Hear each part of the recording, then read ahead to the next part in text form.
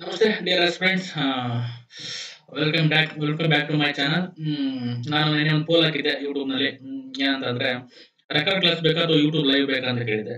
Maximum ಜನ ಏನಂತ ಹೇಳಿದ್ದಾರೆ ಅಂದ್ರೆ, ರೆಕಾರ್ಡ್ ಕ್ಲಾಸ್ ಮಾಡಿ ಸರ್ ಅಂತ ಹೇಳಿದ್ದಾರೆ. ಯಾಕೆ ಅಂತಂದ್ರೆ ಗೊತ್ತಿಲ್ಲ. ತುಂಬಾ ಜನ ಲೈವ್ ಬರಕಾದ್ರೆ ಪ್ರಾಬ್ಲಮ್ ಇರ್ಬೋದು ಅಂತ ಅಂದ್ಬಿಟ್ಟು ರೆಕಾರ್ಡ್ ಕ್ಲಾಸ್ ಮಾಡಿ ಅಂತ ಹೇಳಿದ್ರೆ, ನಾನು ಅದರಿಂದ ರೆಕಾರ್ಡ್ ಕ್ಲಾಸ್ ಮಾಡ್ತಾ ಇದ್ದೀನಿ. ಬಟ್ ನಾನು ಯೂಟ್ಯೂಬ್ ಲೈವ್ ಬರೋದು ಉದ್ದೇಶ ಏನಂತ ಇತ್ತು ಅಂದ್ರೆ ನನಗೆ, ಆ, ನೀವೇನಾದ್ರು ಲೈವ್ ಬಂದಾಗ ಅಥವಾ ನಿಮ್ ಕಮೆಂಟ್ಸ್ ಹಾಕ್ದಾಗ ಅಥವಾ ನಿಮ್ದು ಏನಾದ್ರು ಡೌಟ್ಸ್ ಇದ್ದಾಗ ನಾನು ಈಸಿ ಕ್ಲಿಯರ್ ಮಾಡ್ಬೋದು ಅಂತ ನನ್ನ ಒಂದು ಉದ್ದೇಶ ಇತ್ತು. ಯಾಕೆಂತಂದ್ರೆ ಈಗ ಎಲ್ಲಾ ಕ್ವಶನ್ಸ್ಗೂ ಅಥವಾ ಎಲ್ಲಾ ಡೌಟ್ಸ್ಗಳು ನಿಮ್ಗೆ ಚಿಕ್ಕ ಪುಕ್ಕ ಡೌಟ್ಗಳನ್ನ ನನಗೆ ಮೆಸೇಜ್ ಮಾಡ್ತಾ ಇದ್ದೀರಾ ಅಥವಾ ನನಗೆ ಯೂಟ್ಯೂಬ್ ಅಲ್ಲಿ ಕಮೆಂಟ್ ಮಾಡ್ತಾ ಇದ್ದೀರಾ, ಯಾವ ಬುಕ್ ಓದ್ಬೇಕು, ಯಾವ ಬುಕ್ ಲಿಸ್ಟ್ ಕೊಡಿ ಸರ್ ಅಂತ ಕೇಳ್ತಾ ಇದ್ದೀರಾ. ಮತ್ತೆ ಯಾವ ರೀತಿ ಎಕ್ಸಾಮ್ ಪ್ರಿಪರೇಷನ್ ಮಾಡಬೇಕು ಅಂತ ಕೇಳ್ತೀರಾ, ಪಿ ಸಿ ಹೆಂಗ್ ಓದ್ಬೇಕು ಅಂತ ಕೇಳ್ತಾ ಇದ್ದೀರಾ. ಈ ತರ ತುಂಬಾ ಎಕ್ಸಾಮ್ಸ್ ಇದೆ. ನಾನು ಪಿ ಗೆ ಸಪರೇಟ್ ಒಂದು ವಿಡಿಯೋ ಮಾಡ್ತೀನಿ. ಯಾಕೆಂತಂದ್ರೆ ಪಿ ಸಿ ಎಕ್ಸಾಮ್ಸ್ ಮುಂದೆ ಇದೆ. ಈಗ ಪಿ ಎಸ್ ಐ ಎಕ್ಸಾಮ್ಸ್ ಹತ್ರ ಇರೋದ್ರಿಂದ ನಾನು ಡೆಫಿನೆಟ್ಲಿ ಅದಕ್ಕೆ ಪಿ ಎಸ್ ಐ ಮೇಲೆ ಕಾನ್ಸಂಟ್ರೇಟ್ ಮಾಡ್ತೀನಿ.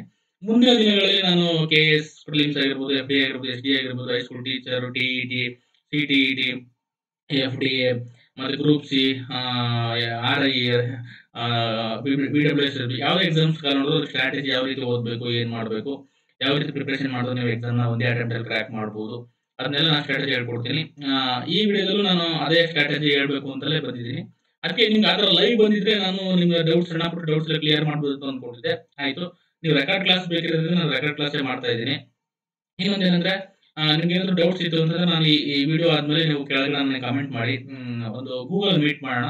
ಗೂಗಲ್ ಮೀಟ್ ಮಾಡಿದ್ರೆ ಅದರಲ್ಲಿ ನೀವು ಡೌಟ್ ನ ಆನ್ಲೈನ್ ಅಲ್ಲಿ ಡೈರೆಕ್ಟ್ ಆಗಿ ಮತ್ತೆ ನನಗೆ ವಾಯ್ಸ್ ರೆಕಾರ್ಡ್ ಅಥವಾ ವಿಡಿಯೋ ಮುಖಾಂತರ ಕೇಳ್ಬೋದು ಅಥವಾ ಕಮೆಂಟ್ ಮಾಡ್ಬೋದು. ಆವಾಗ ನಾನು ಅದನ್ನ ಈಸಿಯಾಗಿ ನಿಮ್ಗೆ ಪ್ರಾಬ್ಲಮ್ಸ್, ಸಣ್ಣ ಪುಟ್ಟ ಪ್ರಾಬ್ಲಮ್ಸ್ ಇರುತ್ತೆ. ಕೆಲವು ಒಂದು ಹುಡುಗ ಕೇಳಿದೆ, ಸರ್ ನನಗೆ ಟೈಮ್ ಟೇಬಲ್ ಯಾವ ತರ ಹಾಕೋಬೇಕು ಅಂತ ಕೇಳಿದೆ. ಕೆಲವು ಏನೋ ಫಿಸಿಕಲ್ ಏನೋ ಸಮಸ್ಯೆ ಇತ್ತು. ಮತ್ತೆ ಹುಡುಗಂಗೆ ಹಳ್ಳಿಲಿ ಓದ್ತಾ ಇದ್ದೀನಿ ಸರ್, ನಾನು ಯಾವ ರೀತಿ ಟೈಮ್ ಮ್ಯಾನೇಜ್ಮೆಂಟ್ ಮಾಡ್ಬೇಕು, ಕೆಲಸ ಮಾಡ್ಕೊಂಡು ಓದ್ತಾ ಇದ್ದೀನಿ ಅಂತ ಕೇಳಿದ. ಆ ತರ ಡೌಟ್ಸ್ ಗಳೆಲ್ಲ, ಯಾಕೆಂದ್ರೆ ಇಂಡಿವಿಜುವಲ್ಗೆ ಡೌಟ್ಸ್ ಗಳು ಇರುತ್ತೆ ಕೆಲವರಿಗೆ. ಅವ್ರದಕ್ಕೆ ಅವ್ರಿಗೆ ಡೌಟ್ ಕ್ಲಿಯರ್ ಮಾಡ್ಬೇಕಾದ್ರೆ ಜನರಲೈಸ್ ಡೌಟ್ಸ್ ಗಳು ಬೇರೆ, ಇಂಡಿವಿಜುವಲ್ ಡೌಟ್ಸ್ ಗಳು ಬೇರೆ. ಯಾಕಂದ್ರೆ ಒಬ್ರದ್ದು ಸಮಸ್ಯೆಗಳು ಇನ್ನೊಬ್ಬರಿಗೆ ಸಮಸ್ಯೆಗಳಾಗಲ್ಲ. ಯಾಕಂದ್ರೆ ಈಗ ಒಂದೇ ಕಾಯಿಲೆಗೆ ಒಂದೇ ಮೆಡಿಸಿನ್ ಇರಲ್ವಲ್ಲ, ಅದೆಲ್ಲ ಕಾಯಿಲೆ ಒಂದೇ ಮೆಡಿಸಿನ್ ಇರಲ್ವಲ್ಲ. ಹಂಗಾಗಿ ಅವ್ರವ್ರದ ಸಮಸ್ಯೆಗಳಿಗೆ ಅವ್ರಿಗೆ ಆದ ಒಂದು ಸೊಲ್ಯೂಷನ್ಸ್ ಬೇಕಾಗಿರುತ್ತೆ. ಹಾಗಾಗಿ ನನಗೆ ಪರ್ಸನಲ್ ಆಗಿ ಕೇಳ್ತಾರೆ. ಅದು ನೀವು ಡೆಫಿನೆಟ್ಲಿ ಕಮೆಂಟ್ ಎಲ್ಲ ಹಾಕಿದ್ರೆ ನಾನು ಡೆಫಿನೆಟ್ಲಿ ರಿಪ್ಲೈ ಮಾಡ್ತೀನಿ ಫ್ರೀ ಆದಾಗ. ಹ್ಮ್ ಇವತ್ತಿನ ಒಂದು ಸ್ಟ್ರಾಟಜಿ ಏನಂತ ಅಂತಂದ್ರೆ, ಪಿ ಎಸ್ ಐ ಮತ್ತೆ ಪಿ ಸಿ ಪ್ರಿಪರೇಷನ್. ಇದು ಪಿ ಎಸ್ ಐಗೂ ಪಿ ಸಿಗೂ ತುಂಬಾ ಡಿಫ್ರೆನ್ಸ್ ಏನಿಲ್ಲ ಅನ್ಕೊಂತೀನಿ. ಯಾಕಂದ್ರೆ ಕ್ವಶನ್ ಪ್ಯಾಟರ್ನ್ ಆಲ್ಮೋಸ್ಟ್ ಸೇಮ್ ಬರ್ತಾ ಇತ್ತು. ಬಟ್ ಈ ಪಿ ಎಸ್ ಐದು ತುಂಬಾ ಡಿಫಿಕಲ್ಟಿ ಮಾಡ್ತಾ ಇದ್ದಾರೆ. ಬಟ್ ಪುಸ್ತಕಗಳಾಗಿರ್ಬೋದು, ಓದೋ ಮೆಟೀರಿಯಲ್ಸ್ ಆಗಿರ್ಬೋದು ಎಲ್ಲ ಒಂದೇ ಇರುತ್ತೆ. ಮತ್ತೆ ಈಗ ಆಲ್ಮೋಸ್ಟ್ ಯಾರು ಒಂದು ಎಕ್ಸಾಮ್ ಪ್ರಿಪೇರ್ ಮಾಡ್ತಾ ಇರಲ್ಲ. ಯಾರು ಪಿ ಸಿಗೆ ಅಂದ್ರೆ ಯಾರು ಕೂತ್ಕೊಂಡು ಹೋಗ್ತಾರಲ್ಲ, ಇರ್ತಾರೆ 20 ಒಂದು ಸ್ವಲ್ಪ ಜನ ಇರ್ತಾರೆ ಪಿ ಸಿಗೆ ಅಂತ ಪ್ರಿಪೇರ್ ಆಗಿ. ಪಿ ಯು ಸಿ ಮೇಲೆ ಅಪ್ಲೈ ಮಾಡಿದ್ರೆ ಡಿಗ್ರಿ ಆಗಿದ್ದವರು ಅಥವಾ ಪಿ ಯು ಸಿಗೆ ಪಿ ಸಿ ಆಗಬೇಕು ಅನ್ನೋರು ಮಾತ್ರ. ಮತ್ತೆ ಅವ್ರು next P S I try ಮಾಡೇ ಮಾಡ್ತಾರೆ. ಹಾಗೆ ಒಂದು ಎಕ್ಸಾಮ್ಗೆ ಯಾರು ಪ್ರಯತ್ನ ಪಡ್ತಾ ಇರಲ್ಲ, ತುಂಬಾ ಎಕ್ಸಾಮ್ಸ್ಗೆ ಪ್ರಯತ್ನ ಪಡ್ತಾ ಇರ್ತಾರೆ. ಹಾಗಾಗಿ ಆ ಎಲ್ಲಾ exams P C P S I ಎರಡು ಒಂದೇ ಸರಿ ಯಾವ ರೀತಿ ಪ್ರಿಪರೇಷನ್ ಮಾಡಬೇಕು, ಯಾವ ರೀತಿ ಸ್ಟ್ರಾಟಜಿ ಮಾಡಬೇಕು, ಯಾವ ರೀತಿ ಟೈಮ್ ಟೇಬಲ್ ಹಾಕೋಬೇಕು, ಯಾವ ರೀತಿ ಟೈಮ್ ಮ್ಯಾನೇಜ್ಮೆಂಟ್ ಮಾಡಬೇಕು, ಯಾವ ಬುಕ್ ರೆಫರೆನ್ಸ್ ಮಾಡಬೇಕು. ತುಂಬಾ ಜನ ನನಗೆ ಡೌಟ್ಸ್ ಕೇಳ್ತಿದ್ದಾರೆ, ಬುಕ್ಸ್ ಬಗ್ಗೆ ತುಂಬಾ ಡೌಟ್ಸ್ ಇದೆ. ಆ ಏನ್ ಓದ್ಬೇಕು, ಯಾವ ಬುಕ್ ಅಲ್ಲಿ ಕ್ವಶನ್ಸ್ ಬರುತ್ತೆ, ಯಾವ ಬುಕ್ ಅಲ್ಲಿ ಕ್ವಶನ್ಸ್ ಬರುತ್ತೆ. ಇದು ತುಂಬಾ ಒಂಥರ ಚಕ್ರವ್ಯೂಹ ಆಗ್ಬಿಟ್ಟಿದೆ. ಚಕ್ರವ್ಯೂಹ ಬೇಸಕ್ಕೆ ಆಗ್ತಾ ಇಲ್ಲ ಯಾರಿಗೂ. ಅದಕ್ಕೆ ಎಲ್ಲರೂ ಒಂದೊಂದು ಒಂಥರ, ಒಬ್ಬರು ಒಂಥರ ಹೇಳ್ತಾರೆ, ಸರ್ ಆ ಸರ್ ಈ ತರ ಹೇಳ್ತಾರೆ, ಈ ತರ ಹೇಳ್ತಾರೆ, ಆ ಕೋಚಿಂಗ್ ಸೆಂಟರ್ ಅವ್ರು ಆ ತರ ಹೇಳ್ತಾರೆ, ಆ ಬುಕ್ ರೆಫರ್ ಮಾಡಿ ಅಂತ ಹೇಳ್ತಾರೆ. ಬಟ್ ಇದು ಮೈ ಪರ್ಸನಲ್ ಒಪಿನಿಯನ್. ನಾನು ರೆಫರ್ ಮಾಡಿದ್ದು, ನಾನು ತುಂಬಾ ಎಕ್ಸಾಮ್ಸ್ ಪಾಸ್ ಮಾಡಿದ್ದೀನಿ.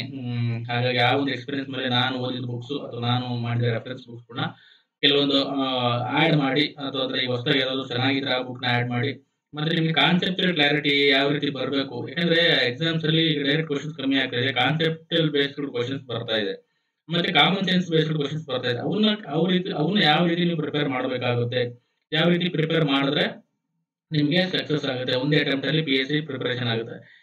ನಾನು ಇದರಲ್ಲಿ ಈ ಒಂದು ಸಬ್ಜೆಕ್ಟ್ ಇಟ್ಕೊಂಡು, ಅಂದ್ರೆ ಲೈಕ್ ಈಗ time table, book list, strategy, ಮತ್ತೆ ಸಬ್ಜೆಕ್ಟ್ ವೈಸ್ ಸ್ಟ್ರಾಟಜಿ, ಮತ್ತೆ ಒಂದೇ ಅಟೆಂಪ್ಟ್ ಅಲ್ಲಿ ಯಾವ ರೀತಿ ಪಿ ಎಸ್ ಐ ಅಥವಾ ಪಿ ಸಿ ನ ಕ್ಲಿಯರ್ ಮಾಡಬಹುದು ಅಂತ ಅಂದ್ಬಿಟ್ಟು ನಾನು ಎರಡು ಕವರ್ ಮಾಡ್ತಾ ಹೋಗ್ತೀನಿ.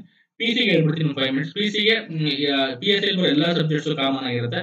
ಪಿ ಸಿ ತುಂಬಾ ಈಸಿ ಇರುತ್ತೆ. ಯಾಕೆಂತಂದ್ರೆ ಅಲ್ಲಿ ಅವರಿಗೆ ಫಸ್ಟ್ ಪೇಪರ್ ಇರಲ್ಲ, ತುಂಬಾ ಈಸಿ ಡೈರೆಕ್ಟ್ ಕ್ವಶನ್ಸ್ ಇರುತ್ತೆ. ಆಲ್ಮೋಸ್ಟ್ ಎಲ್ಲ ಡೈರೆಕ್ಟ್ ಕ್ವಶನ್ಸ್ ಇರುತ್ತೆ. ಒಂದು 10% ಅಥವಾ 20% ಕಾನ್ಸೆಪ್ಟ್ ಬೇಸ್ಡ್ ಕ್ವಶನ್ಸ್ ಇರುತ್ತೆ. ನೀವೇನಾದ್ರು PC, PSI, FDSD ಎಲ್ಲ ಸೇರಿ ಪ್ರಿಪೇರ್ ಮಾಡ್ತಿದ್ದೀನಿ ಅಂದ್ರೆ ಈ ವಿಡಿಯೋ ನಿಮ್ಗೆ ಹೆಲ್ಪ್ ಆಗುತ್ತೆ.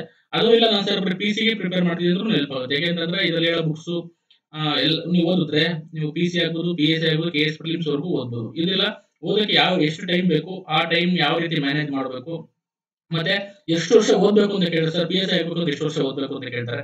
ಮತ್ತೆ ಯಾರೋ ಒಬ್ರು ಹಿಂಗೆ ಒಬ್ರು ವಿಡಿಯೋದಲ್ಲಿ ಹೇಳಿದ್ದಾರೆ, ಸಬ್ ಇನ್ಸ್ಪೆಕ್ಟರ್ ಹೆಸರು ಬೇಡ ನಾನು ಹೇಳಲ್ಲ. ಅವ್ರು 1 ತಿಂಗಳು ಸಾಕಂತೆ PSI ಪ್ರಿಪರೇಷನ್ ಮಾಡಕ್ಕೆ. PSI ಒಂದು PC ಪ್ರಿಪರೇಷನ್ ಮಾಡಕ್ಕೆ 1 ತಿಂಗಳು ಸಾಕಂತೆ. 1 ತಿಂಗಳಲ್ಲಿ PSI ಆಗ್ಬಿಡ್ಬೋದಂತೆ. ಅದು ಪಾಸಿಬಲ್, ಹೆಂಗ್ ಸಾಧ್ಯ? ನೀವು ಬೇಸಿಕ್ ಅದು ಆಗ್ಬೋದು. ಹೆಂಗಂದ್ರೆ ಅವ್ನು 2-3 ವರ್ಷದಿಂದ ಡಿಗ್ರಿನಲ್ಲಿ ಓದಿ, ಡಿಗ್ರಿನಲ್ಲೆಲ್ಲ ಸಬ್ಜೆಕ್ಟ್ಸ್ ಎಲ್ಲ ಕವರ್ ಮಾಡಿ, ಟ್ಯಾಲೆಂಟ್ ಇದ್ದು, ಇಂಟೆಲಿಜೆಂಟ್ ಇದ್ದು, ಅಕಸ್ಮಾತ್ ಅವನೇನಾದ್ರು ಪ್ರಿಪರೇಷನ್ ಮಾಡ್ಕೊಂಡು 1 ತಿಂಗಳಲ್ಲಿ ಏನಾದ್ರು ರಿವಿಷನ್ ಮಾಡ್ಕೊಂಡ್ರೆ ಅವನು PSI ಆದ್ರೂ PC ಕ್ಲಿಯರ್ ಮಾಡ್ಬೋದು. ಏನೂ ಗೊತ್ತಿಲ್ಲ, ನಾನು ಹಳ್ಳಿಯಿಂದ ಬಂದಿದ್ದೀನಿ, ಕನ್ನಡ ಮೀಡಿಯಂನಿಂದ ಬಂದಿದ್ದೀನಿ, ಗ್ರಾಮೀಣ ಭಾಗದಿಂದ ಬಂದಿದ್ದೀನಿ, ನನಗೆ ಕಾಂಪಿಟೇಟಿವ್ ಎಕ್ಸಾಮ್ಸ್ ಅಂದ್ರೆ ಗೊತ್ತಿಲ್ಲ, ನನಗೆ ಬುಕ್ ಯಾವ್ದು ಓದಬೇಕು ಅಂತ ಕನ್ಫ್ಯೂಷನ್ ಅಲ್ಲಿ ಇದ್ದೀನಿ ನಾನು. ಇನ್ನು ಯಾವ ಕೋಚಿಂಗ್ ಸೆಂಟರ್ ತಗೋಬೇಕು ಅಂತ ಹೇಳಿದ್ರೆ ಸೈನ್ಸ್ ಅರ್ಥ ಆಗ್ತಾ ಇಲ್ಲ ನನಗೆ, ಮೆಂಟಾಲಿಟಿ ಮಾಡಕ್ ಬರ್ತಾ ಇಲ್ಲ ನಾನು ಹೆಂಗ್ 1 ತಿಂಗಳಲ್ಲಿ ಪಾಸ್ ಆಗಬೇಕಾಗತ್ತೆ? ಇದು ಪಾಸಿಬಲ್ ಇದೆಯಾ? ಇದು ಪ್ರಾಕ್ಟಿಕಲ್ ಯೋಚನೆ ಮಾಡಿ, ಗೊತ್ತಾಯ್ತಾ? ಯಾವಾಗಲೂ ಪ್ರಾಕ್ಟಿಕಲ್ ಕಾಮನ್ ಸೆನ್ಸ್ ಆಗಿ ಯೋಚನೆ ಮಾಡಿ. 1 ತಿಂಗಳಲ್ಲಿ ಅಥವಾ 3 ತಿಂಗಳು ತಗೊಳ್ಳಿ. ನಾನ್ ಆಯ್ತು, ಒಬ್ಬ ಅವರೇಜ್ ಸ್ಟೂಡೆಂಟ್, ಒಬ್ಬ ಕನ್ನಡ ಮೀಡಿಯಂ ಓದಿರೋ ಒಬ್ಬ ಸ್ಟೂಡೆಂಟ್, ಗ್ರಾಮೀಣ ಭಾಗದಲ್ಲಿ ಓದಿರೋ ಸ್ಟೂಡೆಂಟ್, ಅಥವಾ ಇಂಗ್ಲಿಷ್ ಮೀಡಿಯಂ ಓದಿರೋ ಸ್ಟೂಡೆಂಟ್, ಯಾರೇ ತಗೊಳ್ಳಿ, ಆವರೇಜ್ ಸ್ಟೂಡೆಂಟ್ 3 ತಿಂಗಳಲ್ಲಿ ಪ್ರಿಪರೇಷನ್ ಮಾಡಬಹುದು ಅಂತ ನಾನು ಪಾಸಿಬಲ್. ಯಾಕಂದ್ರೆ ನಿಮಗೆ ಬೇಸಿಕ್ಸ್ ಬುಕ್ಸ್ ಓದಕ್ಕೆ ಟೈಮ್ ಬೇಕು, ಮತ್ತೆ ರೆಫರೆನ್ಸ್ ಬುಕ್ ಓದೋಕೆ ಟೈಮ್ ಬೇಕು, ಕರೆಂಟ್ ಅಫೇರ್ಸ್ ಓದೋಕೆ ಟೈಮ್ ಬೇಕು, ಫಸ್ಟ್ ಪೇಪರ್ ಪ್ರಿಪೇರ್ ಟೈಮ್ ಬೇಕು.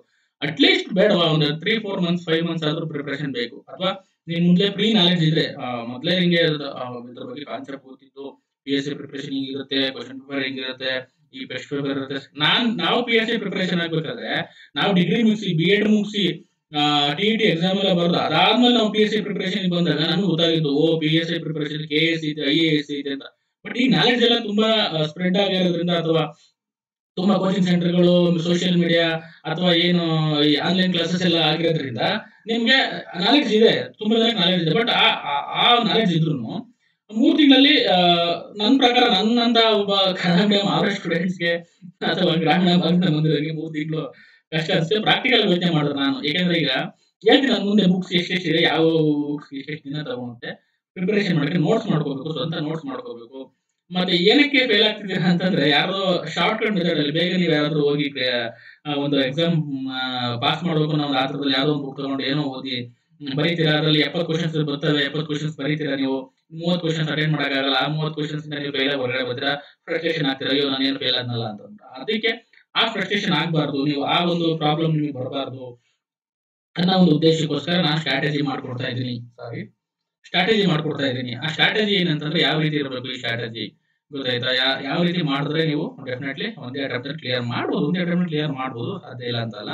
ನನ್ ಕೈಲಿ ಆಗಿರಲಿಲ್ಲ, ನಿನ್ ಕೈಲಿ ನಾನು ಆಗಿಲ್ಲ. 2014 ಬರ್ದಿದೆ, ನಂದು ಫಸ್ಟ್ ಪೇಪರ್ 17 ಮಾರ್ಕ್ಸ್ ಬಂದಿತ್ತು. ಯಾಕೆಂತಂದ್ರೆ ನನಗೆ ಏನು ಗೊತ್ತಿಲ್ಲ, ಪ್ರಬಂಧ ಅಂದ್ರೆ ಗೊತ್ತಿಲ್ಲ, ಪ್ರಿಸೈಸ್ ರೈಟಿಂಗ್ ಬರೆಯಕ್ ಗೊತ್ತಿರಲಿಲ್ಲ ನನಗೆ. ಬಾಕ್ಸ್ ಅಲ್ಲಿ ಬರೀಬೇಕು, ಅದಕ್ಕೆ ಟ್ಯಾಗ್ ಲೈನ್ ಕೊಡಬೇಕು ಅಂತ ಗೊತ್ತಿಲ್ಲ. ಟ್ರಾನ್ಸ್ಲೇಷನ್ ನಾನು ಕನ್ನಡ ಮೀಡಿಯಂ ಬಂದಿದೆ, ಇಂಗ್ಲಿಷು ಕನ್ನಡ ಬರ್ತಾ ಇರಲಿಲ್ಲ, ಕನ್ನಡ ಟು ಇಂಗ್ಲಿಷ್ ಮಾಡಕ್ ಗೊತ್ತಾ ಇರಲಿಲ್ಲ, ಸೆಂಟೆನ್ಸ್ ಫಾರ್ಮೇಷನ್ ಗೊತ್ತಿರಲಿಲ್ಲ. ಡಿಗ್ರಿ ಓದಿದ್ರು ಕನ್ನಡ ಇಂಗ್ಲಿಷ್ ಅಷ್ಟೊಂದು ನಾಲೆಡ್ಜ್ ಇರಲಿಲ್ಲ. ಸೈನ್ಸ್ ಓದಿದೆ, ಆದ್ರೂ ನಾನು ಇಂಗ್ಲಿಷ್ ಅಷ್ಟು ನಾಲೆಡ್ಜ್ ಇರಲಿಲ್ಲ. ಹಂಗಾಗಿ 17 ಮಾರ್ಕ್ಸ್ ಬಂದು ನಾನು ಎಕ್ಸಾಮ್ ಇಂದ ಹೊರಗಡೆ ಬಿದ್ದೆ.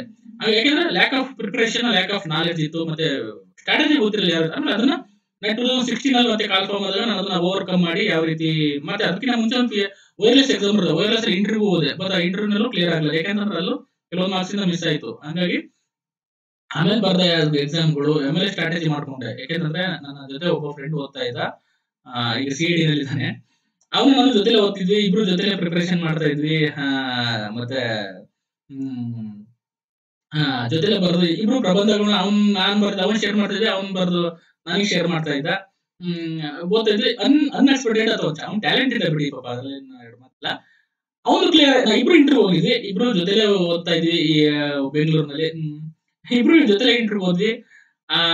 ಬಟ್ ಅವ್ನು ಕ್ಲಿಯರ್ ಆಯ್ತು, ನನ್ ಕ್ಲಿಯರ್ ಆಗಿಲ್ಲ. ವೈರ್ಲೆಸ್ ಫಸ್ಟ್ ಟೈಮ್ ವೈರ್ಲೆಸ್ ಬಂದಾಗ ಎಷ್ಟು ಫ್ರಸ್ಟ್ರೇಷನ್ ಆಯ್ತು ಅಂದ್ರೆ, ಜೊತೆಲಿ ಇದ್ದು ಫ್ರೆಂಡ್ ಸೆಲೆಕ್ಷನ್ ಆಗಿ ಗೌರ್ಮೆಂಟ್ ಕೆಲಸ ತಗೊಂಡಿದ್ದಾನೆ, ಯೂನಿಫಾರ್ಮ್ ಹಾಕೊಂಡಿದ್ದಾನೆ, ನನಗೆ ಅವಕಾಶ ಸಿಗ್ಲಿಲ್ಲ ಅಂತ ಅಂದ್ಬಿಟ್ಟು ತುಂಬಾ ಡಿಸಪಾಯಿಂಟ್ ಆಗಿದೆ ನಾನು. ಆಮೇಲೆ ಆ ಡಿಸಪಾಯಿಂಟ್ ನ ಇಟ್ಕೊಂಡು ಏನ್ ಮಾಡಿದೆ, ಡಿಸಪಾಯಿಂಟ್ ನ ಪಾಸಿಟಿವ್ ಕನ್ವರ್ಟ್ ಮಾಡ್ಕೊಂಡು. ಯಾಕಂದ್ರೆ failure is not A final destiny ಅಂತ ಹೇಳ್ತಾರೆ. ಫೇಲ್ಯೂರ್ ಆಗ್ಬೇಕು, ಫೇಲ್ಯೂರ್ ಆದ್ರೆ ಅದರ ಮತ್ತೆ ಇನ್ನೊಂದೇನಾದ್ರು ಒಳ್ಳೆ ಕೆಲಸ ಮಾಡಕ್ಕೆ ನಮ್ಗೆ ಒಂದು ಇನ್ನು ಶಕ್ತಿ ಬರುತ್ತೆ ನಮ್ಗೆ, ಅದು ಮೋಟಿವೇಟ್ ಆಗ್ತೀವಿ ನಾವು ಇನ್ನೂ. ಹಾಗಾಗಿ ಏನ್ ಮಾಡಿದೆ, ಮತ್ತೆ ಪ್ರಿಪರೇಷನ್ ಸ್ಟಾರ್ಟ್ ಮಾಡಿ ಮತ್ತೆ ಈ ಸತಿ ಏನಾದ್ರು ಕ್ಲಿಯರ್ ಮಾಡ್ಲೇಬೇಕು ಅಂತ ಕುತ್ಕೊಂಡು ಓದಿದೆ PSI ಗೆ. ಎಲ್ಲ ಏನೇನ್ ತಪ್ಪು ಮಾಡಿದ್ದೆ ನಾನು PSI ವರ್ಲೆಸ್ ಅಲ್ಲಿ ಏನ್ ತಪ್ಪು ಮಾಡಿದ್ದೆ, ಮತ್ತೆ 2014 ಬ್ಯಾಚ್ ಅಲ್ಲಿ ಏನ್ ತಪ್ಪು ಮಾಡಿದ್ದೆ ಅದೆಲ್ಲ ಕ್ಲಿಯರ್ ಮಾಡ್ಕೊಂಡು ಏನ್ ಮಾಡಿದೆ, ಬರೆಯಕ್ಕೆ ಸ್ಟಾರ್ಟ್ ಮಾಡಿದೆ, ಓದೋಕೆ ಸ್ಟಾರ್ಟ್ ಮಾಡಿದೆ, ಎಸ್ಸೆ ಪ್ರಿಪರೇಷನ್ ಮಾಡಿದೆ, ಟ್ರಾನ್ಸ್ಲೇಷನ್ ಪ್ರಿಪರೇಷನ್ ಮಾಡಿದೆ. ಇದೆಲ್ಲ ಮಾಡಿ 2016 4 PSI ಎಕ್ಸಾಮ್ಸ್ ಕ್ಲಿಯರ್ ಆಗಿ ಸ್ಟಾರ್ಟ್ ಆಯ್ತು. ಆ ಟೈಮಲ್ಲಿ ಏನ್ ನಾನು ಸ್ಟ್ರಾಟಜಿ ಬಳಸಿದ್ದೆ, ಆ ಟೈಮಲ್ಲಿ ನಾನು ಯಾವ ಬುಕ್ಸ್ ನ ರೆಫರ್ ಮಾಡಿದ್ದೆ, ಅದನ್ನ ನಾನು ನಿಮ್ಗೆ ಹೇಳ್ತೀನಿ. ಆ ಬುಕ್ಸ್ ನೀವು ರೆಫರ್ ಮಾಡಿ, ಅಥವಾ ನಿಮ್ಗೆ ಇಷ್ಟ ಆದ್ರೆ ರೆಫರ್ ಮಾಡಿ. ನಾನು ಫಾಲೋ ಮಾಡಿ ಅಂತಲೇ ಹೇಳ್ತಾ ಇಲ್ಲ, ನಿಮ್ಮ ವೈಯಕ್ತಿಕವಾಗಿ ಬಿಟ್ಟಿದ್ದು. ಯಾಕಂದ್ರೆ ನಾನು ಹೇಳ್ತೀನಿ, ನನ್ನ ಒಂದು ಸಕ್ಸಸ್ ಆಗಿರೋದಕ್ಕೆ ನಾನು ಅದಾದ್ಮೇಲೆ ಗ್ರೂಪ್ ಸಿ ಆಗಿರ್ಬೋದು, ಕೇಸ್ ಪ್ರಿಲಿಮ್ಸ್ ಆಯ್ತು, ತುಂಬಾ ಎಕ್ಸಾಮ್ಸ್ ಆಯ್ತು. ಅದಾದ್ಮೇಲೆ ಎಕ್ಸಾಮ್ಸ್ಗೆಲ್ಲ ಯಾವ ಬುಕ್ಸ್ ಹೆಲ್ಪ್ ಆಯ್ತು ಅಂತ ನಾನು ಹೇಳ್ತಾ ಹೋಗ್ತೀನಿ. ನಾವು ಯಾವ್ದು ಮುಚ್ಚುಮರೆ ಇಲ್ಲ, ಮತ್ತೆ ನನಗೆ ಇಲ್ಲಿ ನಾನು ಹೀರೋಗಕ್ಕೂ ಬಂದಿಲ್ಲ. ನಾನು ಒಳ್ಳೆ ಒಂದು ಮೆಸೇಜ್ ತಲುಪಿಸ್ಬೇಕು ಹುಡುಗರಿಗೆ, ಅರ್ಥ ಆಯ್ತಾ? ಹುಡುಗರಿಗೆ ಒಳ್ಳೆ ಮೆಸೇಜ್ ತಲುಪಿಸಿ ಅವರು ಎಕ್ಸಾಮ್ ಕ್ಲಿಯರ್ ಮಾಡಬೇಕು ಫಸ್ಟ್ ಅಟೆಂಪ್ಟ್ ಗಳಲ್ಲಿ, ಅಥವಾ ಒಂದ್ ಯಾವ್ದಾದ್ರು ಒಂದು ಜಾಬ್ ತಗೋಬೇಕು. ನಾನು ವಿಡಿಯೋ ನೋಡ್ತಾ ಇದ್ದೇನೆ ಅಂತಂದ್ರೆ ಅಟ್ಲೀಸ್ಟ್ ಅವ್ನಿಗೆ ಏನಾದ್ರು ಒಂದು ಐಡಿಯಾ ಬಂದು ಓದೋ ಒಂದು ಟೆಕ್ನಿಕ್ ಗೊತ್ತಾಗಿ ಅದರಿಂದ ಒಂದು ಜಾಬ್ ತಗೋಬೇಕು, ಒಂದು ಜಾಬ್ ತಗೊಳ್ಳೇಬೇಕು. ನಾನು ವಿಡಿಯೋ ನೋಡೋದ್ರಿಂದ ಅಟ್ಲೀಸ್ಟ್ ಅದು ನನ್ನಿಂದ ಸಾಧ್ಯ ಆಗ್ಬೇಕು ಅನ್ನೋದೇ ನನ್ನ ಉದ್ದೇಶ. ಸುಮ್ಮನೆ ಟೈಮ್ ಪಾಸ್ ಮಾಡಿ ನಂಗೆ ಲೈಕ್ಸ್ ವ್ಯೂಸ್ ಏನ್ ನೆಸೆಸಿಟಿ ಇಲ್ಲ. 10 ಜನ ನೋಡಿ ನನ್ ಸಾಕು, 10 ಜನ. ನೆನ್ನೆ ಒಬ್ಬ ಹುಡುಗ ಫೋನ್ ಮಾಡಿದ, ಸರ್ ನಿಮ್ ಯೂಟ್ಯೂಬ್ ಕ್ಲಾಸಸ್ ತುಂಬಾ ಹೆಲ್ಪ್ ಆಗ್ತಿದೆ, ನಾನು ಹಳ್ಳಿಯಲ್ಲಿ ಕುತ್ಕೊಂಡು ಪ್ರಿಪರೇಷನ್ ಮಾಡ್ತಾ ಇದ್ದೀನಿ, ನನಗೆ ಸಿಟಿಲಿ ಬರಕ್ ಆಗ್ತಿಲ್ಲ, ದುಡ್ಡಿಲ್ಲ ನನಗೆ ನನ್ನ ಹತ್ರ, ಮತ್ತೆ ನನಗೆ ಇದು ಮನೇಲಿ ಲೈಬ್ರರಿಗಳಲ್ಲಿ ಕುತ್ಕೊಂಡು 1,000 ಕೊಟ್ಟು ನನಗೆ ಓದಕ್ಕೆ ಟೈಮ್ ಇಲ್ಲ ತಿಂಗಳಿಗೆ. ಆಯ್ತಪ್ಪ, ನೀನು ಅಲ್ಲೇ ಮನೇಲೆ ಪ್ರಿಪೇರ್ ಮಾಡು, 6 ಅವರ್ಸ್ ಅಟ್ಲೀಸ್ಟ್ 6 ಅವರ್ಸ್ ನೀನು ಟೈಮ್ ಸ್ಪೆಂಡ್ ಮಾಡು, ಟೈಮ್ ಸಿಗುತ್ತೆ, ಅದನ್ನೆಲ್ಲ ಚೆನ್ನಾಗಿ ಯುಟಿಲೈಸ್ ಮಾಡ್ಕೋ ಅಂತ ಅವ್ನಿಗೆಲ್ಲ ಗೈಡ್ ಮಾಡಿ ಅಂತ ನೋಡಿದಾಗ ನನಗೆ ತುಂಬಾ ಪ್ರೌಡ್ ಆಗುತ್ತೆ. ಯಾಕಂದ್ರೆ ಹಳ್ಳಿಯಲ್ಲಿ ಇಟ್ಕೊಂಡು ಆ ತರ ಇನ್ನೂ ಕಷ್ಟಪಟ್ಟು ಓದ್ತೀನಿ ನಾವು. ಎಷ್ಟೋ ಹುಡುಗರು, ಎಷ್ಟೋ ಹೆಣ್ಮಕ್ಳು ಇದ್ದಾರೆ, ಹೆಣ್ಮಕ್ಳು ನೋಡ್ಬೇಕು, ಒಬ್ಬ ಅವ್ರದ್ದು ಗ್ರೇಟ್ನೆಸ್, ಅವರು ತುಂಬಾ ಗ್ರೇಟ್ ಕೊಡಿ. ಅಂತ ಹುಡುಗರಿಗೆ 10 ಜನಕ್ಕೆ ಅಥವಾ 5 ಜನಕ್ಕೆ ಹೆಲ್ಪ್ ಆದ್ರೂ ನಾನು ಮಾಡ್ತಿರೋ ಕೆಲಸ ನನಗೆ ಸಾರ್ಥಕತೆ ಅನ್ಸುತ್ತೆ. ಹಾಗಾಗಿ ಇಷ್ಟೆಲ್ಲ ಹೇಳ್ತೀನಿ. ಈಗ ನೆಕ್ಸ್ಟ್ ಯಾವ ರೀತಿ ಪ್ರಿಪೇರ್ ಮಾಡೋದನ್ನ ನಾನು ಡೈರೆಕ್ಟ್ ಆಗಿ ಹೇಳ್ತೀನಿ. ಈಗ ಇದರಲ್ಲಿ physical, return exam, criticise writing, translation ಎಲ್ಲ ಇನ್ಕ್ಲೂಡ್ ಮಾಡಿದ್ದೀನಿ. ಇದೆಲ್ಲ ಬಿಗಿನರ್ಸ್ ಏನಾದ್ರು ನೋಡ್ತಾ ಇದ್ರೆ ಅವ್ರಿಗೆ ಸ್ವಲ್ಪ ಹೆಲ್ಪ್ ಆಗುತ್ತೆ. ಬಟ್ ಯಾರು ಆಲ್ರೆಡಿ ಎಕ್ಸಾಮ್ಸ್ ಬರೆದು ಎಕ್ಸ್ಪೀರಿಯನ್ಸ್ ಇರೋರು ಇದರಿಂದ ಕಲಿಯೋದು ನಾನು ನಿಮ್ಗೆ ಹೇಳೋಷ್ಟು ದೊಡ್ಡನಲ್ಲ ಅನ್ಸುತ್ತೆ. ಯಾಕೆಂತಂದ್ರೆ ನೀವು ಎಕ್ಸ್ಪರ್ಟ್ಸ್ ಇದ್ದೀರಾ, ತುಂಬಾ 4-5 ಎಕ್ಸಾಮ್ಗಳು ಬರೆದು ಮಾಡ್ತಾ ಇರ್ತೀರಾ, ನೀವು ನನಗಿನ ಅಪ್ಡೇಟ್ ಇರ್ತೀರಾ. ಆದ್ರೂ ನಾನು ಒಂದು ಹೇಳೋ ಸ್ಟ್ರಾಟಜಿ ನಿಮ್ಗೆ ಏನಾದ್ರು 2 ಪಾಯಿಂಟ್ 3 ಪಾಯಿಂಟ್ ಹೆಲ್ಪ್ ಆಗ್ಬಹುದು ಅನ್ನೋ ಒಂದು ಹೇಳ್ತೀನಿ. ಬಟ್ ನನ್ನ ಒಂದು ಇದು ಬಿಗಿನರ್ಸ್ ಈಗ ಯಾರು ಪ್ರಿಪೇರ್ ಮಾಡಿದ್ರೆ ಅವ್ರಿಗೆ ಮಾತ್ರ ತುಂಬಾ ಹೆಲ್ಪ್ಫುಲ್ ಇದೆ. ಅವರು ಇದನ್ನ ನೀಟಾಗಿ ಅಳವಡಿಸ್ಕೊಂಡ್ರೆ, ಅಥವಾ ಡಿಗ್ರಿ ಓದ್ತಿರೋರು ತುಂಬಾ ಜನ ಡಿಗ್ರಿ ಓದಿಸ್ಕೊಂಡು ನನಗೆ ಫೋನ್ ಮಾಡ್ತಾ ಇದ್ದಾರೆ, ಮೆಸೇಜ್ ಮಾಡ್ತಾ ಇದ್ದಾರೆ, ಅವ್ರಿಗೋಸ್ಕರ ಕಾನ್ಸಂಟ್ರೇಟ್ ಮಾಡಿದ್ದೀನಿ. ಮತ್ತೆ ಆಲ್ರೆಡಿ ಎಕ್ಸಾಮ್ಸ್ ಬರೆದು ಫೇಲ್ಯೂರ್ ಆಗಿದ್ರೆ ಅಥವಾ ಏನಾದ್ರು ಸಕ್ಸಸ್ ಆಗಿಲ್ಲ ಅಂತಂದ್ರೆ ಈ ವಿಡಿಯೋಗಳಿಂದ ನೀವೇನ್ ಮಾಡಿ ಅದನ್ನ ತಿಳ್ಕೊಂತ ಬನ್ನಿ, ಯಾವ ರೀತಿ ಓವರ್ಕಮ್ ಮಾಡ್ಬೋದು ಅಂತ. ಓಕೆ, ಈಗ ನೆಕ್ಸ್ಟ್ ಏನ್ ಮಾಡ್ತೀನಿ, ಸ್ಟಾರ್ಟಿಂಗ್ ಇಂದ ನಾನು ಏನ್ ಮಾಡ್ತೀನಿ, ಈಗ ಪ್ರಿಪರೇಷನ್ ಹೇಳ್ತಾ ಹೋಗ್ತೀನಿ. ಇದು ಸ್ಮಾಲ್ ಇಂಟ್ರಡಕ್ಷನ್ ಅಬೌಟ್ ಮೀ ಗೊತ್ತಾಗಿದೆ, ತುಂಬಾ ಪದೇ ಹೇಳೋದ್ ಬೇಡ. ನಿಮ್ಗೆ ಅಟ್ಲೀಸ್ಟ್ ಒಂದು ಗೊತ್ತಿರಲಿ ಅಂತ ಒಂದು ಮೋಟಿವೇಶನ್ ಆಗ್ತೀನಿ ಅಷ್ಟೇ. ಈ ಒಂದು ನನಗೆ ಆಕ್ಚುಲಿ ಇದು ಹಾಕಿದ್ರೆ ಹುಡುಗರಿಗೆ ಅಟ್ಲೀಸ್ಟ್ ಈಗ ಈ ತರ ಮಾಡಿದ್ದಾರೆ ಅಂತ ಅಂದ್ಬಿಟ್ಟು ಒಂದು ಮೋಟಿವೇಶನ್ ನಾನು ಸಿಗ್ಲಿ ಅನ್ನೋದು ನನ್ನ ಉದ್ದೇಶ. ಬಿಟ್ರೆ ಅದರಿಂದ ನನಗೆ ಏನಾಗಬೇಕಾಗಿಲ್ಲ. ಓಕೆನಾ, ನೆಕ್ಸ್ಟ್ ಬರೋಣ. ಈಗ PSI ಪ್ರಿಪರೇಷನ್ ಹೇಳಿದೆ ನಾನು ನಿಮಗೆ. ಇದರಲ್ಲಿ 3 ಪಾರ್ಟ್ಸ್ ಇರುತ್ತೆ. ಅಂದ್ರೆ ಒಂದು ಫಿಸಿಕಲ್ ಟೆಸ್ಟ್ ಇರುತ್ತೆ, ಎಂಟ್ರನ್ಸ್ ಟೆಸ್ಟ್ ಇರುತ್ತೆ. ಇದ್ರ ಬಗ್ಗೆ ಆಲ್ರೆಡಿ ನಿಮ್ಗೆ ಗೊತ್ತಿದ್ದಾರೆ ಅಂದ್ರೆ ನಾನು ಇದು ಸಪರೇಟ್ ಒಂದು ವಿಡಿಯೋ ಮಾಡಬೇಕು ಅನ್ಕೊಂಡಿದ್ದೀನಿ. ನೋಡೋಣ, ಅದು ನೆಕ್ಸ್ಟ್ ವಿಡಿಯೋಗಳು ಮಾಡ್ತೀನಿ. ರಿಟರ್ನ್ ಟೆಸ್ಟ್ ಇರುತ್ತೆ, ಮೆಡಿಕಲ್ ಎಕ್ಸಾಮ್ ಇರುತ್ತೆ. ಈ 3 ಎಕ್ಸಾಮ್ಸ್ಗಳನ್ನ ಪಾಸ್ ಆದ್ರೆ ನೀವೇನ್ ಮಾಡ್ತಾರೆ, ನಿಮ್ಗೆ ಆರ್ಡರ್ ಕಾಪಿ ಬರುತ್ತೆ. ಇದು PSI ಒಂದು ಓವರ್ 3 ಸ್ಟೆಪ್ಸ್. ಈ 3 ಸ್ಟೆಪ್ಸ್ಗಳಲ್ಲಿ ಫಸ್ಟ್ ಸ್ಟೆಪ್ಸ್ ನಾನು ಸ್ಕಿಪ್ ಮಾಡ್ತೀನಿ, ಯಾಕಂದ್ರೆ ನೀವು ಆಲ್ರೆಡಿ ಫಿಸಿಕಲ್ ಫಿಟ್ನೆಸ್ ಮಾಡಿದ್ರೆ 405 545 ಎಕ್ಸಾಮ್ಸ್ ಓದಿರ್ತೀರಾ. ಅದರಿಂದ ಈ ಒಂದು ಪಾರ್ಟ್ ನನಗೆ ಬೇಕಾಗಿಲ್ಲ ಅನ್ಸುತ್ತೆ ನನ್ನ ಪ್ರಕಾರ. ಮತ್ತೆ ರಿಟರ್ನ್ ಟೆಸ್ಟ್ ಮತ್ತೆ ಮೆಡಿಕಲ್ ಎಕ್ಸಾಮಿನೇಷನ್ ನಾನು ಬಿಡ್ತೀನಿ. ಯಾಕೆಂದ್ರೆ ನೀವು ಆಫ್ಟರ್ ಮೆಡಿಕಲ್ ಎಕ್ಸಾಮಿನೇಷನ್ ಬಗ್ಗೆ ಒಂದು ಸಪರೇಟ್ ವಿಡಿಯೋ ಮಾಡಬೇಕು ಅಂದ್ರೆ ಅದನ್ನ ಮಾಡೋಣ. ಅದ್ರಲ್ಲಿ ಅವಾಗ ಈಗ ಸದ್ಯಕ್ಕೆ ನೆಸೆಸಿಟಿ ಅನ್ಕೊಂತೀನಿ. ಹಾಗಾಗಿ ಈ ನಾನು ಜಾಸ್ತಿ ಫೋಕಸ್ ಮಾಡೋದು ಈ ರಿಟರ್ನ್ ಟೆಸ್ಟ್ ಮೇಲೆ ನಾನು ಜಾಸ್ತಿ ಫೋಕಸ್ ಮಾಡ್ತಾ ಇದ್ದೀನಿ. ಓಕೆನಾ, ನೆಕ್ಸ್ಟ್ ಈ ಫಿಸಿಕಲ್ ಅಲ್ಲಿ ಪ್ರಿಪರೇಷನ್ಗೆ 1-2 ಪಾಯಿಂಟ್ ಅಂದ್ರೆ ಮೊದಲೇ ಅಡ್ವಾನ್ಸ್ ಪ್ರಿಪೇರ್ ಆಗಿ ಅವತ್ತು ಹೋಗಿ ನಾನು ಓಡ್ತೀನಿ, ನೆಗಿತೀನಿ, ಜಂಪ್ ಮಾಡ್ತೀನಿ ಅಂತ ಬಿಲ್ಡಪ್ ತಗೋಬಿಟ್ರೆ ಸ್ಪೋರ್ಟ್ಸ್ ಮ್ಯಾನ್ಗಳೇ ಫೇಲ್ ಆಗಿ ಬಂದಿದ್ದಾರೆ. ಹಾಗಾಗಿ ಡೈಲಿ ಇದರಲ್ಲಿ ನೀವು ಎಕ್ಸಾಮ್ಸ್ ಹೋಗೋಕ್ಕಿಂತ ಮುಂಚೆ ಎಕ್ಸಾಮ್ಸ್ ಕ್ಲಿಯರ್ ಆದ್ರೆ ಮಾತ್ರ ನಿಮ್ಗೆ ಏನ್ ಮಾಡ್ತಾರೆ, ಇದಕ್ಕೆ ಅವಕಾಶ ಕೊಡ್ತಾರೆ. ಮತ್ತೆ ಎಲ್ಲಾ ಸ್ಟೇಜಸ್ ಇದರಲ್ಲಿ ಕಂಪಲ್ಸರಿ. ಅದರಲ್ಲಿ running running compulsory. High jump, long jump ಒಂದು ಆಯ್ಕೆ ಮಾಡ್ಕೋಬೇಕು. ಶಾರ್ಟ್ ಪುಟ್ ಒಂದಿರುತ್ತೆ, ಅದೆಲ್ಲ ಫೀಸ್ ಆಯಿತು. ಚೆಸ್ಟ್ ಹೈಟ್ ಎಲ್ಲ ಮೆಜರ್ ಮಾಡ್ತಾರೆ. ಅದರ ಸೆಲೆಕ್ಷನ್ ಆಯಿತು ಅಂದ್ರೆ ನಿಮಗೆ ಒಂದು ಸರ್ಟಿಫಿಕೇಟ್ ಕೊಟ್ಬಿಟ್ಟು ಇವರು ಎಲಿಜಿಬಲ್ ಫಾರ್ ರಿಟರ್ನ್ ಟೆಸ್ಟ್ ಅಂತ ಕಳಿಸ್ತಾರೆ. ಮತ್ತೆ ಅದು ರಿಟರ್ನ್ ಟೆಸ್ಟ್ ಬಂದಾಗ ನಾವು ಏನು ಮಾಡಬೇಕು ಅನ್ನೋದನ್ನ ನಾವು ಇನ್ನ ನೋಡ್ತಾ ಹೋಗೋಣ. Next stage PSI exam pattern. ಏನು ಎಕ್ಸಾಮ್ ಪ್ಯಾಟರ್ನ್ ಇದೆ ಅಂತಂದ್ರೆ ಕನ್ಸಿಸ್ಟ್ ಆಫ್ 2 ಪೇಪರ್ಸ್ ಇದೆ. ಡಿಸ್ಕ್ರಿಪ್ಟಿವ್ ಎಕ್ಸಾಮಿನೇಷನ್ ಪೇಪರ್ ಫಸ್ಟ್ ಮತ್ತೆ objective type of examination paper 2. ಅಂದ್ರೆ ಬಹುವಾಕ್ಯ ಪ್ರಶ್ನೆಗಳು ಮತ್ತೆ ಇದರಲ್ಲಿ ಲಿಖಿತ ಪರೀಕ್ಷೆ ಇರುತ್ತೆ. ಲಿಖಿತ ಪರೀಕ್ಷೆಯಲ್ಲಿ ನಿಮಗೆ ಈಗ ಆಲ್ರೆಡಿ ಗೊತ್ತಿರೋಂಗೆ ಪೇಪರ್ ಫಸ್ಟ್ ಅಲ್ಲಿ 3 ಹಂತಗಳಿರುತ್ತೆ. 3 ಎಸ್ಸೆ ಆಗಿರ್ಬೋದು, ಟ್ರಾನ್ಸ್ಲೇಷನ್ ಆಗಿರ್ಬೋದು, PCS ಆಗಿರ್ಬೋದು. ಟ್ರಾನ್ಸ್ಲೇಷನ್ 2 ವಿಧ, ಇಂಗ್ಲಿಷ್ ಟು ಕನ್ನಡ. ಅದಕ್ಕೆ ಮಾರ್ಕ್ಸ್ ಎಲ್ಲ ಗೊತ್ತಿದೆ ನಿಮಗೆ, ಒಂದ್ಸತಿ ತೋರಿಸ್ಕೊಡ್ತೀನಿ ನಿಮಗೆ. The pattern of the paper 1 descriptive type examination. ನಾನು ಏನು ಸ್ವಲ್ಪ ಇಂಗ್ಲೀಷಲ್ಲಿ ಮಾಡಿದ್ದೀನಿ ಅಂತಂದ್ರೆ ಇಂಗ್ಲೀಷ್ ಮೀಡಿಯಂ ಸ್ಟೂಡೆಂಟ್ಸ್ಗೂ ಸ್ವಲ್ಪ ಗೊತ್ತಾಗಲಿ ಅಂತ ಅಂದ್ಬಿಟ್ಟು, ಮತ್ತೆ ಕಾಮನ್ ಎಲ್ಲ ಲ್ಯಾಂಗ್ವೇಜ್ ಎಲ್ಲರಿಗೂ ಅರ್ಥ ಆಗುತ್ತೆ. ಇಂಗ್ಲೀಷು ಒಂದು ಸಿಂಪಲ್ ಆಗಿ ಎಲ್ಲರೂ ಮಾಡಿದ್ದೀನಿ, ಅದೇನು ಕಾಂಪ್ಲಿಕೇಟೆಡ್ ಇಲ್ಲ. ಯಾಕಂದ್ರೆ ನೀವು ಇಂಗ್ಲೀಷ್ ಟ್ರಾನ್ಸ್ಲೇಷನ್ ಮಾಡಬೇಕು, ಇಂಗ್ಲೀಷ್ ಕಲಿಯಲೇಬೇಕು. ಕನ್ನಡ ಮೀಡಿಯಂ ಹುಡುಗರು ಯಾವುದೇ ಕಾರಣಕ್ಕೂ ಭಯ ಪಡಬೇಡ್ರಿ. ಟ್ರಾನ್ಸ್ಲೇಷನ್ ಮಾಡೋಕ್ಕೆ ಇಂಗ್ಲೀಷ್ ಬೇಕೇ ಬೇಕು. ಕಲೀರಿ ಅದನ್ನ. ಏನು ಮಿನಿಮಮ್ ಇಂಗ್ಲೀಷ್ ಕಲಿಯೋಕ್ಕೆ ಏನು ಕಷ್ಟ ಇಲ್ಲ. ನನಗೂ ಇಂಗ್ಲೀಷ್ ಅಷ್ಟೊಂದು ಬರಲ್ಲ, ಆದರೂ ಮ್ಯಾನೇಜಬಲ್ ಇಂಗ್ಲೀಷ್ ಅಂತೂ ಮಾತಾಡ್ತೀವಿ ಅಥವಾ ಬರಿತೀವಿ. ಅಷ್ಟಿದ್ರೆ ಸಾಕು PSI ಪ್ರಿಪರೇಷನ್ ಮಾಡೋಕ್ಕೆ. ಹಾಗಾಗಿ ತೀರಾ ಏನೋ ಆಗ್ಬಿಟ್ಟಿದೆ, ನನಗೆ ಇಂಗ್ಲೀಷೇ ಬರಲ್ಲ, ಅದರಿಂದಲೇ ನನಗೆ PSI ಪ್ರಿಪರೇಷನ್ ಮಾಡೋಕೆ ಆಗ್ತಾ ಇಲ್ಲ, ಇಲ್ಲಾಂದ್ರೆ ನಾನು PSI ಆಗ್ಬಿಟ್ಟು ಇಷ್ಟೊತ್ತಿಗೆ ಆರ್ಡರ್ ಕಾಪಿ ತಗೊಂಡು ಮನೇಲಿ ಡಬಲ್ ಸ್ಟಾರ್ ಹಾಕೊಂಡು ಓಡಾಡ್ತಿದೆ ಅಂತಂದ್ರೆ ಸುಳ್ಳು. ಅದು ದೊಡ್ಡ ಕಷ್ಟ ಅಲ್ಲ. ಯಾವುದು ನಥಿಂಗ್ ಇಸ್ ಇಂಪಾಸಿಬಲ್ ಅಂತಾರೆ, ಗೊತ್ತಾಯ್ತಾ? ಪಾಸಿಬಿಲಿಟಿ ಮಾಡ್ಕೊಳ್ಳಿ. ಅದು ನಿಮ್ಮ ಮೇಲೆ ಇರುತ್ತೆ. ಕನ್ನಡ ಮೀಡಿಯಂ ಸ್ಟೂಡೆಂಟ್ಸ್ ಇರ್ಬೋದು, ಗ್ರಾಮೀಣ ಭಾಗದಲ್ಲಿ ಇರ್ಬೋದು, ಪ್ರಾಕ್ಟೀಸ್ ಮಾಡಿ. ಆ ಪ್ರಾಕ್ಟೀಸ್ ಮಾಡಕ್ಕೆ ಏನೇನು ಮಾಡಬೇಕು ಆ ಸ್ಟ್ರಾಟಜಿಗಳನ್ನ ನಾವು ಹೇಳ್ಕೊಡೋಣ, ಅದರಲ್ಲಿ ಸಮಸ್ಯೆ ಇಲ್ಲ. ಸ್ಟ್ರಾಟಜಿ ಫಾಲೋ ಮಾಡಿ ನೀವೇನಾದ್ರು ಕರೆಕ್ಟಾಗಿ ಪ್ರಿಪರೇಷನ್ ಮಾಡಿದ್ರೆ ಸೈನ್ಸ್ ಅಲ್ಲಿ ಟ್ರಾನ್ಸ್ಲೇಷನ್ ಅಲ್ಲಿ ನೀವೇನ್ ಮಾಡ್ಬೋದು, ಮಿನಿಮಮ್ ಅಂತಂದ್ರು 5 ರಿಂದ 6 ಮಾರ್ಕ್ಸ್ ತಗೋಬಹುದು. ಅದೇ ಲೆಕ್ಕ ಹಾಕೊಳ್ಳಿ. ಯಾಕೆಂತಂದ್ರೆ ಇಷ್ಟು ಮಾರ್ಕ್ಸ್ ನನಗೆ ಬರಬೇಕು, ಸ್ಟ್ರಾಟಜಿ ಮಾಡ್ಕೊಳ್ಳಿ. ನನ್ ಕಷ್ಟ ಆಗಿರುತ್ತೆ, ಸ್ವಲ್ಪ ಒತ್ತು ಕೊಟ್ಟು ಓದಿ. ಮತ್ತೆ ಸುಲಭ ಇರೋದನ್ನ ಅದು ಪರ್ಫೆಕ್ಟ್ ಆಗಿ ಓದಿ, ಗೊತ್ತಾಯ್ತಾ? ಯಾವ್ದು ಕೆಲವರು ನನ್ನ ಸ್ಟ್ರಾಟಜಿ ಹೇಳಿದ್ರೆ, ನಾನು ಇಂಗ್ಲಿಷ್ ಕನ್ನಡ ಚೆನ್ನಾಗಿ ಮಾಡ್ತಾ ಇದ್ದೆ. ಇಂಗ್ಲಿಷ್ ಕನ್ನಡ ಸಖತ್ ಪರ್ಫೆಕ್ಟ್ ಮಾಡ್ತಾ ಇದ್ದಾಗ ನಂಗೆ ಅಲ್ಲಿ ಮಾರ್ಕ್ಸ್ ಜಾಸ್ತಿ ಬರ್ತದೆ. ಬಟ್ ಕನ್ನಡ ಇಂಗ್ಲಿಷ್ ಮಾಡಿದಾಗ ಕೆಲವೊಂದು ಮಾರ್ಕ್ಸ್ ಹೋಗ್ತಾ ಇತ್ತು, ನಂಗೆ 5 ರಿಂದ 6 ಬರ್ತಿತ್ತು, ಅದು 4 ಬರ್ತಿತ್ತು, ಗೊತ್ತಿಲ್ಲ. ಬಟ್ ಆದ್ರೂ ಅದನ್ನ ಇನ್ನೂ ಚೆನ್ನಾಗಿ ಕ್ಲಿಯರ್ ಮಾಡಕ್ಕೆ ಪ್ರಯತ್ನ ಪಡ್ತಾ ಇದ್ದೆ. ಪ್ರಿಸೈಸ್ ರೈಟಿಂಗ್ ಅಲ್ಲಿ ಒಳ್ಳೆ ಮಾರ್ಕ್ಸ್ ಬರಬೇಕು, ಮೆಸ್ಸಿನಲ್ಲಿ ಒಳ್ಳೆ ಮಾರ್ಕ್ಸ್ ಬೇಕು. ಯಾಕಂದ್ರೆ ಅದು ನನ್ನ ಒಂದು ಏರಿಯಾ, ಚೆನ್ನಾಗಿ ಮಾರ್ಕ್ಸ್ ಬರೋ ಏರಿಯಾ, ಅಲ್ಲಿ ನಾನು ಕಾನ್ಸಂಟ್ರೇಟ್ ಮಾಡಬೇಕು ಅಂತ ಅಂದ್ಬಿಟ್ಟು ನಾನು ಹೇಳ್ದೆ. ನಾನು ಇದಕ್ಕೆ ಸಂಬಂಧಪಟ್ಟಂಗೆ ಈಗ ನೋಡಿ, ಟೈಪ್ ಆಫ್ ಪ್ಯಾಟರ್ನ್ ಫಸ್ಟ್ ತಗೊಂಡಾಗ ರೈಟಿಂಗ್ ಇನ್ ಎಸ್ಸೆ 600 ವರ್ಡ್ಸ್ ಇರುತ್ತೆ, 20 ಮಾರ್ಕ್ಸ್ ಇರುತ್ತೆ.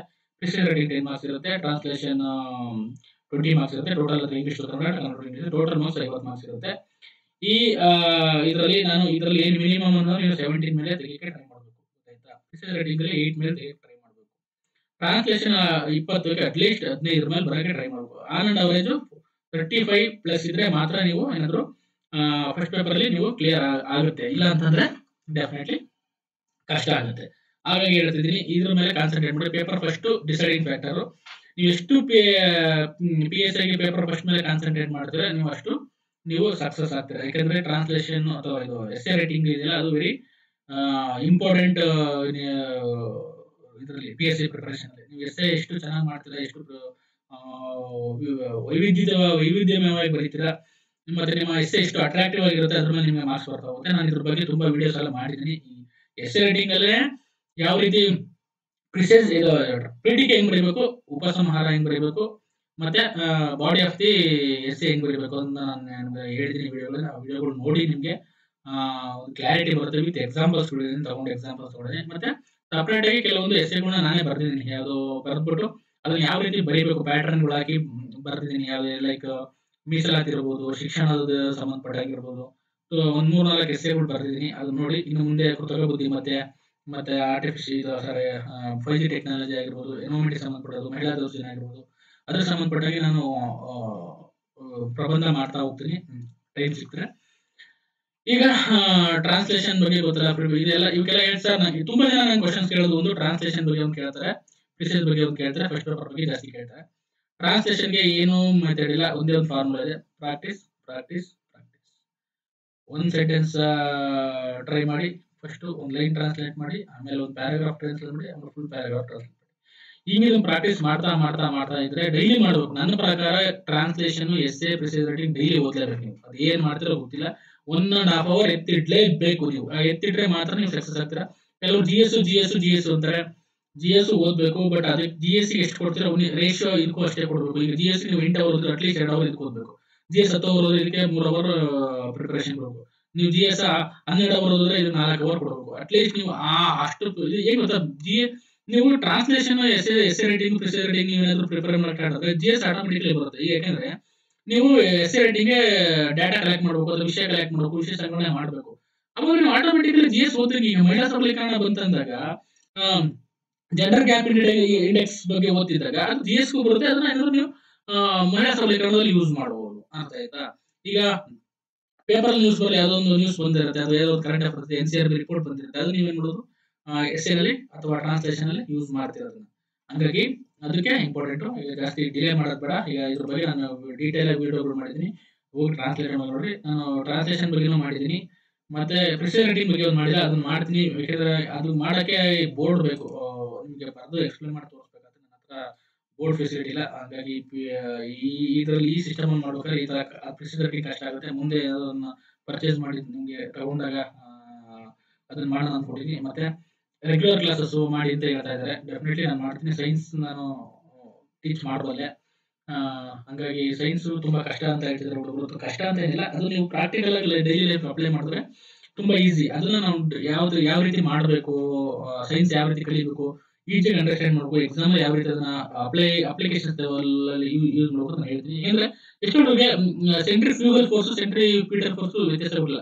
ಕೇಂದ್ರಾಭಿಮುಖ ಬಲ, ಕೇಂದ್ರತ್ಯಾಗಿ ಬಲ ಎರಡಕ್ಕೂ ತುಂಬಾ ವ್ಯತ್ಯಾಸ ಇದೆ. ಬರೀ ಅಪ್ಲಿಕೇಶನ್ಸ್ ಹೇಳ್ತಾರೆ. ಈಗ ನಾವು ಎಷ್ಟೋ ಆರ್ಟ್ಸ್ ಹುಡುಗರನ್ನ ನೋಡಿದೀನಿ, ಅಪ್ಲಿಕೇಶನ್ಸ್ ಹೇಳ್ತಾರೆ, ಬಟ್ ಆದ್ರೆ ಅವ್ರಿಗೆ ಆ ಕಾನ್ಸೆಪ್ಟ್ ಅರ್ಥ ಆಗಿರಲ್ಲ. ಈಗ ಬೇಕಾದ್ರೆ ಕೇಂದ್ರತ್ಯಾಗಿ ಬಲ ಅಂತಂದ್ರೆ ಅವ್ರ ಅಪ್ಲಿಕೇಶನ್ ಹೇಳ್ಬಿಡ್ತಾರೆ, ಸರ್ ಅದನ್ನ ಎಲ್ಲಿ ಸೆಂಟ್ರಿಫ್ಯೂಗಲ್ ಯೂಸ್ ಮಾಡ್ತಾರೆ, ವಾಷಿಂಗ್ ಮಿಷಿನ್ ಯೂಸ್ ಮಾಡ್ತಾರೆ ಅಂತಾರೆ. ಅದೇ ಅದ್ರದ್ದು ಏನ್ ಥಿಯರಿ ಹೇಳಿ ಅಂತಂದ್ರೆ ಅವ್ರಿಗೆ ಪಾಪ ಹೇಳಕ್ ಬರಲ್ಲ. ಯಾಕಂದ್ರೆ ಕಾನ್ಸೆಪ್ಚುಯಲ್ ನಾಲೆಜ್ ಕಡಿಮೆ ಇರೋದ್ರಿಂದ, ಅಥವಾ ಅವ್ರು ಡೈರೆಕ್ಟ್ ಆಗಿ ಅದನ್ನ ಓದಿ ಆ ತರ ಪ್ರಾಕ್ಟೀಸ್ ಮಾಡ್ಕೊಂಡು ಬರುತ್ತೆ. ಬಟ್ ನನ್ನ ಪ್ರಕಾರ ಸೈನ್ಸ್ ಓದ್ಬೇಕಾದ್ರೆ ಈಗ ನೋಡಿ, ಡೈಲಿ ಲೈಫ್ ಅಲ್ಲಿ ನಮ್ಮ ಅದನ್ನ ಕನೆಕ್ಟ್ ಮಾಡ್ಕೋಬೇಕು. ಈಗ ಬಲ್ಬ್ ತಗೊಂಡ್ರೆ CFL ಬಲ್ಬ್ ಇದೆ. CFL ಅಂದ್ರೆ ಏನಂತ ನೋಡ್ಬೇಕು. CFL ಕ್ಲೋರೋಫ್ಲೋರಸೆಂಟ್ ಲ್ಯಾಂಪ್ ಅಂತ ಕರಿತೀವಿ, ಅಥವಾ LED ಲೈಟ್ ಎಮಿಟಿಂಗ್ ಡಯೋಡ್ ಅಂತ ಹೇಳ್ತೀವಿ. ಪ್ರತಿಯೊಂದಕ್ಕೂ ನಾವು ತಿಳ್ಕೊಂತ ಅದನ್ನ ಡೈಲಿ ಲೈಫ್ ಅಪ್ಲೈ ಮಾಡ್ತಾ ಹೋದ್ರೆ ಡೆಫಿನೆಟ್ಲಿ ನಾವು ಸೈನ್ಸ್ ತುಂಬಾ ಈಸಿ. ಅದನ್ನ ಅಪ್ಲಿಕೇಶನ್ ಅಂದ್ರೆ ಏನ್ ಕೇಳ್ತಾರೆ PSC ನಲ್ಲಿ, ಏನ್ ಕೇಳ್ತಾರೆ ಅಂದ್ರೆ ಬರೀ ಅಪ್ಲೈಡ್ ಸೈನ್ಸ್ ಕೇಳ್ತಾರೆ. ಅಪ್ಲೈಡ್ ಸೈನ್ಸ್ ಏನಕ್ಕೆ ಅಂತಂದ್ರೆ ನಾವು ಅಪ್ಲೈ ಮಾಡೋಕೆ ನಿಮ್ ಥಿಯರಿಗಳ ಬರ್ನೌಲಿಸ್ ಪ್ರಿನ್ಸಿಪಲ್ ಬರೀ ಅಂತ ಯಾರು ಕೇಳಲ್ಲ, ಗೊತ್ತಾಯ್ತಾ? ಆರ್ಕಿಮಿಡಿಸ್ ಪ್ರಿನ್ಸಿಪಲ್ ಬರೀ ಅಂತ ಕೇಳಲ್ಲ. ಆರ್ಕಿಮಿಡಿಸ್ ಪ್ರಿನ್ಸಿಪಲ್ ಅದ ಅನ್ವಯಗಳ ಬಗ್ಗೆ ಕೇಳ್ತಾರೆ, ಗೊತ್ತಾಯ್ತಾ? ಜೌಲ್ಸ್ ನಿಯಮ ಕೇಳಲ್ಲ, ಜೌಲ್ಸ್ ನಿಯಮದ ಅನ್ವಯಗಳು ಕೇಳ್ತಾರೆ. ಹಂಗಾಗಿ ಮತ್ತೆ ರಿಫ್ಲೆಕ್ಷನ್ ಆಫ್ ಲೈಟ್ ಆಗಿರ್ಬೋದು, ಯಾವ್ದಾದ್ರು ತಗೊಳ್ಳಿ ನೀವು, ಅದ್ರದ್ದು ಅಪ್ಲಿಕೇಶನ್ಸ್ ಕೇಳ್ತಾ ಇರೋದು. ಥಿಯರಿ ಅಂತ ಯಾರು ಇದುವರೆಗೂ ಕೇಳಿಲ್ಲ.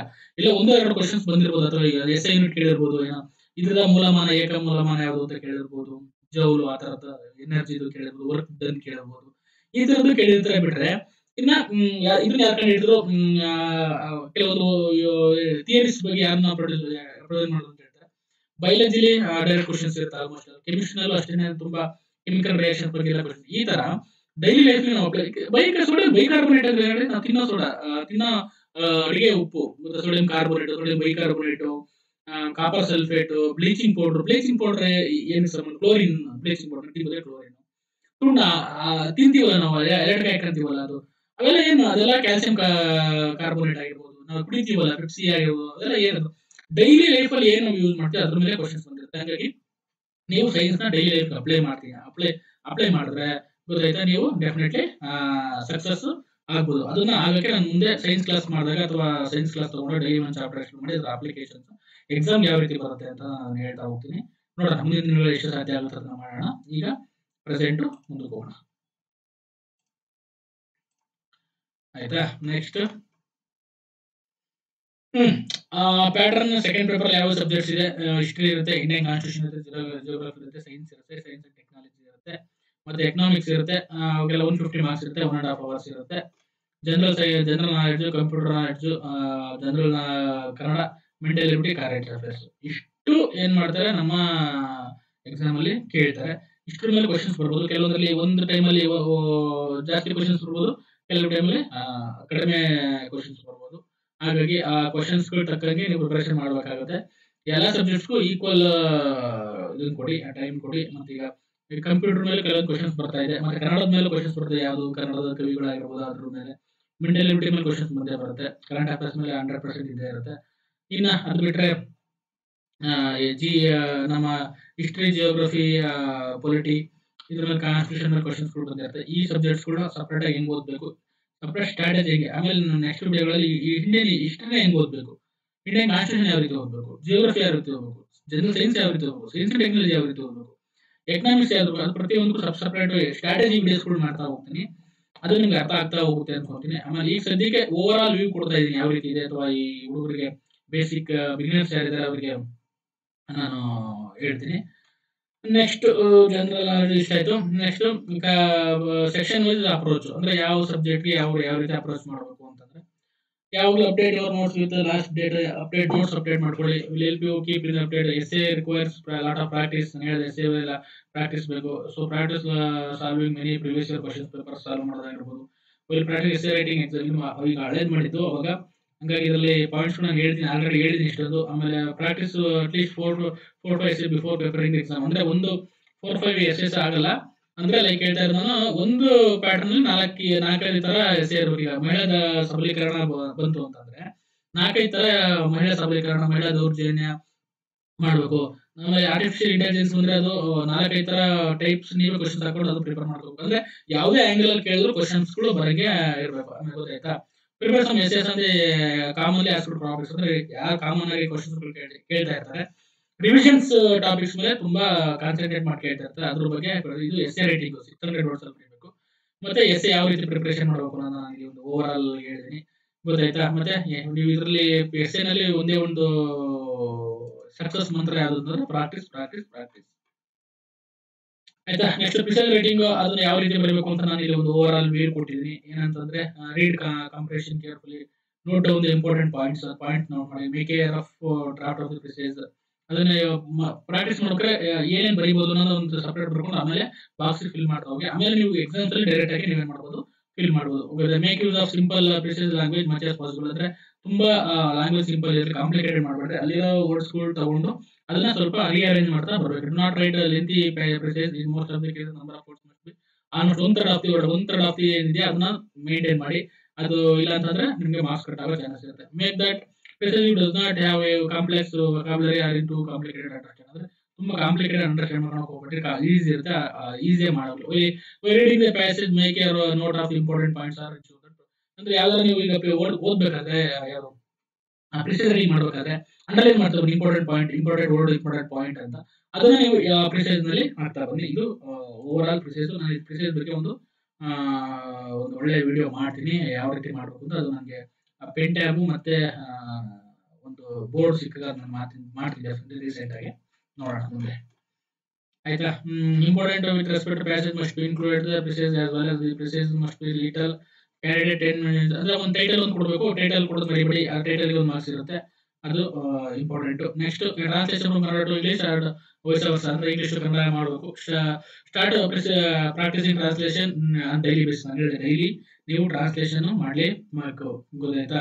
ಟ್ರಾನ್ಸ್ಲೇಷನ್ ಮಾಡಲಿಲ್ಲ ಅಂತಂದ್ರೆ ಡೆಫಿನೆಟ್ಲಿ ನೀವು ಸಕ್ಸಸ್ ಆಗಲ್ಲ. ಡೈಲಿ ಪ್ರಾಕ್ಟೀಸ್ ಮಾಡಲೇಬೇಕು. It will easier to do translated ಎಷ್ಟು ಈಸಿ, ಅಂದ್ರೆ ನೀವು ಎಷ್ಟು ಪ್ರಾಕ್ಟೀಸ್ ಮಾಡ್ತೀರಾ ಅಷ್ಟು ನೀವು ಸಕ್ಸಸ್ ಆಗ್ತೀರಾ.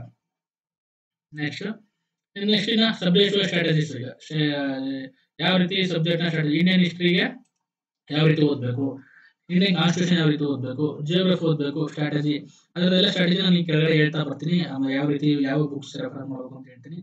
ಮತ್ತೆ ಇನ್ನು ಮುಂದಿನ ವಿಡಿಯೋದಲ್ಲಿ ಸಾಧ್ಯವಾದರೆ ಹಿಸ್ಟ್ರಿ ಯಾವ ರೀತಿ ಪ್ರಿಪೇರ್ ಮಾಡಬೇಕು, ಬರೀ ಹಿಸ್ಟ್ರಿನ ಯಾವ ರೀತಿ ಓದಬೇಕು, ಯಾವ ಸಬ್ಜೆಕ್ಟ್ ಯಾವ ಬುಕ್ ಓದಬೇಕು, ಹೆಂಗ್ ನೋಟ್ಸ್ ಮಾಡ್ಕೋಬೇಕು, ಅದನ್ನ ನಾನು ಹೇಳ್ತಾ ಹೋಗ್ತೀನಿ. ಮತ್ತೆ ಕರೆಂಟ್ ಅಫೇರ್ಸ್ ನಾನು ಹೇಳಿದ್ದೀನಿ, ಪ್ರಜಾವಾಣಿ ಪೇಪರ್ ಹೆಂಗ್ ಓದಬೇಕು ಹೇಳಿದ್ದೀನಿ. ಪ್ರಜಾವಾಣಿ ಪೇಪರ್ ಓದಲೇಬೇಕು. ನಾನು ಏನಕ್ಕೆ ಬಡ್ಕಂತ ಇದ್ದೀನಿ, ಏನಕ್ಕೆ ಹೇಳ್ತಾ ಇದ್ದೀನಿ ನಾನು ಪ್ರಜಾವಾಣಿ ಪೇಪರ್ ಅಂದ್ರೆ ತುಂಬಾ ಇಂಪಾರ್ಟೆಂಟ್, ಗೊತ್ತಾಯ್ತಾ. ನೀವೇನಾದ್ರೂ ಸಕ್ಸಸ್ ಆಗಬೇಕು, ಎಸ್ಸೆ ರೈಟಿಂಗ್ ಅಲ್ಲಿ, ಪ್ರಿಸೈಸ್ ರೈಟಿಂಗ್ ಅಲ್ಲಿ ನಿಮ್ಗೆ ವಿಶ್ಲೇಷಣಾ ಸಾಮರ್ಥ್ಯ ಬರಬೇಕು, ಅನಲಿಟಿಕಲ್ ಥಿಂಕಿಂಗ್ ಬರಬೇಕು, ರ್ಯಾಷನಲೈಸ್ ಥಿಂಕಿಂಗ್ ಬರಬೇಕು ಅಂತಂದ್ರೆ ನೀವು ಪ್ರಜಾವಾಣಿ ಪೇಪರ್ ಓದಬೇಕು. ಯಾಕಂದ್ರೆ ಅಲ್ಲಿ ಬರೋ ವ್ಯೂಸ್, ಅಲ್ಲಿ ಬರೀತಾರ ರೈಟರ್ಗಳು ದೊಡ್ಡ ದೊಡ್ಡ ಸ್ಕಾಲರ್ಸ್ ಇರ್ತಾರೆ, ಅವರು ನಾಲೆಡ್ಜ್ ನ ಶೇರ್ ಮಾಡ್ತಾರೆ ನಿಮ್ಮ ಹತ್ರ. ಆ ನಾಲೆಡ್ಜ್ ನ ನೀವು ಶೇರ್ ತಗೊಂಡು ಅದನ್ನ ನಿಮ್ಮ ತಲೆಯ ಒಳಗಿರೋ ಪ್ರೋಸೆಸ್ CPU ಏನ್ ಮೆದುಳಿಗೆ ಹಾಕೊಂಡು ಪ್ರೋಸೆಸ್ ಮಾಡಿ ನೀವು ಔಟ್ಪುಟ್ ಕೊಡ್ಬೇಕಾಗುತ್ತೆ, ಗೊತ್ತಾಯ್ತಾ. ಅದಕ್ಕೆ ಹೇಳ್ಬೇಕು. ನೆಕ್ಸ್ಟ್ ನಾನು ಸಪ್ರೇಟ್ ವಿಡಿಯೋ ಮಾಡಿದಾಗ ಹೇಳ್ತೀನಿ ನಾನು ಯಾವ ರೀತಿ ಸ್ಟ್ರಾಟಜಿ ಮಾಡಬೇಕು. ಜನರಲ್ ಸೈನ್ಸ್ ಆಗಿರ್ಬೋದು, ಎಕನಾಮಿಕ್ಸ್ ಆಗಿರ್ಬೋದು, ಈ ಕಂಪ್ಯೂಟರ್, ಇಷ್ಟೆಲ್ಲ ಸಬ್ಜೆಕ್ಟ್ಸ್ ಇರ್ತವೆ ಅಂತ ಗೊತ್ತಿರಬೇಕು. ಕರೆಂಟ್ ಅಫೇರ್ಸ್ ಹೇಳ್ತೀನಿ ಏನೇನು ಓದಬೇಕು. ಆಲ್ರೆಡಿ ಪ್ರಜಾವಾಣಿ ಪೇಪರ್ ಆಗಿ ಹಿಂದೂ ಆಗಿರ್ಬೋದು, ಯೋಜನೆ ಆಗಿರ್ಬೋದು, ಆಮೇಲೆ ಯೋಜನಾ ಯಾವ ರೀತಿ ಓದಬೇಕು ಅಂತ ವಿಡಿಯೋ ಮಾಡಿದ್ದೀನಿ, ಅದನ್ನು ಓದ್ಕೊಳ್ಳಿ. GS ಗೆ ಮತ್ತೆ ಇದಕ್ಕೆ ತುಂಬಾ ವೆರಿ ವೆರಿ ಇಂಪಾರ್ಟೆಂಟ್, ಗೊತ್ತಾಯ್ತಾ. ಅದನ್ನ ನೆಗ್ಲೆಕ್ಟ್ ಮಾಡಬೇಡಿ, ಅರ್ಥ ಆಯ್ತಾ. Next the questions asked in general facts and concept based questions ಇರುತ್ತೆ. ಏನು ಯಾವುದು PSC ಅಲ್ಲಿ concept based and direct questions ಇರುತ್ತೆ, ಮತ್ತೆ ಕಾನ್ಸೆಪ್ಟ್ ಬೇಸ್ಡ್ ಕ್ವಶನ್ಸ್ ಪರಿಕಲ್ಪನೆ ಆಧಾರಿತ ಕ್ವಶನ್ಸ್ ಅಂತ ಕರೀತಾರೆ. ಅದರ ಬರುತ್ತೆ number of questions from the general science section also asked. ಅಂದ್ರೆ ತುಂಬಾ ಜನರಲ್ ಸೈನ್ಸ್ ಕ್ವಶನ್ಸ್ ಇರುತ್ತೆ. ಸೈನ್ಸ್ ಬಗ್ಗೆ ಜಾಸ್ತಿ ಕಾನ್ಸಂಟ್ರೇಟ್ ಮಾಡಿ ಆರ್ಟ್ಸ್ ಹುಡುಗರು ಸೈನ್ಸ್ ನ ಯಾಕೆ ಜಾಸ್ತಿ ಭಯ ಪಡ್ತಾರೆ ಅಂದ್ರೆ ಕಾನ್ಸೆಪ್ಟ್ ಅರ್ಥ ಆಗಿರಲ್ಲ. ಏನೋ ಇದೆ ಕಾಲ್ಸಿಯಂ ಕಾರ್ಬೋನೇಟ್ ಅಂದ್ರೆ ಏನು, ಸೋಡಿಯಂ ಕ್ಲೋರೈಡ್ ಅಂದ್ರೆ ತಲೆ ಕೆಡಿಸ್ಕೊಂಡು ಹೋಗ್ತಾರೆ. ಏನಿಲ್ಲ ಸಿಂಪಲ್, ನೀವು ದಿನನಿತ್ಯ ಬಳಸೋ ವಸ್ತುಗಳ ಮೇಲೆ ಕ್ವಶನ್ಸ್ ಬಂದಿರುತ್ತೆ. ಅದನ್ನ ಕ್ರ್ಯಾಕ್ ಮಾಡ್ಬೇಕು, ಅದನ್ನ ಐಡೆಂಟಿಫೈ ಮಾಡ್ಬಿಟ್ಟು ಎಲ್ಲಿ ಯೂಸ್ ಆಗುತ್ತೆ ಅನ್ನೋದನ್ನ ನೀವು ತಿಳ್ಕೊಂಡು ಇಟ್ಕೊಂಡಿದ್ರೆ ಮೈಂಡ್ ಯೂಸ್ ಮಾಡಿದ್ರೆ ಗೊತ್ತಾಗುತ್ತೆ ಏನ್ ಮಾಡೋದು ಅಂತ. ಸ್ವಲ್ಪ ಥಿಂಕ್ ಮಾಡಿ, ಗಟ್ ಮಾಡಕ್ ಹೋಗ್ಬಿಡಿ, ಬಯಾಟ್ ಮಾಡಿ. ಸೈನ್ಸ್ ಒಂದು ಬಯಾಟ್ ಮಾಡಕ್ ಹೋಗ್ಬಿಡಿ. ಎಷ್ಟೋ ಜನ ನಾನು ನೋಡಿದೀನಿ. ನನ್ನ ಫ್ರೆಂಡ್ ಒಬ್ಬ ಇದ್ದಾನೆ, ಎಷ್ಟು ಹೇಳಿದ್ರು ಕೇಳಲ್ಲ. ಸೈನ್ಸ್ ನ ನೀವು ಅವ್ನ ಅಪ್ಲಿಕೇಶನ್ಸ್ ಯಾವ್ದಾದ್ರು ಕಡೆ, ಯಾವ್ದು ಬರ್ನರ್ಸ್ ಪ್ರಿನ್ಸಿಪಲ್ ಅಪ್ಲಿಕೇಶನ್ ಹೇಳೋ ಮಗ ಅಂದ್ರೆ ಡ್ರಾಪ್ ಅಂತ ಹೇಳ್ತಾನೆ. ಆಮೇಲೆ ಇದು ಜೌಸ್ ಲಾ ಅಪ್ಲಿಕೇಶನ್ಸ್ ಹೇಳಿದ್ರೆ ಹೇಳ್ತೀನಿ. ನ್ಯೂಟನ್ ತರಲ್ಲ ಅಪ್ಲಿಕೇಶನ್ ಹೇಳೋದು, ನ್ಯೂಟನ್ ತರಲ್ಲ ಹೇಳೋದ್ರು ಗೊತ್ತಿಲ್ಲ. FE ಹೇಳು ಏನು, FE ಏನ್ ಹೇಳ್ತಾ ಹೇಳಿದ್ರು ಗೊತ್ತಿಲ್ಲ. ಅವ್ರಿಗೆ ಮಾಸಿಟ್ ರಿಲೇಷನ್ ಏನಂತ ಹೇಳಿದ್ರು ಗೊತ್ತಿಲ್ಲ. ಅದನ್ನ ಅರ್ಥ ಮಾಡ್ಕೋಬೇಕು. ಅದಕ್ಕೆ ನಾನು ಹೇಳೋದು, ನೀವು ಆ ಕಾನ್ಸೆಪ್ಟ್ ಅರ್ಥ ಆಯ್ತು ಅಂದ್ರೆ ನಿಮ್ಗೆ ಅದ್ರಲ್ಲಿರೋ ಅಪ್ಲಿಕೇಶನ್ಸ್ ಈಸಿಯಾಗಿ ಅರ್ಥ ಆಗುತ್ತೆ, ಗೊತ್ತಾಯ್ತಾ. ಆಮೇಲೆ ನ್ಯೂಟನ್ಸ್ 3 ಲಾಗಳು ಏನ್ ಹೇಳ್ತವೆ ಅದು ಯಾವ್ದು ಸಂಬಂಧಪಟ್ಟರೆ ಅದ್ರ ಅಪ್ಲಿಕೇಶನ್ 3 ನಿಮ್ ಕಾನ್ಸೆಪ್ಟ್ ಕ್ಲಿಯರ್ ಇರಬೇಕು, ಅಪ್ಲಿಕೇಶನ್ ಗೊತ್ತಿರಬೇಕು, ಮತ್ತೆ ಅದನ್ನ ರಿವರ್ಸ್ ಉಲ್ಟಾ ಗೇಟಾ ಕ್ವಶನ್ಸ್ ಕೇಳಿದ್ರು ಆನ್ಸರ್ ಮಾಡಕ್ ಗೊತ್ತಿರಬೇಕು, ಗೊತ್ತಾಯ್ತಾ. ಈಗ ಸರ್ಫೇಸ್ ಟೆನ್ಷನ್ ಆಗಿರ್ಬೋದು, ರಿಜಿಡಿಟಿ ಆಗಿರ್ಬೋದು, ಏನೇ ತಗೊಳ್ಳಿ, ನೀವು ಯಾವ್ದೇ ತಗೊಳ್ಳಿ. ನಾನು ಯಾಕೆ ಸೈನ್ಸ್ ಬಗ್ಗೆ ಜಾಸ್ತಿ ಹೇಳ್ತಿದ್ರೆ, ಸೈನ್ಸ್ ಬಗ್ಗೆ ತುಂಬಾ ಕ್ವಶನ್ಸ್ ಬರುತ್ತೆ. ಸೈನ್ಸ್ ಸ್ವಲ್ಪ ಪ್ರಾಬ್ಲಮ್. ಸೈನ್ಸ್ ಕಷ್ಟ. ನನಗೆ ಹೇಳ್ತೀನಿ, ದೇವರನ್ನೇ ಹೇಳ್ತೀನಿ, BSc ಮುಗಿದು B.Ed ಮುಗಿದ್ರು ನಮ್ಗಿನ್ನು ಫಿಸಿಕ್ಸ್ ಅಲ್ಲಿ ಎಷ್ಟೋ ಕಾನ್ಸೆಪ್ಟ್ ಅರ್ಥನೇ ಆಗಿರಲಿಲ್ಲ. ಪ್ರಾಮ್ಸ್ ಹೇಳ್ತೀನಿ. ನಾನು ಯಾವ ಕಾಂಪಿಟೇಟಿವ್ ಎಕ್ಸಾಮ್ಸ್ ಓದೋಕೆ ಸ್ಟಾರ್ಟ್ ಮಾಡೋದು, ಈ ಎಕ್ಸಾಮ್ಸ್ ಅಲ್ಲಿ ಈ ತರ ಅಪ್ಲಿಕೇಶನ್ಸ್ ಲೆವೆಲ್ ಕೇಳಿದ್ರು. ಈ ಹೈಸ್ಕೂಲ್ ಟೀಚರ್ ಅಪ್ಲೈ ಮಾಡಿದ್ರು, ಅವಾಗ ಗೊತ್ತಾಯ್ತು ಏನು ಅರ್ಥ. ಹುಡುಗರಿಗೆ ಪಾಠ ಮಾಡ್ಬೇಕು ಅಂತಂದ್ರೆ ನಿಮ್ಗೆ ಹೇಳ್ತಾರೆ ಯಾವ ರೀತಿ ನಿಮ್ಗೆ ಅರ್ಥ ಆಗಿರ್ಬೇಕಲ್ಲ ಫಸ್ಟ್. ಅದಕ್ಕೆ ನಮ್ಗೆ ಚೆನ್ನಾಗಿ ಅರ್ಥ ಆಯ್ತು ಅಂದ್ರೆ ಇನ್ನೊಬ್ರಿಗೆ ನಾವು ನೀಟಾಗಿ ಹೇಳ್ಬೋದು, ಗೊತ್ತಾಯ್ತು. ಹಾಗಾಗಿ ಕಾನ್ಸೆಪ್ಟ್ ಅರ್ಥ ಮಾಡ್ತಾರೆ. ಸೈನ್ಸ್ ಜನರಲ್ ಸೈನ್ಸ್ ತುಂಬಾ ಇರ್ತವೆ, ಆಯ್ತಾ. 10 questions that are fully sure of ಅಂದ್ರೆ ಅದೇ ಎಕ್ಸಾಮ್ ಮಾಡ್ಬೇಕಾದ್ರೆ ಎಕ್ಸಾಮ್ ಸ್ಟ್ರಾಟಜಿಗಳು ಹೇಳ್ಬೇಕಾದ್ರೆ ನಾನು ಹೇಳ್ತೀನಿ. ನಿಮ್ ಪಕ್ಕ ಆಯ್ತು ಅಂದ್ರೆ ಆನ್ಸರ್ ಮಾಡಿ, ಇಲ್ಲ ಅಂದ್ರೆ ಡೌಟ್ ಇದ್ರೆ ಆನ್ಸರ್ ಮಾಡ್ಕೋಬೇಡಿ ಅಂತ. Many fact based questions are asked, you can prepare them from the paper of GK books ಇಂದ ಪ್ರಿಪೇರ್ ಮಾಡೋದು ಅಂತಾರೆ. For general awareness question you need prepare for last 10 months current affairs. Last 10 month current affairs ನೀವು ಏನ್ ಮಾಡಬೇಕು, ಓದಲೇಬೇಕು. ಹೇಳಿದ್ರೆ magazine ಮತ್ತೆ ಪ್ರಜಾವಾಣಿ ಪೇಪರ್ನ ಯಾವುದೇ ಕಾರಣಕ್ಕೂ ಇದು ಮಾಡಬೇಡ್ರಿ. For current affairs question, you can refer any standard magazine where that last month current affairs converted in one book. ಅಂದ್ರೆ ಒಂದು ಬುಕ್ ಅಲ್ಲಿ ಯಾವುದು ಕವರ್ ಮಾಡಕ್ ಆಗಲ್ಲ, ಸಾಧ್ಯ ಇಲ್ಲ. ಹಾಗಾಗಿ ಎಲ್ಲಾ ಮ್ಯಾಗಝಿನ್ಸ್, ಮಂತ್ಲಿ ಮ್ಯಾಗಝಿನ್ಸ್ ಮತ್ತೆ Prajavani paper first Prajavani paper ಓದಿ, ಅದಕ್ಕೆ ಒಂದು ಬೇಸಿಕ್ ಆಗಿ ಅಥವಾ ಅದಕ್ಕೆ ಒಂದು ಜೊತೆಗೆ ಒಂದು ಮ್ಯಾಗಝಿನ್ ಓದಿ ಅಂತ ಹೇಳ್ತಾರೆ. ಜನರಲ್ ಟಿಪ್ಸ್ ಅಂಡ್ ಟ್ರಿಕ್ಸ್ ನಾನು ಲಾಸ್ಟಿಗೆ ಹೇಳ್ತೀನಿ, ಯಾಕೆಂತಂದ್ರೆ ಬುಕ್ಸ್ ಲಿಸ್ಟ್ ಮೇನ್ ಇಂಪಾರ್ಟೆಂಟ್ ಅಲ್ಲ. ಅಲ್ಲಿಗೆ ಹೋಗೋಣ ಡೈರೆಕ್ಟ್ ಆಗಿ. ಮೆಡಿಕಲ್ ಎಕ್ಸಾಮಿನೇಷನ್ ಅದಾದ್ಮೇಲೆ ಇದೆಲ್ಲ ಎಕ್ಸಾಮ್ ಪಾಸ್ ಆಗಿ ಆದ್ಮೇಲೆ ಮೆಡಿಕಲ್ ಎಕ್ಸಾಮಿನೇಷನ್ ಬರುತ್ತೆ. ಮೆಡಿಕಲ್ ಎಕ್ಸಾಮಿನೇಷನ್ ಬಂದಾಗ ನೀವು ಕೇಳಿ ಅವಾಗ ಏನಿದ್ರು ಡೌಟ್ ಕ್ಲಿಯರ್ ಮಾಡಿ. ಬುಕ್ ಲಿಸ್ಟ್ ಇದು ವೆರಿ ಇಂಪಾರ್ಟೆಂಟ್. ಎಲ್ಲ ಕೇಳ್ತಿದ್ದು ಇದೇನೆ ಸರ್, ಯಾವ ಬುಕ್ ಓದ್ಬೇಕು. ಹಂಗಾಗಿ ಬುಕ್ ಲಿಸ್ಟ್ ತಗೊಂಡ್ಬಂದಿದ್ದೀನಿ ನೋಡಿ. ಇಲ್ಲಿ 3 ಕ್ಯಾಟಗರಿ ಮಾಡಿದ್ದೀನಿ. ಇಲ್ಲಿ ಕಾಣಿಸ್ತಾ ರೈಟ್ ಸೈಡ್ ನಾನು ಇರೋ ಜಾಗದಲ್ಲಿ ಕಾಣಿಸ್ಲಿಲ್ಲ ಅಂತಂದ್ರೆ ಸ್ವಲ್ಪ ಅದನ್ನ ಅಡ್ಜಸ್ಟ್ ಮಾಡ್ಕೊಳ್ಳಿ. ನಾನು ಅದು ವಿಡಿಯೋ ಬ್ಯಾಕ್ ಗ್ರೌಂಡ್ ಅಲ್ಲಿ ಡಿಸ್ಪ್ಲೇ ಆಗ್ತಾ ಇಲ್ಲ. PSI book list for PSI, PC, FDA, SDA, KPC, PWD, PDO, KSRTC, KS, UPSC, SSC, groups ಎಲ್ಲ ಎಕ್ಸಾಮ್ಸ್ಗೂ ಹೆಲ್ಪ್ ಆಗುತ್ತೆ. ಇವು ನೀವು ಒಂದ್ಸತಿ ಓದಿ ನೋಟ್ಸ್ ಮಾಡಿ ಇಟ್ಕೊಂಡ್ರೆ ನೀವು ಯಾವ ಎಕ್ಸಾಮ್ ಬರೀತಾರೆ ಬರೀಬ್ರು, ನೀನು ಪಾಸ್ ಆಗಲಿಲ್ಲ ಅಂದ್ರೆ ಕೇಳು, ನಾನು ಹೇಳೋದು ಕೇಳು, ಗೊತ್ತಾಯ್ತಾ. ಯಾವ ಎಕ್ಸಾಮ್ ಬರ ಬರೀ. ಈ ಬುಕ್ಗಳು ನೀಟಾಗಿ ಓದಿ ಅಂಡರ್ಸ್ಟ್ಯಾಂಡ್ ಮಾಡ್ಕೊಂಡು ಕಾನ್ಸೆಪ್ಟ್ ತಿಳ್ಕೊಂಡು ನೋಟ್ಸ್ ಮಾಡಿ ಇಟ್ಕೊಂಡು ನಿಮ್ದೇ ನೋಟ್ಸ್ ನ ಅಪ್ಡೇಟ್ ಮಾಡ್ಕೊಂತ ಇದ್ರೆ. ಮತ್ತೆ ಕೆಲವೊಂದು ಹೇಳ್ತಾರೆ ಡೈರೆಕ್ಟ್ ಆಗಿ ಬುಕ್ ಅಲ್ಲಿ ಓದ್ತೀರಾ. ಬುಕ್ ಅಲ್ಲಿ ಓದ್ ಸರಿ, ಬಟ್ ಅದ್ರ ನಿಮ್ದೇ ಆದ ಒಂದು ಹ್ಯಾಂಡ್ ರೈಟಿಂಗ್ ಅಲ್ಲಿ ನೋಟ್ಸ್ ಮಾಡಿ ಇಟ್ಕೊಂಡ್ರೆ ತುಂಬಾ ಹೆಲ್ಪ್ಫುಲ್ ಆಗುತ್ತೆ. ಇದು ನನ್ನ ಒಂದು ಸ್ಟ್ರಾಟಜಿ. ಯಾಕೆಂತಂದ್ರೆ ನಿಮ್ಗೆ ಎಕ್ಸಾಮ್ ಅಲ್ಲಿ ನೆನಪರೋದು ಯಾವುದೇ ಬುಕ್ಕಿಂದ ನೆನಪರಲ್ಲ, ನೀವು ಬರೋದು ಹ್ಯಾಂಡ್ ರೈಟಿಂಗ್ ಅಲ್ಲೇ ನೆನಪರೋದು, ಗೊತ್ತಾಯ್ತಾ. ಹಾಗಾಗಿ ನಾನು ಹೇಳ್ತೀನಿ, ದಯವಿಟ್ಟು ನೋಟ್ಸ್ ಮಾಡ್ಕೊಳ್ಳಿ. ನೀವು ಏನೇ ಓದಿದ್ರು ಅದು ನೋಟ್ಸ್ ಮಾಡ್ಕೊಂಡು ನಿಮ್ದೇ ಹ್ಯಾಂಡ್ ರೈಟಿಂಗ್ ಅಲ್ಲಿ ಬರ್ಕೊಳ್ಳೋದು. 2 ಸೆಂಟೆನ್ಸ್ ಇರಲಿ, ಒಂದೇ ಸೆಂಟೆನ್ಸ್ ಇರಲಿ, ನಿಮ್ಗೆ ಅರ್ಥ ಆಗ್ಬೇಕು. ಈ ಫುಲ್ ಏನು ಓದಿದೀನಿ, ಕಾನ್ಸ್ಟಿಟ್ಯೂಷನ್ ಓದ್ತಿದ್ದೀನಿ ಅಂತಂದ್ರೆ ಕಾನ್ಸ್ಟಿಟ್ಯೂಷನ್ ನೀವು ಸಣ್ಣ ನಿಮ್ದೇ ಅದ ಹ್ಯಾಂಡ್ ರೈಟಿಂಗ್ ಬರೆದಿಟ್ಕೊಂಡ್ರೆ ನಿಮ್ಗೆ ಅದು ರಿವಿಷನ್ ಮಾಡೋಕೆ ತುಂಬಾ ಹೆಲ್ಪ್ ಆಗುತ್ತೆ. Books bulky books last exam ಟೈಮಲ್ಲಿ ನೀವು ರಿವಿಷನ್ ಮಾಡಕ್ ಹೋಗಲ್ಲ, ತಗೊಂಡು ಹೋಗಕ್ಕೂ ಆಗಲ್ಲ. ಅದೇ ನೀವು ಒಂದು ಸಿಂಪಲ್ ನೋಟ್ಸ್ ಇದ್ರೆ ನೀವು ತಗೊಂಡು ಹೋಗಿ ನಾನು ರಿವಿಷನ್ ಮಾಡ್ಬೋದು, ಈಸಿ ಆಗುತ್ತೆ. ಆಮೇಲೆ ನಿಮ್ಮ ಮೈಂಡ್ ಅಲ್ಲಿ ಪ್ರಿಂಟ್ ಆಗಿರುತ್ತೆ, ನಿಮ್ ಹ್ಯಾಂಡ್ ರೈಟಿಂಗ್ ನಿಮ್ದೇ ಆದ ಒಂದು ಶೈಲಿನಲ್ಲಿ ಪ್ರಿಂಟ್ ಆಗಿರುತ್ತೆ. ಹಾಗಾಗಿ ಈ ಬುಕ್ಸ್ಗಳು ವೆರಿ ಇಂಪಾರ್ಟೆಂಟ್. ನೋಟ್ಸ್ ಮಾಡೋದು ಅಷ್ಟೇ ಇಂಪಾರ್ಟೆಂಟ್, ಮತ್ತೆ ರಿವಿಷನ್ ಮಾಡೋದು ಅಷ್ಟೇ ಇಂಪಾರ್ಟೆಂಟ್. ಏನೇನ್ ಮಾಡಬೇಕು ಅಂತ ನಾನು ಈಗ ಹೇಳ್ತಾ ಹೋಗ್ತೀನಿ, ನೋಡಿ ಬೇಗ ಪಟ ನೋಡ್ಕೊಳ್ಳಿ ಬುಕ್ಸ್ಗಳು. ಮತ್ತೆ ಈ ಕ್ವಶನ್ ಆ ಬುಕ್ ಓದ್ಬೇಕು, ಈ ಬುಕ್ ಓದ್ಬೇಕು ಕೇಳ್ಬೇಡಿ. ದಯವಿಟ್ಟು ಬೇಕಾದ್ರೆ ಪಾಸ್ ಮಾಡಿ ನೋಟ್ ಮಾಡ್ಕೊಳ್ಳಿ. ಸಾಧ್ಯ ಆದ್ರೆ ನಿಮ್ಗೆ ಇದನ್ನ ಬರ್ದಿಟ್ಕೊಳ್ಳಿ ಯಾವ್ಯಾವ ನೋಟ್ಸ್ ಬೇಕು ಅಂತ ಅಂದ್ಬಿಟ್ಟು. ಬಟ್ ಇದು ನನ್ನ ವೈಯಕ್ತಿಕವಾಗಿ ಹೇಳ್ತಿದ್ದೀನಿ. ಇದು ಯಾವ್ದೇ ತರ ನೀವು ಈಗ ಹೊಸ ಸರ್ ಇದು ಚೆನ್ನಾಗಿದೆ, ಆ ಚೆನ್ನಾಗಿರೋ ಬುಕ್, ಇದು ಸಖತ್ತಾಗಿದೆ, ಅದು ಚೆನ್ನಾಗಿರುತ್ತೆ ಅನ್ಬೋದು. ಬಟ್ ಇದು ನಾನ್ ರೆಫರ್ ಮಾಡಿದ ಬುಕ್ ಎಲ್ಲ ಆಥರೈಸ್ಡ್ ಬುಕ್, ಗೌರ್ಮೆಂಟ್ ಬುಕ್ಸ್. ಇದು ಏನಕ್ಕೆ ಫ್ಯೂಚರ್ ಅಲ್ಲಿ ಹೆಲ್ಪ್ ಆಗುತ್ತೆ ಅಂತ ಹೇಳ್ತೀನಿ. ಈಗ ಕಾನ್ಸೆಪ್ಟ್ ಕ್ಲಿಯರ್ ಮಾಡಿ. ಈಗ ನೋಡಿ ನಾನು ಎಕ್ಸಾಂಪಲ್ ಹೇಳ್ತೀನಿ. ಏನಕ್ಕೆ ಹೈಸ್ಕೂಲ್ ಬುಕ್ಸ್ ಓದಿ ಅಂತ ಹೇಳ್ತೀನಿ. 6th ಇಂದ 10th ವರೆಗೂ ಒಂದು ಯಾವ್ದಾದ್ರು ರಿಫ್ಲೆಕ್ಷನ್ ಆಫ್ ಲೈಟ್ ಕೊಟ್ಟ ಅಂತಂದ್ರೆ ಅವನು 6ನೇ ಕ್ಲಾಸ್ ಹುಡುಗ ಮಟ್ಟಕ್ಕೆ ಎಷ್ಟು ಕೊಟ್ಟಿರ್ಬೇಕು, 7ನೇ ಕ್ಲಾಸ್ ಹುಡುಗ ಮಟ್ಟಕ್ಕೆ ಎಷ್ಟು ಕೊಟ್ಟಿರ್ಬೇಕು, 8ನೇ ಕ್ಲಾಸ್ ಹುಡುಗ ಮಟ್ಟಕ್ಕೆ ಎಷ್ಟು ಕೊಟ್ಟಿರ್ಬೇಕು, ಅವನ ಮಾನಸಿಕ ಸಾಮರ್ಥ್ಯಕ್ಕೆ ಅಂಡರ್ಸ್ಟ್ಯಾಂಡ್ ಮಾಡ್ಕೊಂಡು ಕಾನ್ಸೆಪ್ಟ್ ನ ಅಲ್ಲಿ ಹೇಳಿರ್ತಾರೆ. ಆಮೇಲೆ ಅಲ್ಲಿ ಏನ್ ಮಾಡಿರ್ತಾರೆ, ಎಕ್ಸ್ಪೆರಿಮೆಂಟ್ ಕೊಟ್ಟಿರ್ತಾರೆ, ಗಮನಿಸಿ ಅಂತ ಕೊಟ್ಟಿರ್ತಾರೆ, ಸೂಚನೆ ಅಂತ ಕೊಟ್ಟಿರ್ತಾರೆ, ಕೇಳಿ ತಿಳಿ, ಓದಿ ಕಲಿ ಏನೋ ಕೊಟ್ಟಿರ್ತಾರೆ. ಅವನ್ನೆಲ್ಲ ಓದಿದ್ರೆ ನಿಮ್ಗೆ ಏನಾಗುತ್ತೆ, ಅಪ್ಲಿಕೇಶನ್ಸ್ ಅರ್ಥ ಆಗ್ತಾ ಹೋಗುತ್ತೆ, ಕಾನ್ಸೆಪ್ಟ್ ಅರ್ಥ ಮಾಡಿ. ಅವ್ರು ಆಕ್ಟಿವಿಟಿ ಕೊಟ್ಟಿರ್ತಾರೆ, ಯಾವ್ದೊಂದು ಆಕ್ಟಿವಿಟಿ, ಏನಕ್ಕೆ ಆಕ್ಟಿವಿಟಿ ಕೊಟ್ಟಿರ್ತಾರೆ ಅಂದ್ರೆ ಆ ಕಾನ್ಸೆಪ್ಟ್ ಮಕ್ಕಳಲ್ಲಿ ಡೆವಲಪ್ ಆಗ್ಲಿ ಅಂತ ಕೊಟ್ಟಿರ್ತಾರೆ. ಹಂಗಾಗಿ ನಿಮ್ಗೆ ಅರ್ಥ ಆಗ್ಬೇಕು ಅಂದ್ರೆ ಆ ಆಕ್ಟಿವಿಟಿ ಎಲ್ಲ ಓದಿ ಒಂದ್ಸತಿ ಓದ್ಬಿಟ್ಟು ಏನ್ ಮಾಡಿ ಅರ್ಥ ಮಾಡ್ಕೊಳ್ಳಿ, ಏನಕ್ಕೆ ಇದು ಕೊಡ್ತಾ ಇದಾರೆ, ಏನಕ್ಕೆ ಇದರಿಂದ ಏನ್ ಅಪ್ಲಿಕೇಶನ್ಸ್ ಇದೆ ಅಂತ ನಿಮ್ಗೆ ಅರ್ಥ ಆಗ್ಬೇಕು. ಅದ್ಬಿಟ್ಟು ಯಾವ್ದೋ ಬರ್ದಿದ್ ಬುಕ್ ತಗೊಂಡು ಅದ್ರ ಡೈರೆಕ್ಟ್ ಕ್ವಶನ್ಸ್ ಇರುತ್ತೆ, ಆನ್ಸರ್ ಬರುತ್ತೆ, ಅದ್ ಮಾಡ್ತಾರೆ. ಅದೆಲ್ಲ ಬೇಡ. ಇವು ಓದಿ ಅವ್ರು ಓದಿ ನೆಕ್ಸ್ಟ್ ನಾನು ಓದ್ಬೇಡಿ ಅಂತ ಹೇಳಲ್ಲ. ಅವ್ರು ಕಷ್ಟಪಟ್ಟು ಬುಕ್ ಬರ್ದಿರ್ತಾರೆ, ಹಂಗನ್ಬಿಟ್ಟು ನಾನು ಅವ್ರನ್ನ ಡಿಗ್ರೇಡ್ ಮಾಡ್ತಾ ಇಲ್ಲ. ಆದ್ರೆ ಈ ಬುಕ್ಸ್ ಗಳು ವೆರಿ ಇಂಪಾರ್ಟೆಂಟ್, ಗೊತ್ತಾಯ್ತಾ. ನೀವು ಎಕ್ಸಾಮ್ ಕ್ರ್ಯಾಕ್ ಮಾಡಪ್ಪ, ನೀನು ನನ್ನ ಬುಕ್ ಓದ್ತೀಯೋ, ಇನ್ನೊಬ್ರು ಬುಕ್ ಓದ್ತೀಯೋ, ಯಾವ್ದೋ ಬುಕ್ ಓದ್ತೀಯೋ, ಫೈನಲ್ ಏನ್ ನಮಗೆ ಎಕ್ಸಾಮ್ ಕ್ರ್ಯಾಕ್ ಮಾಡ್ಬೇಕು ಅಷ್ಟೇ ತಾನೇ ಇರೋದು. ನಿಮ್ಗೆ ಎಕ್ಸಾಮ್ ಕ್ರ್ಯಾಕ್ ಮಾಡ್ಬೇಕು. ಯಾವ ಬುಕ್ಕಲ್ಲಿ ಏನ್ ಬಂದ್ರೆ ಏನು, ಯಾವ ಬುಕ್ಕಲ್ಲಿ ಏನ್ ಕೊಟ್ಟಿದ್ರೆ ನಿಮ್ಗೆ ಏನಾಗಬೇಕು, ಕಾನ್ಸೆಪ್ಟ್ ಅರ್ಥ ಮಾಡ್ಕೊಳ್ಳಿ. ಯಾವ ಬುಕ್ಕಲ್ಲಿ ಆಗಿರಲಿ ಕಾನ್ಸೆಪ್ಟ್ ಅರ್ಥ ಮಾಡ್ಕೊಳ್ಳಿ. ಏನೇ ಗೌರ್ಮೆಂಟ್ ಬುಕ್ ರೆಫರ್ ಮಾಡ್ತಿದ್ದೀನಿ ಅಂತಂದ್ರೆ ಇದನ್ನ ರೆಡಿ ಮಾಡಿರೋರು ಎಕ್ಸ್ಪರ್ಟ್ ಕಮಿಟಿ, ಗೊತ್ತಾಯ್ತಾ. ಬರ್ಗೂರು ರಾಮಚಂದ್ರಪ್ಪ ಆಗಿರ್ಬೋದು, ತುಂಬಾ ಒಳ್ಳೊಳ್ಳೆ ಎಕ್ಸ್ಪರ್ಟ್ ಕಮಿಟಿಗಳನ್ನ ಹಾಕಿ ನೀವು ಫ್ರಂಟ್ ಪೇಜ್ ಹೋದ್ರೆ ಯಾರ್ಯಾರು ಇರ್ತಾರೆ ಅಂದ್ರೆ ಡಾಕ್ಟರೇಟ್ ತಗೊಂಡಿರೋರು, ಒಳ್ಳೊಳ್ಳೆ ಕಾಲೇಜ್ಗಳು ಲೆಕ್ಚರ್ ಪ್ರೊಫೆಸರ್ಗಳು ಪ್ರಿಪೇರ್ ಮಾಡಿರ್ತಾರೆ, ಗೊತ್ತಾಯ್ತಾ. ಅವ್ರಿಗೆ ಗೊತ್ತಿರುತ್ತೆ ಯಾವ್ದು ಇಂಪಾರ್ಟೆಂಟ್ ಅಲ್ಲ. ಒಬ್ಬ ಮನುಷ್ಯನ್ಗೆ, ಒಬ್ಬ ಸೆಕೆಂಡ್ PUC ಓದ್ತಿರೋ ಹುಡುಗನಿಗೆ ಯಾವ್ದು ಹಿಸ್ಟ್ರಿನ ಹೇಳ್ಬೇಕು, ಯಾವ್ದು ಜಿಯೋಗ್ರಫಿನ ಹೇಳ್ಬೇಕು ಅಂತ ಹೇಳ್ತಾರೆ. ನಮ್ಮ ಕಾಂಪಿಟೇಟಿವ್ ಎಕ್ಸಾಮ್ಸ್ ಇರೋದು ಏನ್ ಹೇಳಿ, ಪದವಿ ಪಡೆದ ವಿದ್ಯಾರ್ಥಿಗೆ ಇರಬೇಕಾದ ಸಾಮಾನ್ಯ ಜ್ಞಾನವನ್ನು ಪರೀಕ್ಷಿಸುವ ಪರೀಕ್ಷೆಯೇ ಕಾಂಪಿಟೇಟಿವ್ ಎಕ್ಸಾಮ್ಸ್, ಗೊತ್ತಾಯ್ತಾ. ಒಂದು ಸಾಮಾನ್ಯ ಜ್ಞಾನ, ಸಾಮಾನ್ಯ ಸೈನ್ಸ್, ಜನರಲ್ ಸೈನ್ಸ್ 10th ಹುಡುಗನಿಗೆ UPSC ಏನ್ ಹೇಳ್ತಾರೆ, ಒಬ್ಬ ಸೆಕೆಂಡ್ PUC ಪಾಸ್ ಆದ ಒಬ್ಬ ವಿದ್ಯಾರ್ಥಿಗೆ ಇರಬೇಕಾದ ಮಾನಸಿಕ ಸಾಮರ್ಥ್ಯ ಅಂತ ಕೇಳ್ತಾರೆ, ಗೊತ್ತಾಯ್ತಾ. ಅಷ್ಟು ಮಾತ್ರ ಬೇಕಾಗೋದು ಇದರಲ್ಲಿ ಎಕ್ಸಾಮ್ ಅಲ್ಲಿ. ಹಾಗಾಗಿ ಈ book list very important, note ಮಾಡ್ಕೊಳ್ತಾ ಬನ್ನಿ. ಏನಕ್ಕೆ ಹೈಸ್ಕೂಲ್ ಬುಕ್ಸ್ ಹೇಳ್ತೀನಿ ಇದಕ್ಕೆ ಅಂತಂದ್ರೆ, ನೀವು ಕ್ಲಾರಿಟಿ ಇರಬೇಕು ನಿಮಗೆ. ಇವ್ ನೋಡಿ, subject history 6th to 12th Karnataka state board books. Reference book ಬೇಕಂದ್ರೆ ಇಲ್ಲಿ 3 ಕೆಟಗರಿ ಮಾಡಿದೀನಿ. Basic book list, reference, for concept clarity. ನಿಮ್ ಕಾನ್ಸೆಪ್ಟ್ ಕ್ಲಾರಿಟಿ ಬೇಕು ಅಂತಂದ್ರೆ ಇದನ್ನ ನೋಡ್ಬೋದು ಫಸ್ಟ್. ಬಟ್ ಇದನ್ನ ಓದಿ ಆಮೇಲೆ ರೆಫರೆನ್ಸ್ ಬುಕ್ ಓದಿ ಆಮೇಲೆ ಕಾನ್ಸೆಪ್ಟ್ ಕ್ಲಾರಿಟಿ ಓದಿ. ನೀವು ಡೈರೆಕ್ಟ್ ಈ ಉಲ್ಟಾ ಬರಕ್ ಹೋಗ್ಬೇಡ್ರಿ, ಗೊತ್ತಾಯ್ತು. ಎಲ್ಲರೂ ಏನ್ ಮಾಡ್ತಾರೆ, ಯೂಟ್ಯೂಬ್ ವಿಡಿಯೋ ನೋಡ್ತಾರೆ, ಅದೊಂದು ಬುಕ್ ರೆಫರ್ ಮಾಡ್ತಾರೆ, ಹೈಸ್ಕೂಲ್ ಬುಕ್ ಕೈ ಬಿಟ್ಕೊಡ್ತಾರೆ. ಫಸ್ಟ್ ಇದನ್ನ ಸ್ಟಾರ್ಟ್ ಮಾಡಿ. 6th to 12th Kannada history ಆಗಿರೋದು ಓದಿ. ಆಮೇಲೆ ನಿಮ್ಗೆ ಏನಾದ್ರು ರೆಫರೆನ್ಸ್ ಯಾವ್ದಾರ 3ರಲ್ಲಿ ಯಾವ್ದಾರ ಒಂದು ತಗೊಳ್ಳಿ ಸಾಕು. ಸದಾಶಿವ ಆಗಿರ್ಬೋದು, ಪಾಲಾಕ್ಷ ಆಗಿರ್ಬೋದು, ಕೆಲವೊಂದು ಫ್ಯಾಕ್ಟ್ಸ್ ಇರುತ್ತೆ,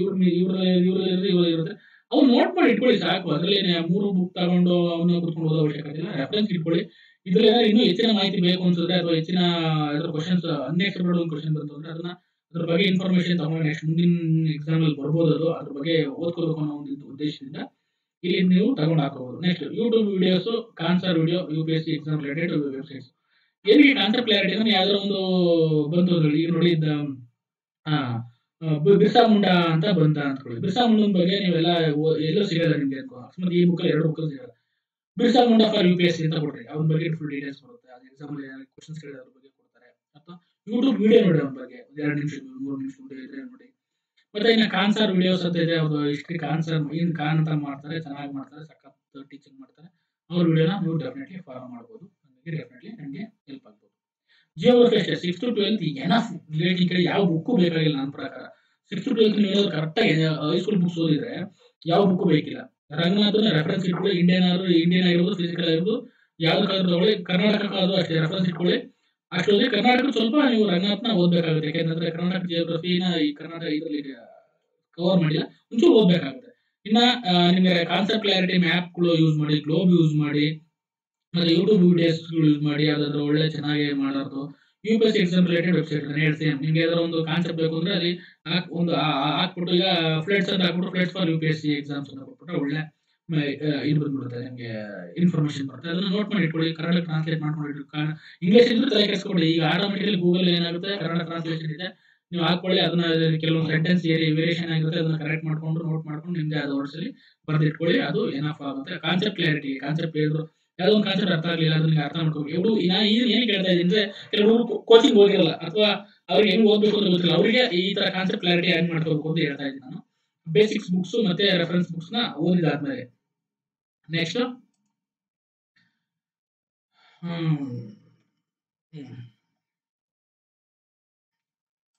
next quality. First P U C second P U C Karnataka books ಆಗಿರ್ಬೋದು, up to high school books 6th to 7th ಓದಿ, ಇನ್ನೂ ಸೈನ್ಸ್ ಸೋಷಿಯಲ್ ಓದಿರ್ತಾರೆ. ಲಕ್ಷ್ಮೀಕಾಂತ್ ಇಂಗ್ಲೀಷ್ ಇದೆ, ನೀವು ಡೆಫಿನೆಟ್ಲಿ ಒಳ್ಳೆಯ ಬುಕ್ ರೆಫರೆನ್ಸ್ ಮಾಡಿ. ಯು ಪಿ ಎಸ್ ಸಿ ಅವ್ರೆ ಅದನ್ನೇ ಓದೋದು, ನಿಮ್ಗೆ ಎಲ್ಲಾದ್ರಲ್ಲೂ ಕ್ಲಿಯರ್ ಆಗುತ್ತೆ. ಲಕ್ಷ್ಮೀಕಾಂತ್ ಓದಿದ್ರೆ ನಮ್ಗೆ ಇಂಗ್ಲೀಷ್ ಇದೆ. ಬಟ್ ಕೆ ಎಂ ಸುರೇಶ್ ಮತ್ತೆ ಪಿ ಎಸ್ ಗಂಗಾಧರ್ ಕನ್ನಡದಲ್ಲಿ ಯಾವ್ದಾರು ಒಂದು ತಗೊಳ್ಳಿ, ಯಾವ್ದಾರು ಒಂದು ಅಥವಾ ಯಾವ್ದಾರು ಒಂದು ರೆಫರೆನ್ಸ್ ಬುಕ್ ಇಟ್ಕೊಳ್ಳಿ. ಅಥವಾ ಎರಡು ಓದಿದ್ರೆ ಬೆಟರ್, ಏನು ಸಮಸ್ಯೆ ಇಲ್ಲ. Unacademy for Roman Saini videos ಚೆನ್ನಾಗಿದೆ. ರೋಮನ್ ಸೈನ್ ಅಂತ ಅನ್ ಅಕಾಡೆಮಿ ಫೋಲ್ಡರ್ ಇರ್ತಾರಲ್ಲ, ಅವರು ವಿಡಿಯೋಸ್ಗಳು ಮಾಡಿದ್ರೆ ತುಂಬಾ ಫಾಸ್ಟ್ ಆಗಿ ಒಂದು 15 ನಿಮಿಷ 20 ನಿಮಿಷ ಒಂದು ಇದು ಮುಗಿಸ್ತಾ ಹೋಗ್ತಾರೆ. ತುಂಬಾ ಚೆನ್ನಾಗಿದೆ, ಅದು ನೋಡಿ. ಅಥವಾ U P S C exam related ಯಾವ್ದಾದ್ರು ವೆಬ್ಸೈಟ್ ನ ಫಾಲೋ ಮಾಡಿ. Economics 8 to 12 Kannada books. ಈಗ 6th 7th ಅಷ್ಟೊಂದು ಎಕನಾಮಿಕ್ಸ್ ಕೂಡ ಏನಿಲ್ಲ, 8th ಇಂದ ಸ್ಟಾರ್ಟ್ ಆಗುತ್ತೆ, 8th ಇಂದ 12th ವರೆಗೂ ಓದಿ. ಮತ್ತೆ ಗಣೇಶ ಕೃಷ್ಣಮೂರ್ತಿ ಅವ್ರದ್ದು ಏನಾದ್ರು ನಿಮ್ಗೆ ರೆಫರೆನ್ಸ್ ಬೇಕಾದ್ರೆ ಇಟ್ಕೊಳ್ಳಿ. ಮತ್ತೆ ಮೃಣಾಲ್ ವಿಡಿಯೋಸ್ ಅಂತ ಬರುತ್ತೆ. ನಿಮ್ಗೆ ಎಕನಾಮಿಕ್ಸ್ ಇನ್ನೂ ಕಾನ್ಸೆಪ್ಟ್ ಕ್ಲಾರಿಟಿ ಬೇಕು, ನಂಗೆ ಇನ್ನೂ ಹೆಚ್ಚಿಗೆ ಓದಬೇಕು ಅಂದ್ರೆ ಓದಿ. Daily present paper economic section ಓದ್ತಾ ಹೋಗಿ. ಯಾಕಂದ್ರೆ ಎಕನಾಮಿಕ್ ಸೆಕ್ಷನ್ ತುಂಬಾ ಇನ್ಫ್ಲೇಷನ್ ಅಂದ್ರೆ ಏನು, ಸಾವರಿನ್ ಗೋಲ್ಡ್ ಬಾಂಡ್ ಅಂದ್ರೆ ಏನು, ಅದ್ರ ಬಗ್ಗೆ ನಾನು ಇದನ್ನೆಲ್ಲ ಹೇಳ್ತಾ ಇರೋದು ಎಲ್ಲಾ ಎಕ್ಸಾಮ್ಸ್ ರಿಲೇಟೆಡ್ ಆಗಿ ಹೇಳ್ತಿದ್ದೀನಿ. Only for P S I P C ಅಲ್ಲ. ನೀವು ಒಂದ್ಸತಿ ಓದಿದ್ರೆ but basics books reference books ಸಾಕು. ನಿಮ್ಗೆ ಇನ್ನೂ ಹೆಚ್ಚಿನ ಓದಬೇಕು, ಇದನ್ನೆಲ್ಲ ಮಾಡ್ಲೇಬೇಕು. ನೀವು ಪಿ ಸಿ ಗಾರ ಓದಿ, ಪಿ ಎಸ್ ಐ ಓದಿ, ಎಫ್ ಡಿ ಗಾರ ಓದಿ, ಓದಿ.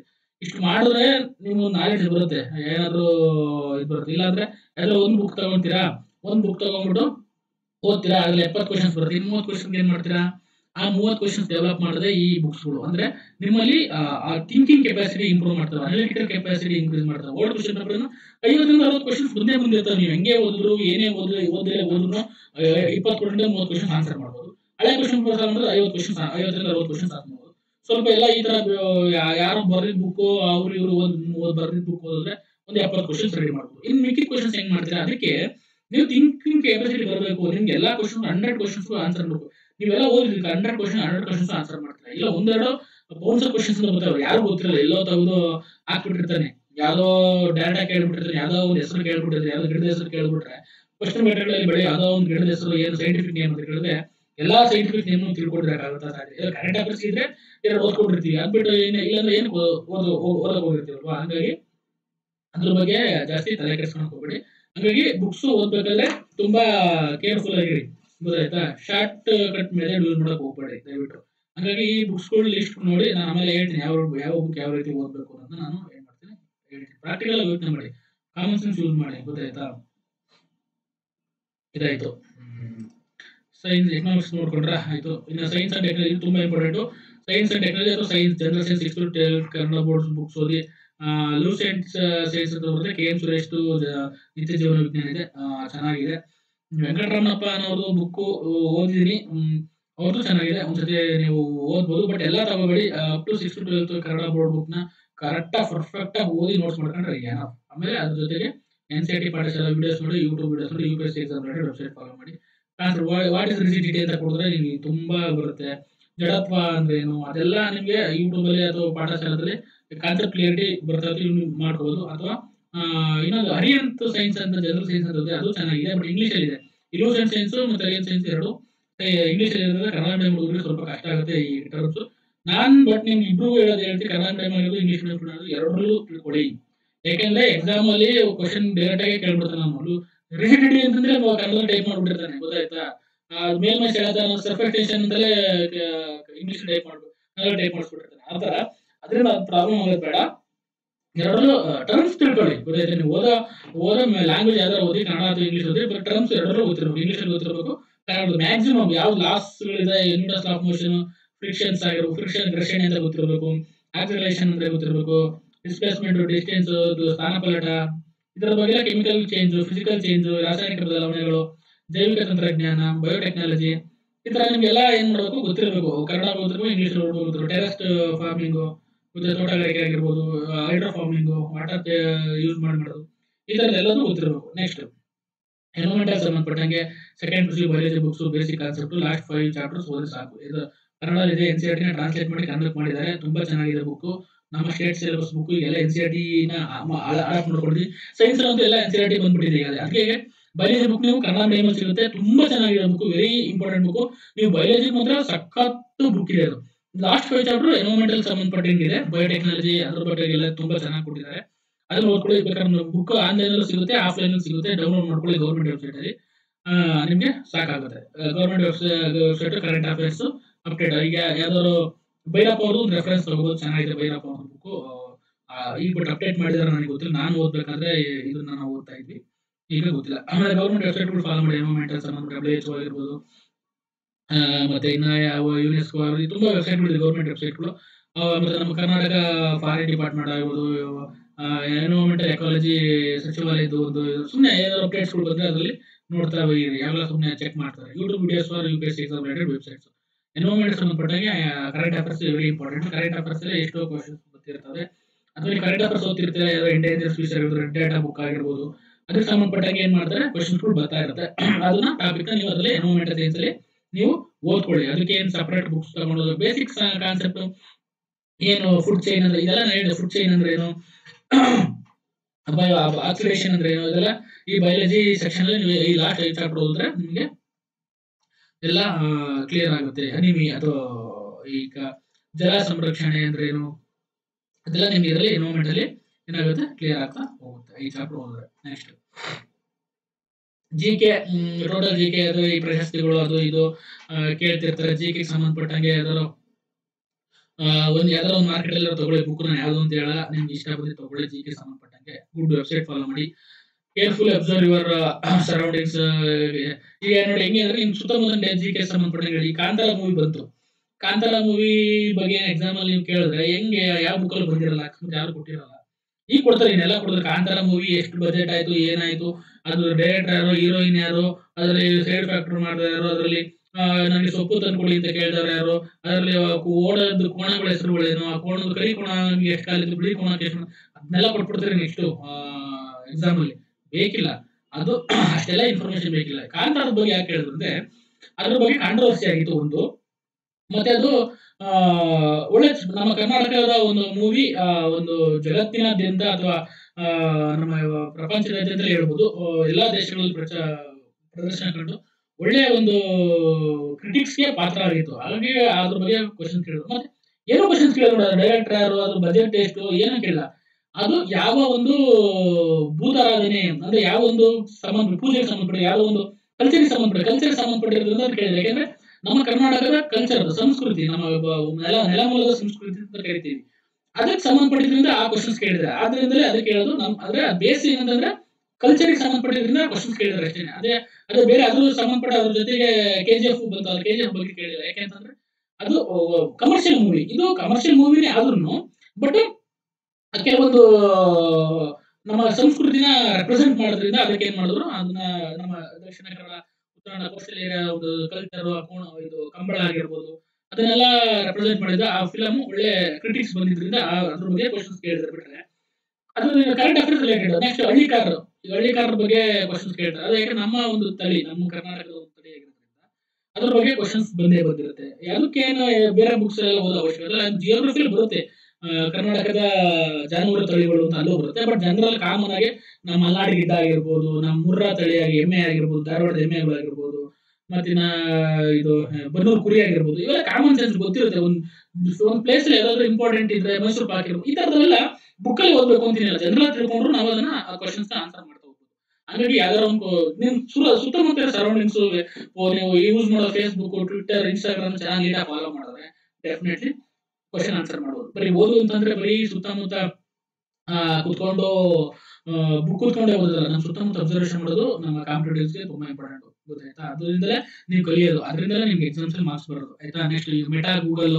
ಈಗ ಗೂಗಲ್ ಇದ್ಯಾರು CEO ಯಾರು ಅಂತ ಕೇಳಿದ್ರೆ ಬುಕ್ ತಗೊಂಡ ಓದ್ಬೇಕು. ಯಾಕೆಂದ್ರೆ ಸುಂದರ್ ಪಿಚೈ ಅವ್ನು ನಮ್ಮ ಭಾರತದವನು, ಅವ್ನ ಸ್ಟೇಟಸ್ ಹಾಕ್ತಿರ್ತೀರ, ಅವ್ನು ಮಾತಾಡಿದಾಗ್ತಿರ್ತೀರ, ಅವನು ಕರ್ನಾಟಕ ನಮ್ಮ ಭಾರತದವನು ಅಂತ ಅಂದ್ಬಿಟ್ಟು ನಾವು ಹೆಮ್ಮೆಯಿಂದ ಹೇಳ್ಕೊತೀವಿ.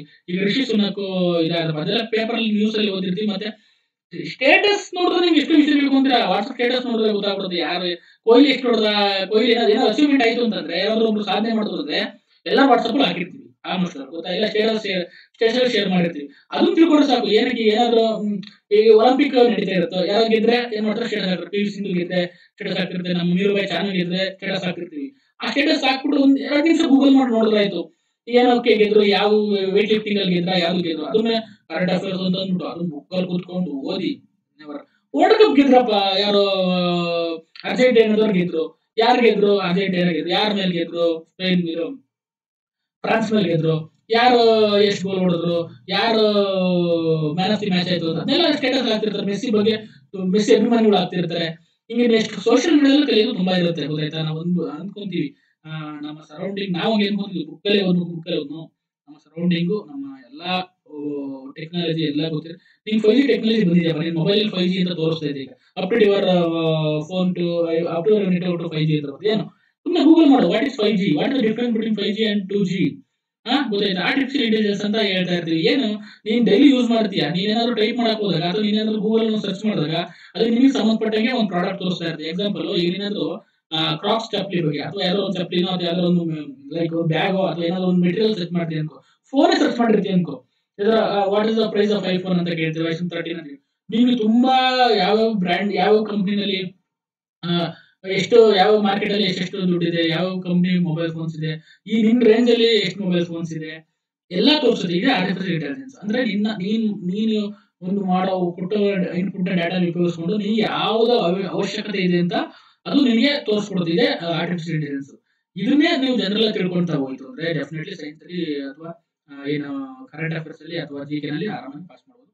ನೆಕ್ಸ್ಟ್ ಕರೆಂಟ್ ಅಫೇರ್ಸ್ ಅಂದ್ಬಿಟ್ಟು ನಾನು ತುಂಬಾ ಟೈಮ್ ಆಗ್ತಿದೆ. ಪ್ರಜಾವಾಣಿ ಆಗಿರ್ಬೋದು, ಹಿಂದೂ ಯೋಜನಾ ಓದ್ಕೊಳ್ಳಿ. ಕರೆಂಟ್ ಅಫೇರ್ಸ್ಗೆ ಹೇಳಿದ್ದೀನಿ ನಾನು ಆಲ್ರೆಡಿ, ಯೋಜನೆ ಹೆಂಗ್ ಓದಬೇಕು, ಪ್ರಜಾವಾಣಿ ಹೆಂಗ್ ಓದಬೇಕು, ಮ್ಯಾಗಝಿನ್ ಹೆಂಗ್ ಓದಬೇಕು ಅಂತ ಹೇಳಿದ್ದೀನಿ. ವೆಬ್ಸೈಟ್ಗಳು ಫಾಲೋ ಮಾಡಿ, ಗೌರ್ಮೆಂಟ್ ವೆಬ್ಸೈಟ್ಸ್ ಆಗಿರ್ಬೋದು, ಯಾವುದೇ ವೆಬ್ಸೈಟ್ ಆಗಿರ್ಬೋದು, PNB ಅಥವಾ ಗೌರ್ಮೆಂಟ್ ವೆಬ್ಸೈಟ್ ಇದೆಯಲ್ಲ ಅದು ಪ್ರೆಸ್ ಬ್ಯೂರೋ ಆಫ್ ಇಂಡಿಯಾ, ಅದನ್ನು ಫಾಲೋ ಮಾಡಿ, ಅಥವಾ times of India, Prajavani paper, ಈ ತರ ವೆಬ್ಸೈಟ್ಗಳು. ನೀವು ಇನ್ಸ್ಟಾಗ್ರಾಮು ಆಗ್ಲಿ ಫೇಸ್ಬುಕ್ ಯೂಸ್ ಮಾಡಿ ನಾನು ಬೇಡ ಅನ್ನಲ್ಲ, ಬಟ್ ಎಲ್ಲನೂ ಯಾವ ತರ ಫಾಲೋ ಮಾಡ್ಬೋದಾ, ಪ್ರೈಮ್ ಮಿನಿಸ್ಟರ್ ಫಾಲೋ ಮಾಡಿ, UPSC ವೆಬ್ಸೈಟ್ ಫಾಲೋ ಮಾಡಿ, ಮತ್ತೆ ಪ್ರೆಸಿಡೆಂಟ್ ಫಾಲೋ ಮಾಡಿ. ಅವ್ರಿಗೆಲ್ಲ ಪ್ರಶ್ನೆ ಕೂಡ ಅವ್ರು ಏನಾದ್ರು ಅಪ್ಡೇಟ್ ಕೊಡ್ತಿದ್ರೆ ಅವರೆಲ್ಲರೂ ಹೋಗಿದ್ರೆ ಎಲ್ಲರೂ ಬಂದ್ರೆ ನಿಮಗೆ ಅಪ್ಡೇಟ್ ಸಿಗ್ತಾ ಇರುತ್ತೆ. ಮತ್ತೆ ಗೌರ್ಮೆಂಟ್ ವೆಬ್ಸೈಟ್ಗಳು ಇದಾವೆ, ತುಂಬಾ ಇದಾವೆ. ಇಸ್ರೋ ಆಗಿರ್ಬೋದು ಸರ್ಚ್ ಕೊಡಿ, ಯಾವ್ದಾದ್ರು ಅಪ್ಡೇಟ್ಸ್ ಇನ್ಸ್ಟಾಗ್ರಾಮ್ ಅಲ್ಲಿ ಅಥವಾ ಇದ್ರಲ್ಲಿ ಬರ್ತಾ ಇರ್ತಾರೆ, ಫೇಸ್ಬುಕ್ ಅಲ್ಲಿ ಬರ್ತಾ ಇರ್ತಾರೆ, ಅಪ್ಲೋಡ್ ಮಾಡ್ತಾ ಇರ್ತಾರೆ. ಅವನ್ನೆಲ್ಲ ನೋಡ್ತಾ ಬನ್ನಿ. ಅಂತವಕ್ಕೆ ಲೈಕ್ ಶೇರ್ ಮಾಡಿ, ಅಂತವನ್ನ ಇದು ಮಾಡ್ಕೊಳ್ಳಿ, ಸಬ್ಸ್ಕ್ರೈಬ್ ಮಾಡ್ಕೊಳ್ಳಿ. ಅವಾಗ ನಿಮ್ಗೆ ಅದೇ ತರ ನೋಟಿಫಿಕೇಶನ್ ಬರ್ತವೆ. ಅವಾಗ ನೀವೇನೇ ಹೊಡೆದ್ರು ಅಥವಾ ನೀವು ಏನ್ ಓಪನ್ ಮಾಡಿದ್ರು ನಿಮ್ಗೆ ಎಕ್ಸಾಮ್ ರಿಲೇಟೆಡ್ ಕಾಣಿಸ್ತಾ ಇರ್ಬೇಕು. ಆ ತರ ನೀವು ನಿಮ್ಮ ಇದನ್ನ ಇಂಟರ್ಫೇಸ್ ನ ಸೆಟ್ ಮಾಡ್ಕೊಳ್ಳಿ. ಗೊತ್ತಾಯ್ತು. ಇಂಟರ್ಫೇಸ್ ಅಂತಂದ್ರೆ ನೀವು ನೀವು ನೀವು ನೀವು ಪ್ರತಿಯೊಂದು ಸರ್ಚ್ ಮಾಡಿದ್ರು ನಿಮ್ ಕಣ್ಣಿಗೆ ಯಾವ್ದು ಕಾಣ್ತಾ ಇರ್ಬೇಕು, ಕರೆಂಟ್ ಅಫೇರ್ಸ್ ಅಥವಾ ಎಕ್ಸಾಮ್ ರಿಲೇಟೆಡ್ ಕಾಣಿಸ್ತಾ ಇರ್ಬೇಕು. ಗೊತ್ತಾಯ್ತಾ. Next mental ability 6 to 10 basic concept ಓದ್ಕೊಳ್ಳಿ. 10th ವರೆಗೂ ಬೋರ್ಡ್ ಮಾಸ್ ಫಾರ್ಮುಲಾ ಆಗಿರ್ಬೋದು, ಪೈಥಾಗರಸ್ ಥಿಯರಮ್ ಆಗಿರ್ಬೋದು, ಇದಕ್ಕೆ ನಿಮಗೆ ಕ್ಯೂಬ್ ರೂಟ್ಸ್ ಗೊತ್ತಿರಬೇಕು, ಸ್ಕ್ವೇರ್ ರೂಟ್ಸ್ ಗೊತ್ತಿರಬೇಕು, ಟ್ರಯಾಂಗಲ್ಸ್ ಅಂದ್ರೆ ಗೊತ್ತಿರಬೇಕು, ಆಂಗಲ್ ಆಫ್ ಎಷ್ಟೇ ಆಂಗಲ್, ಯಾವ ತರ ಟ್ರಯಾಂಗಲ್ಸ್ ಇದಾವೆ ಗೊತ್ತಿರಬೇಕು, ಅಕ್ಯೂಟ್ ಆಂಗಲ್, ಅಬ್ಟ್ಯೂಸ್ ಆಂಗಲ್ ಅವೆಲ್ಲ ಗೊತ್ತಿರಬೇಕು, ಆಂಗಲ್ಸ್ ಗಳ ಬಗ್ಗೆ ಆಗಿರ್ಬೋದು, ಪೈಥಾಗರಸ್ ನಿಯಮ ಆಗಿರ್ಬೋದು, ಬೋರ್ಡ್ ಮಾಸ್ ಫಾರ್ಮುಲಾ ಎಲ್ಲ ಚೆನ್ನಾಗಿ ತಿಳ್ಕೊಂಡು ಕಾನ್ಸೆಪ್ಟ್ ತಿಳ್ಕೊಂಡ್ರೆ ಗುರುರಾಜ್ ಗುರುಬಲೆ ಸರ್ ಒಂದು ಬುಕ್ ಇದೆ ಕನ್ನಡದಲ್ಲಿ, ಹರಿ ಅಂತ ಇಂಗ್ಲಿಷ್ ಅಲ್ಲಿ ಇದೆ, ಅದನ್ನ ಚೆನ್ನಾಗಿ ಓದ್ಕೊಂಡ್ರೆ. ಈಶ್ವರ್ ಗಿರಿ ಕ್ಲಾಸ್ ಕನ್ನಡದಲ್ಲಿ ಇದೆ. ಇನ್ನೊಬ್ರು ಮೆಂಟಲ್ ಎಬಿಲಿಟಿ ಮಾಡ್ತಾರೆ ಹಿಂದಿನಲ್ಲಿ, ಚೆನ್ನಾಗಿರುತ್ತೆ ಕೇಳಿ. UPSC ಎಲ್ಲ ಮಾಡ್ತಾರೆ, ವೆರಿ ಫೇಮಸ್ ಇದೆ ಅವರು. ನೀವು ಅದು ಯಾರು ಸಬ್ಸ್ಕ್ರೈಬ್ ಆಗಿದ್ರೆ ಅವ್ರದ್ದು ಇಸ್ಕೊಂಡು ವಿಡಿಯೋಸ್ಗಳು ನೋಡೋದ್ರಿಂದ ನಿಮಗೆ ಮೆಂಟಲ್ ಎಬಿಲಿಟಿ ಕಲಿಬಹುದು. ಕನ್ನಡ ಮೀಡಿಯಂ ಹುಡುಗರಿಗೆ ಅಥವಾ ಆರ್ಟ್ಸ್ ಹುಡುಗರಿಗೆ ನಮ್ಮ ಕನ್ನಡ ಮೆಂಟಲ್ ಎಬಿಲಿಟಿ ಕಷ್ಟ ಇದ್ರೆ ಸಿಂಪಲ್ ಮೆಂಟಲ್ ಎಬಿಲಿಟಿ ಇರುತ್ತೆ, ಅದನ್ನ ನೀವು ಪ್ರಾಕ್ಟೀಸ್ ಮಾಡ್ತಿದ್ರೆ ಡೆಫಿನೆಟ್ಲಿ ನಿಮ್ಗೆ ಕನ್ನಡ. ಏನ್ ಕನ್ನಡ ಅಂತಂದ್ರೆ ಕನ್ನಡ ಕೈಪಿಡಿ ಓದ್ರಿ, ಕನ್ನಡ ಸಂಬಂಧಪಟ್ಟ ಯಾವುದೇ ಕವಿಗಳಾಗಿರ್ಬೋದು, ಕೃತಿಗಳಾಗಿರ್ಬೋದು ಅದ್ರಲ್ಲಿ ನಿಮ್ಗೆ ಕವರ್ ಆಗ್ತಾ ಹೋಗುತ್ತೆ. ನೆಕ್ಸ್ಟ್ ಕರ್ನಾಟಕ ಸಂಬಂಧಪಟ್ಟ history, Kannada geography, history, economics, art and culture, science, technology, government, ಇದೆಲ್ಲ ಕರ್ನಾಟಕ ಕೈಪಿಡಿ ತುಂಬಾ ವೆರಿ ಇಂಪಾರ್ಟೆಂಟ್ ಬುಕ್. ನೀವು ಯಾವುದೇ KS ಎಕ್ಸಾಮ್ಸ್ ಓದಿದ್ರೆ ಅಂತ ಅಂದ್ರೆ ಗೌರ್ಮೆಂಟ್ ಬುಕ್ಸ್ ಇದು ವೆರಿ ಇಂಪಾರ್ಟೆಂಟ್. ಇದ್ರ ಬಗ್ಗೆ ನಾನು ನನ್ನ ಟೆಲಿಗ್ರಾಮ್ ಗ್ರೂಪ್ ಅಲ್ಲಿ ಹಾಕಿದ್ದೀನಿ, ಅದ್ರ PDF ಇದೆ. ಮತ್ತೆ ಅದ್ರ ಎಷ್ಟು ಇಂಪಾರ್ಟೆಂಟ್ ಅನ್ನೋದು ನಾನು ಅದರಲ್ಲಿ ಬರ್ದಾಕಿದ್ದೀನಿ. ಅದು ಯಾವ್ದು ಓದ್ಬೇಕು ಅನ್ನೋದನ್ನ ನೀವು ಕರೆಕ್ಟ್ ಆಗಿ ಐಡೆಂಟಿಫೈ ಮಾಡ್ಕೊಂಡು geography, economics, art and culture, science, technology, government schemes ಎಲ್ಲ ಕವರ್ ಆಗಿದೆ. ಅದೊಂದು ಬುಕ್ ಹೋದ್ರೆ ನಿಮ್ ಕರ್ನಾಟಕದ ಬಗ್ಗೆ ಫುಲ್ ಮಾಹಿತಿ ಬರುತ್ತೆ. ನೀವು KS, UPSC, KS ಮೀನ್ಸ್ ವರ್ಗು ಬರೆದು ಇಂಟರ್ವ್ಯೂ ಹೋಗಿ ಪಾಸ್ ಮಾಡ್ಕೊಂಡು ಬರ್ಬೋದು. ಗೊತ್ತಾಯ್ತಾ. ಹಾಗೆ ಅಷ್ಟು ವೆರಿ ಇಂಪಾರ್ಟೆಂಟ್ ಕರ್ನಾಟಕ ಕೈಬಿಡಿ. ಈ ಕನ್ನಡ ವರ್ಷನ್ ಸಿಗ್ತಾ ಇಲ್ಲ, ಇಂಗ್ಲಿಷ್ ವರ್ಷನ್ ಇದೆ. 600 ರೂಪಾಯಿ ಬುಕ್, 600 ರೂಪಾಯಿ ಒಳ್ಳೆ ಕ್ವಾಲಿಟಿ ಬುಕ್ ವಿತ್ ಪಿಕ್ಚರಲ್ ರೆಪ್ರೆಸೆಂಟೇಷನ್ ಮಾಡಿದ್ದಾರೆ. ತಗೊಳ್ಳಿ, ಒಂದು ಬುಕ್ ಇಟ್ಟಂದು ಇಟ್ಕೊಳ್ಳಿ ನಿಮ್ಮ ಹತ್ರ. ಓಕೆನಾ. ನೆಕ್ಸ್ಟ್ ಹಳೆ ವರ್ಷದ ಕ್ವಶನ್ ಪೇಪರ್ಗಳು, 10 ವರ್ಷದ ಕ್ವಶನ್ ಪೇಪರ್, 15 ವರ್ಷದ ಕ್ವಶನ್ ಪೇಪರ್ ಸಾಲ್ವ್ ಮಾಡಿ. ನೀವು ಸಾಲ್ವ್ ಮಾಡಿದ್ರೆ ಇಷ್ಟು ಕರೆಕ್ಟ್ ಆಗುತ್ತೆ. ಇದನ್ನ 2-3 ಸರಿ ಸ್ಟಾರ್ಟ್ ಮಾಡಿ. ಮತ್ತೆ 13 ನೋಟ್ಸ್, ಇವರು ಹ್ಯಾಂಡ್ ರಿಟನ್ ನೋಟ್ಸ್ 13ನೇದು ನೋಟ್ಸ್ ಪ್ರಿಪೇರ್ ಮಾಡ್ಕೊಳ್ಳಿ. ನಿಮ್ದೇ ಹ್ಯಾಂಡ್ ರಿಟನ್ ನೋಟ್ಸ್ ಇರಬೇಕು. ನಿಮ್ದು ಹ್ಯಾಂಡ್ ರಿಟನ್ ನೋಟ್ಸ್ ಇದ್ರೆ ಮಾತ್ರ ತುಂಬಾ ಹೆಲ್ಪ್ಫುಲ್ ಆಗುತ್ತೆ. ಇಲ್ಲ ಅಂತಂದ್ರೆ ನಿಮ್ಗೆ ತುಂಬಾ ಪ್ರಾಬ್ಲಮ್ ಆಗುತ್ತೆ. ಹ್ಯಾಂಡ್ ರಿಟನ್ ನೋಟ್ಸ್ ಬಗ್ಗೆ ನಾನು ಒತ್ತಿ ಹೇಳ್ತಾ ಇದ್ದೀನಿ. ನಿಮ್ದೇ ಆದ ಹ್ಯಾಂಡ್ ರೈಟಿಂಗ್ ಅಲ್ಲಿ ಬರವಣಿಗೆ ಇಟ್ಕೊಂಡ್ರೆ ಅದು ನಿಮ್ಗೆ ಹೆಲ್ಪ್ ಆಗುತ್ತೆ. ನೆಕ್ಸ್ಟ್ ಬೇಗ ಬೇಗ ಹೋಗ್ತೀನಿ, ತಿಳ್ಕೊಂಬಿಡಿ ಬೇಗ ಬೇಗ ಫಟಾಫಟ್ನೆ. ಏನು ಹೆಂಗೆ ಓದ್ಬೇಕು ಒಂದು ಸ್ಟ್ರಾಟಜಿ ನಾನೇ ಮಾಡಿರೋದು. ಇದು full over all strategy preparation first time ಮಾಡ್ತೀನಿ, ಫಸ್ಟ್ ಅಟೆಂಪ್ಟ್ ಕ್ಲಿಯರ್ ಮಾಡ್ತೀನಿ ಅಂತ ಯಾರು ಹೊರಟಿದ್ದಾರೆ ಅವ್ರಿಗೆ ಹಿಂಗೆ ಓದಿದ್ರೆ ಆಗುತ್ತೆ. ಇದು ನನ್ನ ಒಂದು ಅಸಂಪ್ಷನ್, ನಂದ ಒಂದು ಸ್ಟ್ರಾಟಜಿ. ನೀವು ಬೇಕಾದನ್ನ ಚೇಂಜ್ ಮಾಡ್ಕೊಂತ ಹೋಗ್ಬೋದು. ಚೇಂಜ್ ಮಾಡ್ಕೊಂಡು ನಿಮ್ದೇ ಆದಂತಹ ಒಂದು ಸ್ಟ್ರಾಟಜಿ ಮಾಡ್ಬೋದು. ನಾನು ಒಂದು ಎಕ್ಸಾಂಪಲ್ಸ್ ಕೊಡ್ತಾ ಹೋಗ್ತೀನಿ, ಎಷ್ಟು ಬುಕ್ಸ್ ನೋಡ್ಬೋದು ಅಂತ. ಫಸ್ಟ್ ಏನ್ ಮಾಡಿ, ಫಸ್ಟ್ ಕ್ವಶನ್ ಪೇಪರ್ ತಗೊಳ್ಳಿ. ಯಾವ್ದೇ ಎಕ್ಸಾಮ್ ಪ್ರಿಪೇರ್, PS ಆಗಿರ್ಬೋದು, BC ಆಗಿರ್ಬೋದು, KS ಪ್ರಿಲಿಮ್ಸ್ ಆಗಿರ್ಬೋದು, FTSD ಯಾವ್ದೇ ತಗೊಳ್ಳಿ.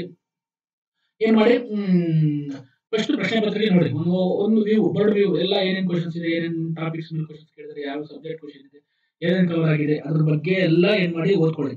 ಅದು ಓದ್ಕೊಂಡು ನೆಕ್ಸ್ಟ್ ಓದ್ಕೊಂಡು ಅದೇನ್ ಮಾಡಿ, ಅದಕ್ಕೆ ಒಂದು 5 days ಅಲ್ಲಿ ನೀವೇನ್ ಎಲ್ಲಾ ಕ್ವಶನ್ಸ್ ಪೇಪರ್ ನೋಡಿ, ಏನ್ ಸಾಲ್ವ್ ಮಾಡಕ್ ಹೋಗ್ಬಿಡಿ, ಏನೇನ್ ಕ್ವಶನ್ ಇದೆ ಅಂತ ನೋಡ್ತಾ ಹೋಗಿ. ಆಮೇಲೆ ಏನ್ ಮಾಡಿ, ಫಸ್ಟ್ ಸೆಕೆಂಡ್ ಡೇ ಹಂತದಲ್ಲಿ ಬೇಸಿಕ್ ಪುಸ್ತಕಗಳು ಓದಿ. 6ರಿಂದ 10ನೇ ತರಗತಿ ಸಮಾಜ ಮತ್ತು ವಿಜ್ಞಾನ 20 ದಿನದಲ್ಲಿ ಓದಿ ಮುಗಿಸ್ಬೇಕು. ಎಲ್ಲಾ ಬುಕ್ಸ್ಗಳು ಓದಿ. 20 ಬುಕ್ಸ್ ಆಗ್ಬೋದು. ಒಂದೊಂದ್ ದಿನ ಒಂದೊಂದು ಬುಕ್ ಓದಿದ್ರೆ 20 ದಿನ ಅಥವಾ 25 ದಿನ ಎಕ್ಸಾಮ್ ಆನ್ ಅವರ್ ಮಾಡ್ಕೊಳ್ಳಿ. ನಾನಿಲ್ಲಿ ಒಂದು ಅಂದಾಜು ಹಾಕಿದ್ದೀನಿ. ನೀವು ಇದಕ್ಕೆ ಚೇಂಜ್ ಮಾಡ್ಕೊಂಡು 20 ದಿನದಲ್ಲಿ ಅವನ್ನ ಮುಗಿಸ್ಬೇಕು. ನೆಕ್ಸ್ಟ್ ಆಯ್ತಾ. Next first PUC second PUC ಬುಕ್ಸ್ಗಳು 30 ದಿನ ತಗೊಳ್ಳಿ. ಇತಿಹಾಸ 4 ದಿನ, ಭೂಗೋಳ, ರಾಜ್ಯಶಾಸ್ತ್ರ, ಅರ್ಥಶಾಸ್ತ್ರ ಇವನ್ನೆಲ್ಲ ಓದ್ಬಿಟ್ಟು 30 ದಿನದಲ್ಲಿ ಇವನ್ನ ಮುಗಿಸ್ಬೇಕು. ಅಪ್ ಟು ಇಲ್ಲಿವರೆಗೆ ಮುಗಿಸಿದ್ರೆ ನಿಮ್ಗೆ ಇದು ಮುಗಿಯುತ್ತೆ. ಸೆಕೆಂಡ್ PUC ಓದಿ ಎಲ್ಲ ಬುಕ್ಸ್ ಮುಗಿಯುತ್ತೆ. ಇದ್ರ ಎಲ್ಲಾ ಬುಕ್ಸ್ ಈ ಬುಕ್ಸ್ ಓದಿದ್ರೆ ಏನಾಗುತ್ತೆ, ನಿಮಗೆ ಫಸ್ಟ್ ಪೇಪರ್ ಹೆಲ್ಪ್ ಆಗುತ್ತೆ. ಎಸ್ಸೆ ಆಗಿರ್ಬೋದು, ಟ್ರಾನ್ಸ್ಲೇಷನ್, ಪ್ರೆಸೆಂಟ್ ರೈಟಿಂಗ್ ಹೆಲ್ಪ್ ಆಗುತ್ತೆ. ಎಸ್ಸೆ ಹೆಂಗ್ ಹೆಲ್ಪ್ ಆಗುತ್ತೆ ಅಂದ್ರೆ, ಇದರಲ್ಲಿ ತುಂಬಾ ಟಾಪಿಕ್ಸ್ಗಳು ನಿಮ್ಗೆ ಎಸ್ಸೆ ಕರೆಕ್ಟ್ ಆಗಿರ್ತವೆ. ಯಾವ್ದು ಭ್ರಷ್ಟಾಚಾರ ಆಗಿರ್ಬೋದು, ಬಡತನ ಆಗಿರ್ಬೋದು, ನಿರುದ್ಯೋಗ ಆಗಿರ್ಬೋದು, ಮತ್ತೆ ಸೋಷಿಯಲ್ ಮೀಡಿಯಾಸ್ ಆಗಿರ್ಬೋದು, ಸಾಮಾಜಿಕ ಜಾಲತಾಣಗಳು, ಮಾಧ್ಯಮಗಳು, ಅದೆಲ್ಲ ಅದರಲ್ಲಿ ಸಮಾಜಶಾಸ್ತ್ರ ಕವರ್ ಆಗುತ್ತೆ. ಅರ್ಥಶಾಸ್ತ್ರ GS 1 ಬಂದೇ ಬರುತ್ತೆ. ವಿಜ್ಞಾನ ಬಂದೇ ಬರುತ್ತೆ. ಬಯಾಲಜಿ ಓದಿ. ಸೆಕೆಂಡ್ PUC ಬಯಾಲಜಿ ಮಾತ್ರ ಓದಿ. ಕೆಮಿಸ್ಟ್ರಿ, ಫಿಸಿಕ್ಸ್ ಎಲ್ಲ ಓದಕ್ ಹೋಗ್ಬೇಡಿ. ಹೈಸ್ಕೂಲ್ ಬುಕ್ಸ್ ಸಾಕು. ಮತ್ತೆ ಏನಾದ್ರು ರೆಫರೆನ್ಸ್ ಬುಕ್ KM ಸುರೇಶ್ ಮತ್ತೆ ಅಂತ ಓದಿದ್ರೆ ಸಾಕಾಗುತ್ತೆ. ಮತ್ತೆ 4ನೇ ಅಂತ ರೆಫರೆನ್ಸ್ ಬುಕ್ ಹೆಂಗ್ ಓದೋದು. ರೆಫರೆನ್ಸ್ ಬುಕ್ ಇವೆಲ್ಲ ಫಸ್ಟ್ ಸ್ಟೇಜ್, ಸೆಕೆಂಡ್ ಸ್ಟೇಜ್ ಏನ್ ಓದಿರ್ತೀರಾ ಅವನ್ನ ಕಂಪ್ಲೀಟ್ ಮಾಡ್ಕೋಬೇಕು. ಒಂದ್ ರೌಂಡ್ ಹಿಂಗೆ ಅಂತಂದ್ರೆ, ರೆಫರೆನ್ಸ್ ಬುಕ್ ಸದಾಶಿವ ಒಂದ್ಸತಿ ನೋಡಿ, ಭೂಗೋಳದ ರಂಗನಾಥ್ ಓದಿ, ರಾಜಶಾಸ್ತ್ರ ಲಕ್ಷ್ಮೀಕಾಂತ್ ನೋಡಿ, ಅರ್ಥಶಾಸ್ತ್ರದಲ್ಲಿ ಗರಣಿ ಕೃಷ್ಣಮೂರ್ತಿ ಅವ್ರು ನೋಡಿ, ಪರಿಸರ ಕರೆಂಟ್ ಅಫೇರ್ಸ್ ಏನೇನಿದೆ ಅದನ್ನ ನೋಟ್ ಮಾಡ್ಕೊಂಡು ನೋಡ್ಕೊಳ್ಳಿ.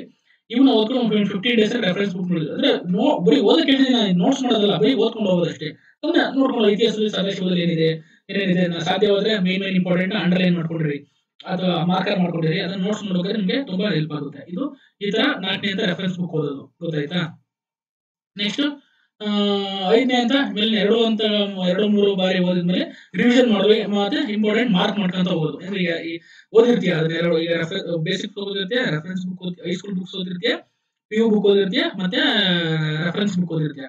ಅವನ್ನ ಇನ್ನೊಂದ್ಸತಿ ರಿವಿಷನ್ ಮಾಡಿ, ಏನೇನು ಓದಿದೀಯ ಅಂತ ಸೆಕೆಂಡ್ ಅಥವಾ 2-3 ಸತಿ ಇವನ್ನ ರಿವಿಷನ್ ಮಾಡೋದು. ಒಂದು 5 days ಅಲ್ಲಿ ಮಾಡ್ಬೋದು. ಮತ್ತೆ ನಿಮ್ ಕೈ ಓದಿ ನೋಟ್ಸ್ ಮಾಡ್ಕೋಬೇಕು. ನೋಟ್ಸ್ ಮಾಡ್ಕೊಂಡು ಇಟ್ಕೊಂಡ್ರೆ ನಿಮ್ಗೆ ಏನಾಗುತ್ತೆ, ಹೆಲ್ಪ್ ಆಗುತ್ತೆ. ಎಕ್ಸಾಮ್ಸ್ ಅಲ್ಲೆಲ್ಲ ಹೆಲ್ಪ್ ಆಗುತ್ತೆ. ನಿಮ್ಮ ಕೈ ಬರದಲ್ಲಿ ನೋಟ್ಸ್ ಮಾಡಿ ಇಟ್ಕೋಬೇಕು. ಅದನ್ನ ಗೊತ್ತಾಯ್ತಾ. ನಿಮಿಷ ನಿಮ್ಮ ಕೈ ಬರೋದ್ರಲ್ಲಿ ನೋಟ್ಸ್ ಮಾಡಿ ಇಟ್ಕೋಬಹುದು. ಒಂದು 5 days ತಗೊಳ್ಳಿ. ಮತ್ತೆ ನಿಮ್ಮ ನೋಟ್ಸ್ ನ ಸ್ಟಾಟಿಕ್ ಭಾಗವನ್ನು ಏನು ಸ್ಟಾಟಿಕ್ ಅಲ್ಲಿ ಓದಿರ್ತೀರಿ, ಜಿಯೋಗ್ರಫಿ, ಹಿಸ್ಟ್ರಿ, ಪೊಲಿಟಿ, ಜಿಯೋಗ್ರಫಿ ಓದಿರ್ತಾರೆ, ಅದನ್ನ ಪ್ರಚಲಿತ ಘಟನೆಗೆ ಅದನ್ನ ಏನ್ ಮಾಡ್ಬೇಕು, ಕನೆಕ್ಟ್ ಮಾಡ್ಕೋಬೇಕು. ಪ್ರಚಲಿತ ಘಟನೆಗೆ ಕನೆಕ್ಟ್ ಮಾಡ್ಕೊಂಡು ಅವನ್ನ ಓದ್ಕೊಂಡು ಹೋಗೋದು. ಅದು ಡೈಲಿ ಮಾಡ್ತಾ ಇರ್ಬೇಕು. ಪ್ರಜಾವಾಣಿ ಪೇಪರ್ ನಂದು ಪಕ್ಕ ಓದ್ಲೇಬೇಕು. ನೆಕ್ಸ್ಟ್ 8ನೇ ಅಂತ ಏನ್ ಮಾಡ್ಬೇಕು, ರಿವಿಷನ್ ಮಾಡ್ಬೇಕು. ಎಲ್ಲ ಏನೇನ್ ಓದಿರ್ತೀರ, ನೋಟ್ಸ್ ಮಾಡ್ಕೊಂಡಿರ್ತೀರ, ಅದನ್ನೆಲ್ಲ ಏನ್ ಮಾಡ್ಬೇಕು, ರಿವಿಷನ್ ಮಾಡ್ಬೇಕು. ಆಯ್ತಾ. ನೆಕ್ಸ್ಟ್ ರಿವಿಷನ್ ಮಾಡಿದ್ದ ಮತ್ತೆ ಏನ್ ಮಾಡ್ಬೇಕು, ನೋಟ್ಸ್ ಮಾಡ್ಕೊಳ್ಬೇಕು, ರಿವಿಷನ್ ಮಾಡ್ಬೇಕು. ಮತ್ತೊಮ್ಮೆ ಪ್ರಶ್ನೆ ಪತ್ರಿಕೆನ ಬಿಡಿಸಕ್ ಸ್ಟಾರ್ಟ್ ಮಾಡ್ಬೇಕು. ಈಗ ಆಲ್ರೆಡಿ ಒಂದ್ಸತಿ ಓದ್ಬಿಟ್ಟಿದ್ದೀರಾ, ಏನ್ ಮಾಡಿದ್ರಿ, ಹೈಸ್ಕೂಲ್ ಬುಕ್ಸ್ ಓದ್ರಿ, PUC ಬುಕ್ಸ್ ಓದ್ರಿ, ರೆಫರೆನ್ಸ್ ಬುಕ್ಸ್ ಓದ್ರಿ, ಕರೆಂಟ್ ಅಫೇರ್ಸ್ ಕನೆಕ್ಟ್ ಮಾಡ್ಕೊಂಡ್ರಿ. ಅದಾದ್ಮೇಲೆ ಏನ್ ಮಾಡ್ಬೇಕು, ನೋಟ್ಸ್ ಮಾಡ್ಕೊಂಡು ಆಗಿದ್ದಾದ್ಮೇಲೆ ಮತ್ತೊಮ್ಮೆ ಏನ್ ಮಾಡ್ಬೇಕು, ಪ್ರಶ್ನೆ ಪತ್ರಿಕೆ ಬಿಡಿಸ್ಬೇಕು. ಇಲ್ಲಿ ಇದು ಇಂಪಾರ್ಟೆಂಟ್. ಅವಾಗ ನಿಮ್ಗೆ ಏನ್ ಓದಿದೀನಿ, ಏನ್ ಅರ್ಥ ಆಗಿದೆ, ನನಗೆ ಯಾವ್ದು ಅರ್ಥ ಆಗಿಲ್ಲ ಅಷ್ಟೊತ್ತಿಗೆ ನಿಮ್ಗೆ ಒಂದು ನಾಲೆಡ್ಜ್ ಬಂದಿರುತ್ತೆ. ಇಷ್ಟೆಲ್ಲ ಓದಿರೋದ್ರಿಂದ ಒಂದು ನಾಲೆಡ್ಜ್ ಬಂದಿರುತ್ತೆ. ಮತ್ತೆ ಅವ್ರು ರಿವಿಷನ್ ಮಾಡಕ್ಕೆ ಈಸಿ ಆಗುತ್ತೆ. ಅವ್ರು ರಿವಿಷನ್ ಅಲ್ಲಿ ಯಾವ್ದೋ ಒಂದು ಕಾನ್ಸೆಪ್ಟ್ ಅರ್ಥ ಆಗಿಲ್ಲ, ಅದನ್ನ ಕ್ಲಾರಿಫೈ ಮಾಡ್ಕೊಂತ ಬನ್ನಿ. ಅರ್ಥ ಆಯ್ತಾ. ಕ್ಲಾರಿಫೈ ಮಾಡ್ಕೊಂಡು ಅದನ್ನ ನೀವೇನ್ ಮಾಡ್ಬೇಕು, ಐಡೆಂಟಿಫೈ ಮಾಡ್ಕೊಂಡು ನಾನು ಎಲ್ಲಿ ಮಿಸ್ಟೇಕ್ ಮಾಡ್ತೀನಿ, ನನ್ನ ಪ್ರಾಬ್ಲಮ್ ಎಲ್ಲ ಆಗ್ತಾ ಇದೆ, ಮತ್ತೆ ನಂದು ವೀಕ್ ಸಬ್ಜೆಕ್ಟ್ ಎಲ್ಲಿದೆ ನಾನು, ಅದನ್ನೆಲ್ಲ ನೀವೇನ್ ಮಾಡ್ಬೇಕು, ಒಂದು ಐಡೆಂಟಿಫೈ ಮಾಡ್ಕೊಂಡು ಅದಕ್ಕೆ ಆದಂತ ಕಾನ್ಸಂಟ್ರೇಟ್ ಮಾಡಿ ನೀವೇನ್ ಮಾಡ್ಬೇಕು, ಅದನ್ನ ಫುಲ್ಫಿಲ್ ಮಾಡ್ತಾ ಬರ್ಬೇಕು. ಈಗ ಕೆಲವರು ಸೈನ್ಸ್ ಕಷ್ಟ ಇರುತ್ತೆ, ಕೆಲವರು ಹಿಸ್ಟ್ರಿ ಕಷ್ಟ ಇರುತ್ತೆ, ಕೆಲವರು ಪೊಲಿಟಿ ಕಷ್ಟ ಇರುತ್ತೆ. ಅವರೆಲ್ಲ ಏನ್ ಮಾಡ್ಬೇಕು, ಯಾವ ಸಬ್ಜೆಕ್ಟ್ ವೀಕ್ ಇದೆ ನೋಟ್ ಮಾಡ್ಕೊಂಡು ಅದಕ್ಕೆ ಜಾಸ್ತಿ ವರ್ಕ್ ಮಾಡ್ಬೇಕು. ಇಷ್ಟ ಆದ್ಮೇಲೆ ನಿಮ್ಗೆ ಆಲ್ಮೋಸ್ಟ್ ಅಲ್ಲಿ ಒಂದು 70 to 80% ಸಿಲೆಬಸ್ ಕವರ್ ಆಗೋಗಿರುತ್ತೆ. ಅದ್ರ ಜೊತೆಗೆ ಕಾನ್ಸೆಪ್ಟ್ ಈ ಎಲ್ಲ ಓದಿದ್ರೆ ನಿಮ್ಗೆ ಒಂದು ಅನಾಲಿಸಿಸ್ ಮೆಥಡ್ ಬಂದಿರುತ್ತೆ. ಅನಾಲಿಸಿಸ್ ಮೆಥಡ್ ಬಂದು ಅದ್ರ ಜೊತೆಗೆ ಫಸ್ಟ್ ಪೇಪರ್ ಪ್ರಿಪೇರ್ ಆಗ್ತಾ ಹೋಗ್ಬೇಕು ನಾನು ಹೇಳ್ತೀನಿ. ಅಥವಾ ಫಸ್ಟ್ ಪೇಪರ್ ಈಗ ಏನಾದ್ರು ನೀವು KPSC FD SDA ಬರೆದ್ರೆ ಅದರಲ್ಲಿ ನೀವು ಸೆಕೆಂಡ್ ಪೇಪರ್ ಕನ್ನಡ ಇರುತ್ತೆ, ಕನ್ನಡ ಅಥವಾ ಇಂಗ್ಲಿಷ್ ಇರುತ್ತೆ. ನೀವು ಅದನ್ನ ಜೊತೆ ಪ್ಯಾರಲಲ್ ಪ್ರಿಪೇರ್ ಮಾಡ್ತಿರ್ಬೇಕು. PSI ಅಂದ್ರೆ ಏನ್ ಮಾಡಿದ್ರೆ ಫಸ್ಟ್ ಪೇಪರ್ ಇದಿರುತ್ತೆ, ಏನೋ ಟ್ರಾನ್ಸ್ಲೇಷನ್ ಎಸ್ಸೆ ಇರುತ್ತೆ. ಅದನ್ನ ನೀವು ಇಲ್ಲಿ ಓದಿದ್ರೆ ಎಷ್ಟೋ ಟಾಪಿಕ್ಸ್ ನಿಮ್ಗೆ ಎಸ್ಸೆನಲ್ಲಿ ಹೆಲ್ಪ್ ಆಗುತ್ತೆ. ಅರ್ಥ ಆಯ್ತಾ? ನೆಕ್ಸ್ಟ್ ಪ್ರಶ್ನೆ ಪತ್ರಿಕೆ ಬಿಡಿಸಾದ್ಮೇಲೆ 9ನೇ ಅಂತ ಬಿಟ್ಟಿರೋ ಅಂಶಗಳ ಬಗ್ಗೆ, ವೀಕ್ ಇರೋ ವಿಷಯಗಳ ಬಗ್ಗೆ, ನಿಮ್ಗೆ ಕಷ್ಟದ ವಿಷಯಗಳ ಬಗ್ಗೆ ಹೆಚ್ಚು ಗಮನ ಕೊಟ್ಟು ಓದಬೇಕು. ಇದಾಯ್ತಾ? 10ನೇ ಅಂತ ಅಂತಿಮವಾಗಿ ಮಾರ್ಕ್ ಟೆಸ್ಟ್ ತಗೋಬೇಕು. Very important mark test. ಯಾಕೆಂದ್ರೆ ಕೆಲವರು ಹುಡುಗರಿಗೆ ಮಾರ್ಕ್ಸ್ ಕಡಿಮೆ ಆಗಲಿಲ್ಲ. ನನ್ನ ಪ್ರಕಾರ ದಯವಿಟ್ಟು ಒಂದ್ 2,000 ರೂಪಾಯಿ 3,000 ರೂಪಾಯಿ ಇರುತ್ತೆ ಅಷ್ಟೇ ಮಾರ್ಕ್ ಟೆಸ್ಟ್. ಹೆಂಗಾದ್ರು ಮಾಡಿ ಅಡ್ಜಸ್ಟ್ ಮಾಡ್ಕೊಂಡು, ಕಷ್ಟ ಆದ್ರೂ ಪರವಾಗಿಲ್ಲ, ಒಂದ್ ಇಷ್ಟೆಲ್ಲ ಓದಿದಾದ್ಮೇಲೆ ಒಂದು ಮಾರ್ಕ್ ಟೆಸ್ಟ್ ಬೆಂಗಳೂರಿಗೆ ಬಂದ್ಬಿಟ್ಟು ಅಥವಾ ಎಲ್ಲಿ ಹತ್ರ ಇರುತ್ತೆ, ಬೆಳಗಾವಿ, ಗುಲ್ಬರ್ಗ, ನೀವು ಎಲ್ಲಿ ಹೋಗ್ತಾ ಇರ್ತೀರ ಅಲ್ಲಿ ಒಂದು ಮಾರ್ಕ್ ಟೆಸ್ಟ್ ತಗೊಳ್ಳಿ. ಇಷ್ಟೆಲ್ಲ ಓದಿದ್ರು ಯಾರು ಬಿಗಿನರ್ಸ್ ಇದ್ದಾರೆ ಅವ್ರು ಹೇಳ್ತಾ ಇದ್ದೀನಿ, ಅಥವಾ ಆಲ್ರೆಡಿ ನೀವು ಬರೀತಾ ಇರೋರು ನಿಮ್ಗೆ ಮಾರ್ಕ್ ಟೆಸ್ಟ್ ಬಗ್ಗೆ ಅನುಭವ ಇರುತ್ತೆ. ಬಟ್ ಈ ಬಿಗಿನರ್ಸ್ ನೀವು ಮನೇಲಿ ಕೂತ್ಕೊಂಡು ಪ್ರಿಪೇರ್ ಆಗ್ತೀರಿ, ಇದೆಲ್ಲ ಇಷ್ಟೆಲ್ಲ ಓದಿ ರಿಕಾಲ್ ಮಾಡ್ಕೊಂಡು, ನೋಟ್ಸ್ ಮಾಡ್ಕೊಂಡು, ರಿವಿಷನ್ ಮಾಡ್ಕೊಂಡು ಒಂದು ಎಕ್ಸಾಮ್ ರೆಡಿ ಆಗಿದ್ದೀನಿ ಅನ್ನೋ ಒಂದು ಮಟ್ಟಕ್ಕೆ ಬಂದಾಗ ನೀವೇನ್ ಮಾಡಿ, ಅಂತಿಮವಾಗಿ ಒಂದು ಮಾರ್ಕ್ ಟೆಸ್ಟ್ ತಗೊಳ್ಳಿ. ಆ ಮಾರ್ಕ್ ಟೆಸ್ಟ್ ತಗೊಂಡಾಗ ನಿಮ್ಗೆ ಮಾರ್ಕ್ಸ್ ಬಂದಾಗ ಗೊತ್ತಾಗುತ್ತೆ ನಾನು ಎಷ್ಟು ಕೇಪಬಲ್ ಇದ್ದೀನಿ, ಎಷ್ಟು ಪ್ರಿಪರೇಷನ್ ಮಾಡಿದ್ದೀನಿ. ಮತ್ತೆ ಏನಾದ್ರು ಅದರಲ್ಲಿ ಪ್ರಿಪರೇಷನ್ ಅಲ್ಲಿ ನಿಮಗೆ ಲ್ಯಾಕ್ ಆಫ್ ಪ್ರಿಪರೇಷನ್ ಆಗಿದೆ, ಅಲ್ಲೇನಾದ್ರು ಪ್ರಾಬ್ಲಮ್ಸ್ ಆಗಿದೆ, ಅದ್ರಲ್ಲಿ ಏನಾದ್ರು ಇನ್ನು ಹೆಚ್ಚಿನ ಓದ್ಬೇಕು ಅಂದ್ರೆ ಅವಾಗ ಮತ್ತೆ ರಿವಿಷನ್ ಸ್ಟಾರ್ಟ್ ಮಾಡಿ, ಓದೋಕೆ ಸ್ಟಾರ್ಟ್ ಮಾಡಿ. ಮತ್ತಿರ್ಗ ಹೈಸ್ಕೂಲ್ ಬುಕ್ಸ್ ಅದನ್ನೆಲ್ಲ ಓದಿ, ಎಕ್ಸಾಮ್ಸ್ ಹತ್ರ ಇದ್ರೆ ರಿವಿಷನ್ ಮಾಡಕ್ ಸ್ಟಾರ್ಟ್ ಮಾಡಿ. ಅಥವಾ ಎಕ್ಸಾಮ್ ತುಂಬಾ ದೂರ ಇದೆ ಅಂದ್ರೆ ಮತ್ತಿರ್ಗ ಓದೋಕೆ ಸ್ಟಾರ್ಟ್ ಮಾಡಿ. ಎಲ್ಲಿ ನಿಮ್ಗೆ ತಪ್ಪಾಗಿದೆ ಅದನ್ನ ತಿಳ್ಕೊಳ್ಳಿ. ತಿಳ್ಕೊಂಡ್ರೆ ನಿಮ್ಗೆ ಏನಾಗುತ್ತೆ, ಡೆಫಿನೆಟ್ಲಿ ಕ್ಲಿಯರ್ ಆಗುತ್ತೆ. ಮತ್ತೆ ಮೈನ್ ಏನು ಯಾವುದೇ ನೀವು ಎಕ್ಸಾಮ್ಸ್ ಕ್ಲಿಯರ್ ಮಾಡಬೇಕು ಅಂದ್ರೆ ರೀಡ್, ರೈಟ್, ಇದು ರಿವೈಸ್ ಮಾಡಬೇಕು, ರಿಕಲೆಕ್ಟ್ ಮಾಡಬೇಕು. ಅವಾಗ ನೀವು ಎಕ್ಸಾಮ್ಗೆ ಅದು ನಿಮ್ಗೆ ಹೆಲ್ಪ್ ಆಗುತ್ತೆ.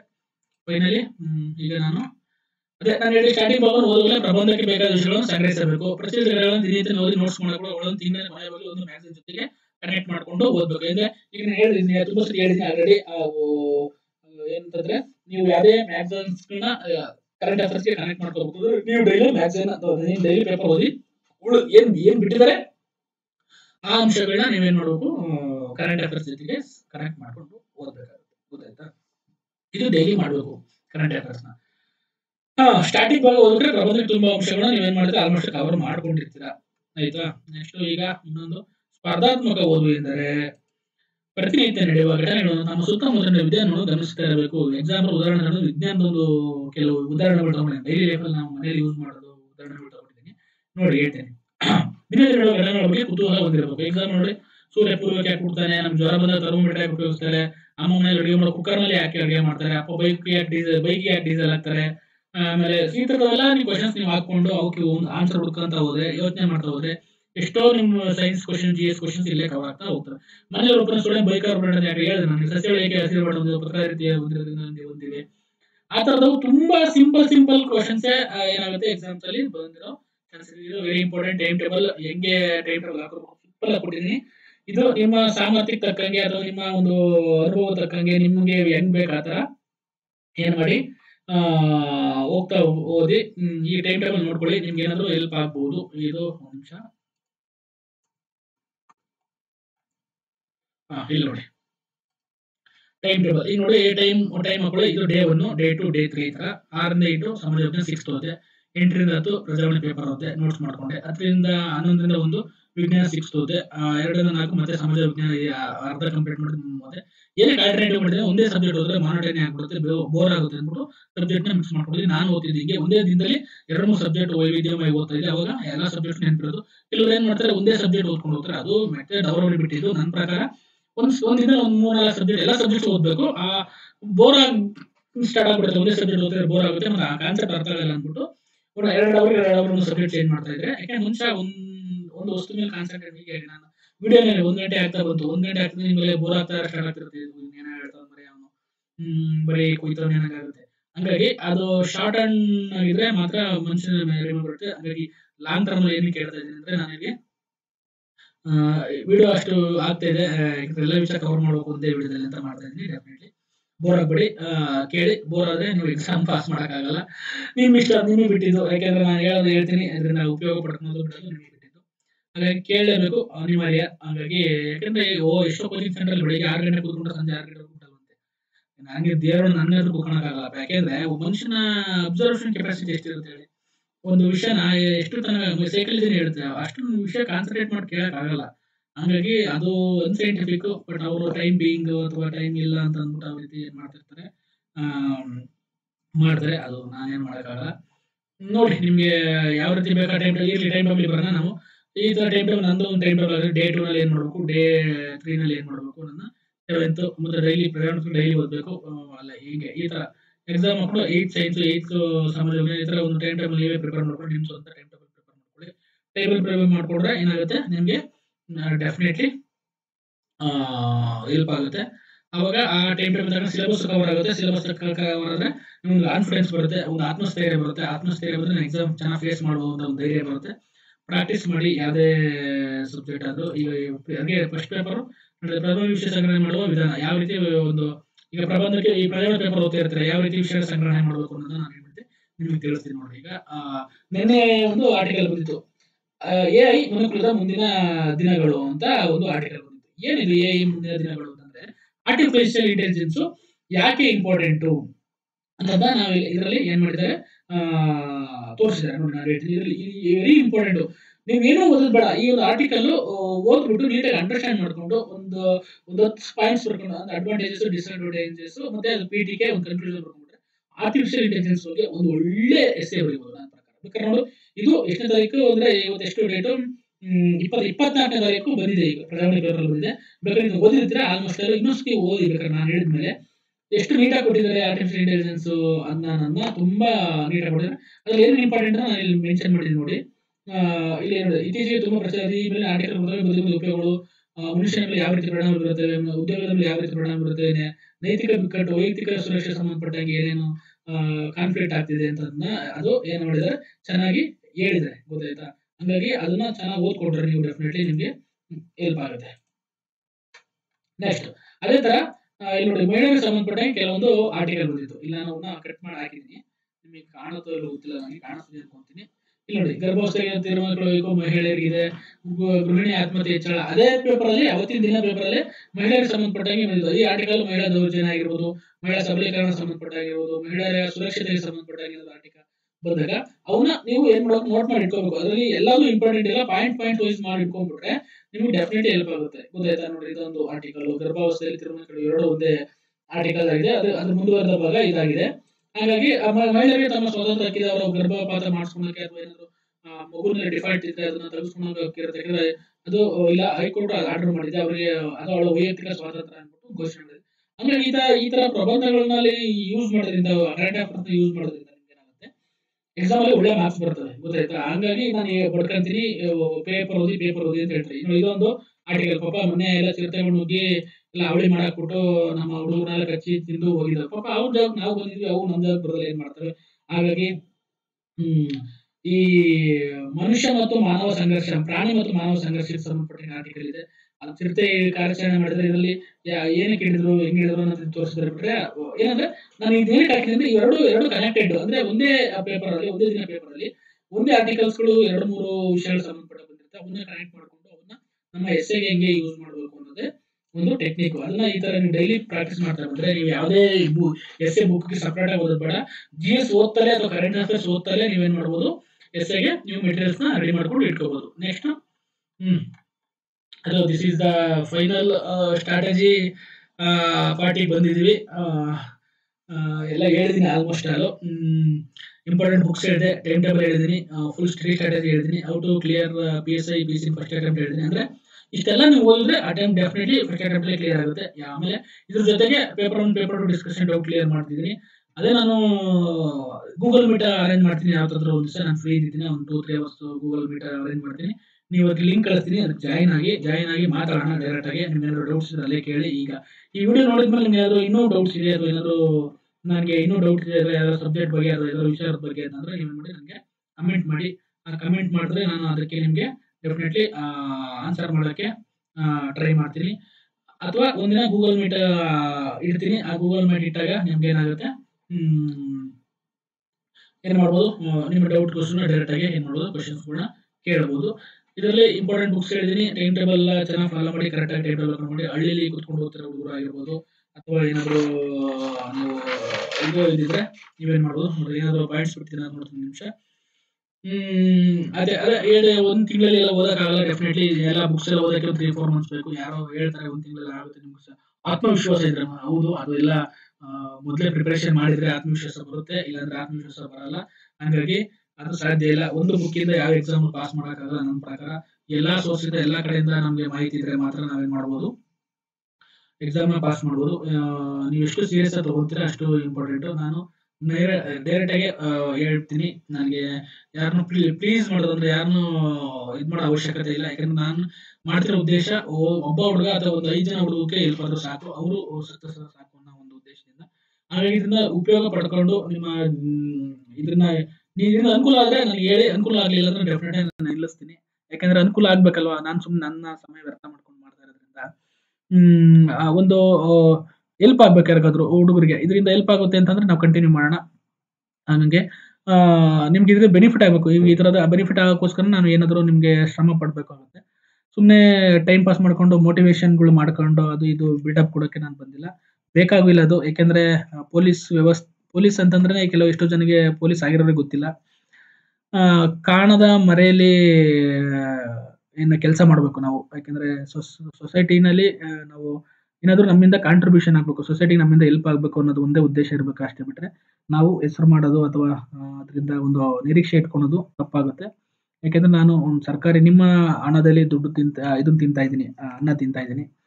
ಸರ್ಕಾರಿ ದುಡ್ಡು ನಾನು ಸಂಬಳ ಬರ್ತಿದೆ ಅಂದ್ರೆ ಅದು ನಿಮ್ ದುಡ್ಡು, ಅಂದ್ರೆ ಪಬ್ಲಿಕ್ ದುಡ್ಡು ಅಂತ. ಆ ಪಬ್ಲಿಕ್ ದುಡ್ಡು ಅದಕ್ಕೇನಾದ್ರು ಕಾಂಟ್ರಿಬ್ಯೂಷನ್ ಹಂಗ ಅಂದ್ಬಿಟ್ಟು ನೀವು ಸರ್ ಕೆಲಸ ಮಾಡ್ಬೋದಲ್ಲ ಅಂತ ಹೇಳಿ. ಹೌದು, ಡೆಫಿನೆಟ್ಲಿ ನಾನು ಕೆಲಸನೂ ಮಾಡ್ತಾ ಇದ್ದೀನಿ. ಅದ್ರ ಜೊತೆಗೆ ನಿಮ್ಗೆ ಮೋಟಿವೇಶನ್ ತರ ಅಂದ್ಕೊಂತಿರೋ ಏನೋ ಗೊತ್ತಿಲ್ಲ, ಮೋಟಿವೇಶನ್ ಎಲ್ಲ ಮಾಡಕ್ ಬರಲ್ಲ ನನಗೆ. ಯಾಕಂದ್ರೆ ಮೋಟಿವೇಶನ್ ಏನಾದ್ರೂ ನೀವು ಒಂದು ಕೆಲಸ ಮಾಡಬೇಕು ಅಂತಂದ್ರೆ, ಮೋಟಿವೇಶನ್ ಬೇಕು ಅಂತಂದ್ರೆ ನೀವು ಕೆಲಸ ಮಾಡಕ್ಕೆ ಹೋಗ್ತೀರಿ. ಯಾಕಂದ್ರೆ ಅದು ನಿಮಗೆ ಬರಬೇಕು, ಮೋಟಿವೇಶನ್ ಸಿಗ್ಬೇಕು. ನೀವೇ ಇಂಟ್ರೆನ್ಸಿಕ್ ಮೋಟಿವೇಶನ್ ಆಗ್ಬೇಕು, ಯಾರಿಂದ ಇನ್ಫ್ಲೂಯೆನ್ಸ್ ಆಗ್ಬಾರ್ದು. ಇನ್ಫ್ಲೂಯೆನ್ಸ್ ಆಗ್ಬಾರ್ದ್ರೆ ದೊಡ್ಡ ದೊಡ್ಡ ವ್ಯಕ್ತಿಗಳ ಸ್ಫೂರ್ತಿಯಾಗಿ ತಗೊಳ್ಳಿ, ಗೊತ್ತಾಯ್ತಾ. ಅಂಬೇಡ್ಕರ್ ಇರ್ಬೋದು, ಗಾಂಧೀಜಿ ಇರ್ಬೋದು, ಬಸವಣ್ಣ ಇರ್ಬೋದು, ವಿವೇಕಾನಂದ ಇರ್ಬೋದು, ಅಬ್ದುಲ್ ಕಲಾಂ ಇರ್ಬೋದು, ಈ ತರದ ಇನ್ಸ್ಪೈರ್ ತಗೊಳ್ಳಿ. ಯಾಕಂದ್ರೆ ಅವರು ಅಚೀವ್ಮೆಂಟ್ ಮಾಡಿ ತುಂಬಾ ಸಾಧನೆ ಮಾಡಿದ್ದಾರೆ. ಹಂಗನ್ಬಿಟ್ಟು ನೀವು ಹೋಗಿ ನಮ್ಮ ಡ್ರೋನ್ ಪ್ರತಾಪ್ನ ತಗೊಂಡ್ರೆ ಏನ್ ಇನ್ಸ್ಪಿರೇಷನ್ ಆಗ್ತೀವಿ ಹೇಳಿ. ನಾನು ನಂಬಿಟ್ಟಿದ್ದೆ ಅವನ್ನ, ಏನ್ ಮಾಡ್ತೀರಾ ಎಲ್ಲ ಟೈಮು ಹಾಗಾಗಿ ಒಬ್ಬ ವ್ಯಕ್ತಿನ ನಂಬಿ ಹಂಗಂದ್ಬಿಟ್ಟು ನನ್ನಲ್ಲಿ ನಾನು ಅಷ್ಟೇ ಹೇಳೋದು, ನನ್ನ ನೀವು ವೆರಿಫೈ ಮಾಡಿ, ನನ್ನಲ್ಲಿ ಕಂಟೆಂಟ್ ಇದ್ರೆ ಅಥವಾ ನಂದು ಹೇಳ್ತಿರೋ ಸರಿ ಅನ್ಸಿದ್ರೆ ಫಾಲೋ ಮಾಡಿ, ಇಲ್ಲಾಂದ್ರೆ ಡೆಫಿನೆಟ್ಲಿ ಬೇಡ. ಅದರಿಂದ ಒಬ್ಬ ಹುಡುಗಂಗೆ ಹೆಲ್ಪ್ ಆದ್ರು ನಾನು ಐ ಆಮ್ ವೆರಿ ಹ್ಯಾಪಿ. ಹಂಗಾಗಿ ಇದು ಮಾಡ್ತಿರೋದು ಸೋಷಿಯಲ್ ಕಾಸ್ಗೋಸ್ಕರ. ಡೆಫಿನೆಟ್ಲಿ ಯಾರಾದರೂ ಈ ತರ ಹುಡುಗರಿಗೆ, ಹಳ್ಳಿ ಹುಡುಗರಿಗೆ ತುಂಬಾ ಜನ ನಂಗೆ ರೆಸ್ಪಾನ್ಸ್ ಚೆನ್ನಾಗಿ ಬರ್ತಾ ಇದೆ, ತುಂಬಾ ಖುಷಿ ಆಗ್ತಿದೆ. ಅದು ಆ ತರದ ಹುಡುಗರಿಗೆ ರೀಚ್ ಆಗಲಿ ಅಂತಲೇ ನಾನು ಮಾಡ್ತಾ ಇರೋದು. ಕನ್ನಡ ಮೀಡಿಯಂ ರೂರಲ್ ಹುಡುಗರಿಗೆ, ಮಹಿಳೆಯರಿಗೆ, ಯಾರು ಕೋಚಿಂಗ್ ದುಡ್ಡು ಕೊಟ್ಟು ಕೋಚಿಂಗ್ ಉಳಿಯೋಕ್ಕಾಗಲ್ಲ ಅವ್ರಿಗೆ, ಹಂಗನ್ಬಿಟ್ಟು ಕೋಚಿಂಗ್ ಹೋಗೋದು ತಪ್ಪು ಅಂತ ಹೇಳ್ತಾ ಇಲ್ಲ ನಾನು. ಅವರು ಈಗ ಎಲ್ಲರಿಗೂ ಸಾಧ್ಯ ಆಗಲ್ಲ, ಅಂತ ಹುಡುಗರಿಗೆ ಹೆಲ್ಪ್ ಆಗಲಿ ಅನ್ನೋದೇ ಒಂದು ಉದ್ದೇಶ. ಹಂಗನ್ಬಿಟ್ಟು ನಿಮ್ಗೆ ಹೆಲ್ಪ್ ಆಗಬಾರ್ದು, ಕೋಚಿಂಗ್ ಹೋಗೋರಿಗೆ ಹೆಲ್ಪ್ ಆಗಬಾರ್ದು ಅಂತ ನನ್ನ ಉದ್ದೇಶ ಅಲ್ಲ. ಯಾರಿಗಾದ್ರೂ ಹೆಲ್ಪ್ ಆಗಲಿ, ಕಲೀರಿ ಚೆನ್ನಾಗಿ. ಎಲ್ಲರೂ ನನ್ನ ವಿಡಿಯೋಸ್ ನೋಡೋದ್ರಿಂದ ಒಂದು ಜಾಬ್ ತಗೋಬೇಕು ನೀವು ಅಲ್ಟಿಮೇಟ್ಲಿ. ಅದೇ ಫೈನಲ್ ಡೆಸ್ಟಿನಿ ನಂದು. ನೀವು ಇದರಿಂದ ಏನಾದರೂ ಒಂದು ಸ್ವಲ್ಪ ಉಪಯೋಗ ಆಗ್ತಿದೆ ಅಂತಂದ್ರು ನಾನು ಐ ಆಮ್ ವೆರಿ ಹ್ಯಾಪಿ. ಹಂಗಾಗಿ ಇದನ್ನ ಉಪಯೋಗಿಸ್ಕೊಳ್ಳಿ. ನಿಮ್ಗೆ ಏನೇ ಡೌಟ್ ಇದ್ರೆ ಕೇಳಿ, ಮೆಸೇಜ್ ಮಾಡಿ. ಒಂದು ಗೂಗಲ್ ಮೀಟ್ ಅರೇಂಜ್ ಮಾಡ್ತೀನಿ ನಾನು, ಯಾವ್ದಾದ್ರು ಟೈಮಿಂಗ್ಸ್ ಫಿಕ್ಸ್ ಮಾಡಿ. ಯಾವ ಟೈಮಿಂಗ್ಸ್ ಮಾಡಿದ್ರೆ ಚೆನ್ನಾಗಿರುತ್ತೆ ಅಂತ ಒಂದು ಕಮೆಂಟ್ ಮಾಡಿ. ಆ ಟೈಮಿಂಗ್ಸ್ ಮಾಡಿದ್ರೆ ಎಲ್ಲರೂ ಒಂದು ಸೇರಿ ಮಾತಾಡೋಣ, ಡಿಸ್ಕಸ್ ಮಾಡೋಣ, ಎಲ್ಲರೂ ಒಟ್ಟಿಗೆ ಬೆಳೆಯೋಣ, ಎಲ್ಲ ಒಟ್ಟಿಗೆ ಒಂದು ಅಚೀವ್ಮೆಂಟ್ ಮಾಡೋಣ ಅಂತ ಹೇಳ್ತಾ, ನಿಮ್ಮ ಅಚೀವ್ಮೆಂಟ್ಗೆ ನಾನು ಹೆಲ್ಪ್ ಮಾಡಿರ್ತೀನಿ, ನನ್ನ ಅಚೀವ್ಮೆಂಟ್ಗೆ ನೀವು ಹೆಲ್ಪ್ ಮಾಡಿ ಅಂತ ಹೇಳ್ತಾ ಮೀಟ್ ಆಗೋಣ. ನೆಕ್ಸ್ಟ್ ಟೈಮ್ ಸಿಗೋಣ. ಏನಾದರೂ ಯಾವ ಟಾಪಿಕ್ ಮುಂದೆ ಏನು ಮಾಡಬೇಕು ಅಂತ ಹೇಳ್ತೀನಿ. ಪ್ರಬಂಧ ನೆಕ್ಸ್ಟ್ ಆರ್ಟಿಫಿಷಿಯಲ್ ಇಂಟೆಲಿಜೆನ್ಸ್ ಮಾಡ್ತೀನಿ.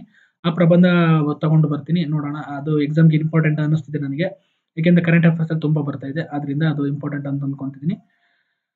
ಇಷ್ಟೆಲ್ಲ ಹೇಳಕ್ಕೆ ಸಾಧ್ಯ ಆಯಿತು. ಇವತ್ತ ನಿಮ್ಗೇನು ಮಾಹಿತಿ ಸಿಕ್ಕಿದ್ರೆ ಅದನ್ನ ಉಪಯೋಗ ಮಾಡ್ಕೊಳ್ಳಿ. ನೆಕ್ಸ್ಟ್ ವಿಡಿಯೋಸಲ್ಲಿ ನಿಮ್ಗೆ ಏನು ಬೇಕು ಅಂತ ಕಮೆಂಟ್ ಮಾಡಿ, ಶೇರ್ ಮಾಡಿ. ತುಂಬ ಜನಕ್ಕೆ ಹುಡುಗರಿಗೆ ರೀಚ್ ಆಗಬೇಕು. ನೀವು ಎಷ್ಟು ರೀಚ್ ಮಾಡ್ತೀರಾ, ಸಬ್ಸ್ಕ್ರೈಬ್ ಮಾಡ್ಕೊತೀರಾ ಅಥವಾ ಇದನ್ನ ಮಾಹಿತಿ ಶೇರ್ ಮಾಡ್ತೀರಾ, ಅದು ನೀವು ಮಾಡೋ ಹೆಲ್ಪ್ ಅಂತ ಅಂದ್ಕೊತೀನಿ. ಮಾಡಿ, ಹೆಲ್ಪ್ ಆಗಲಿ ಎಲ್ಲರಿಗೂ, ಎಲ್ಲರಿಗೂ ಒಳ್ಳೇದಾಗಲಿ. All the best. ಮುಂದೆ PSC ಎಕ್ಸಾಮ್ಸ್ ಇದೆ. ಎಕ್ಸಾಮ್ 29 ಅಂತ ಅನ್ಕೊಂತೀನಿ ಇದೆ. ಮತ್ತು 402 545 ಎಕ್ಸಾಮ್ ಬರ್ತಾ ಇದೆ, ಚೆನ್ನಾಗಿ ಪ್ರಿಪೇರ್ ಆಗಿ. ಮತ್ತು ಇನ್ನೊಂದು ಹೇಳ್ತೀನಿ, ಟೆಸ್ಟ್ ಸೀರೀಸ್ ಅಂತ ಹೇಳಿದೆ. ನಮ್ಮ ಒಂದು ಇದೇ ಥರ ನಮ್ಮ ಥರ ಹುಡುಗರು ಯಾರೋ ಫೋನ್ ಮಾಡಿದ್ರು ನನಗೆ. ಯೂನಿಫೈಡ್ ಅಕಾಡೆಮಿ ಅಂತ ಯಾವುದೋ ಒಂದು ಓಪನ್ ಆಗಿದೆ, ಚಂದ್ರ ಲೇಔಟಲ್ಲಿ ಇದೆ ಅಂತೆ. ಅವರು ಈ ಥರ ಗೌರ್ಮೆಂಟ್ ಹುಡುಗರಿಗೆ ಅಥವಾ ಸರ್ಕಾರಿ ಶಾಲೆ ಹುಡುಗರಿಗೆ, ಕನ್ನಡ ಮೀಡಿಯಂ ಹುಡುಗರಿಗೆ, ಗ್ರಾಮೀಣ ಭಾಗದ ಹುಡುಗರಿಗೆ ಫ್ರೀಯಾಗೇನೋ ಟೆಸ್ಟ್ ಸೀರೀಸ್ ಕೊಡ್ತಾ ಇದ್ದಾರಂತೆ. ಆ ಟೆಸ್ಟ್ ಸೀರೀಸ್ನ ಉಪಯೋಗಿಸ್ಕೊಳ್ಳಿ. ಉಪಯೋಗಿಸ್ಕೊಂಡು ಡೆಫಿನೆಟ್ಲಿ ನಿಮಗೆ ಹೆಲ್ಪ್ ಆಗ್ಬೋದು. ಟೆಸ್ಟ್ ಸೀರೀಸ್ ಬರೀರಿ. ಟೆಸ್ಟ್ ಸೀರೀಸ್ ಬರೋದ್ರಿಂದ ನಿಮ್ಮ ಒಂದು ಇದು ಚೆಕ್ ಮಾಡ್ಕೋಬೋದು. ಚೆಕ್ ಮಾಡಿಕೊಂಡು ನೀವು ಮತ್ತೆ ಅದೇನಾದ್ರು ತಪ್ಪುಗಳ ಮಿಸ್ಟೇಕ್ನ ಸರಿಪಡಿಸ್ಕೊಂಡು ಮುಂದಿರ್ಬೋದು. ಯೂನಿಫೈಡ್ ಅಕಾಡೆಮಿ ಅಂತ ಅವ್ರದ್ದು ಬೇಕಾದ್ರೆ ಡಿಸ್ಕ್ರಿಪ್ಷನಲ್ಲಿ ನಾನು ಅವ್ರದ್ದು ಕಾಂಟ್ಯಾಕ್ಟ್ ನಂಬರ್ಸ್ ಎಲ್ಲ ಶೇರ್ ಮಾಡ್ತೀನಿ. ನೀವು ಕೇಳಿ, ಅವ್ರು ಈ ಥರ ನನಗೆ ಫೋನ್ ಮಾಡಿ, ಸರ್ ನೀವು ಬಂದು ಅಲ್ಲಿ ಸ್ವಲ್ಪ ಪಾಠ ಮಾಡಿ, ಈ ಥರ ಹಿಂಗೆ ಮಾಡ್ತಾಯಿದ್ದೀವಿ, ನಿಮ್ಮ ವೀಡಿಯೋಸ್ ನೋಡಿ ನಾವು ನಮಗೂ ಈ ಥರ ಮಾಡೋರ ಜೊತೆ ಸೇರಿಕೊಂಡ್ರೆ ಇದಾಗುತ್ತೆ ಅಂತ ಅಂದ್ಬಿಟ್ಟು ಒಂದು ಫೋನ್ ಮಾಡಿದ್ರು. ಡೆಫಿನೆಟ್ಲಿ ನಾವು ಅವ್ರ ಜೊತೆ ಸೇರ್ಕೊಳ್ಳೋಣ. ಯಾಕೆಂದರೆ ಫ್ರೀಯಾಗಿ ಮಾಡ್ತಾಯಿದ್ರೆ, ಅನುಕೂಲ ಮಾಡ್ತಾ ಇದ್ದಾರೆ ಅಂತಂದರೆ ವಿ ಕ್ಯಾನ್ ಜಾಯಿನ್ ಅಂತ ಅಂದ್ಕೊಂಡೆ. ಅದಕ್ಕೆ ಅಲ್ಲಿ ಏನಾದರೂ ಸಾಧ್ಯ ಆದರೆ ಅವ್ರು ಏನಾದ್ರು ಕರೆದ್ರೆ ನಾನು ಹೋಗಿ ಅಲ್ಲಿ ಟೀಚ್ ಮಾಡೋ ಒಂದು ಇದೆ. ಯಾವ್ದಾದ್ರು ನಿಮಗೆ ಟೆಸ್ಟ್ ಸೀರೀಸ್ ಫ್ರೀಯಾಗಿ ಟೆಸ್ಟ್ ಸೀರೀಸ್ ಬೇಕು ಅಂದರೆ ಅಲ್ಲಿ ಜಾಯಿನ್ ಆಗಿ ಡೆಫಿನೆಟ್ಲಿ ನೀವು ಸಕ್ಸಸ್ ಆಗ್ತೀರಾ ಹೇಳ್ತಾ, ಟೆಸ್ಟ್ ಸೀರೀಸು ತಗೊಳ್ಳಿ. ಏನಾದರೂ ಡೌಟ್ ಇದ್ದರೆ ಮೆಸೇಜ್ ಮಾಡಿ, ಕಮೆಂಟ್ ಮಾಡಿ. Thank you. All the best.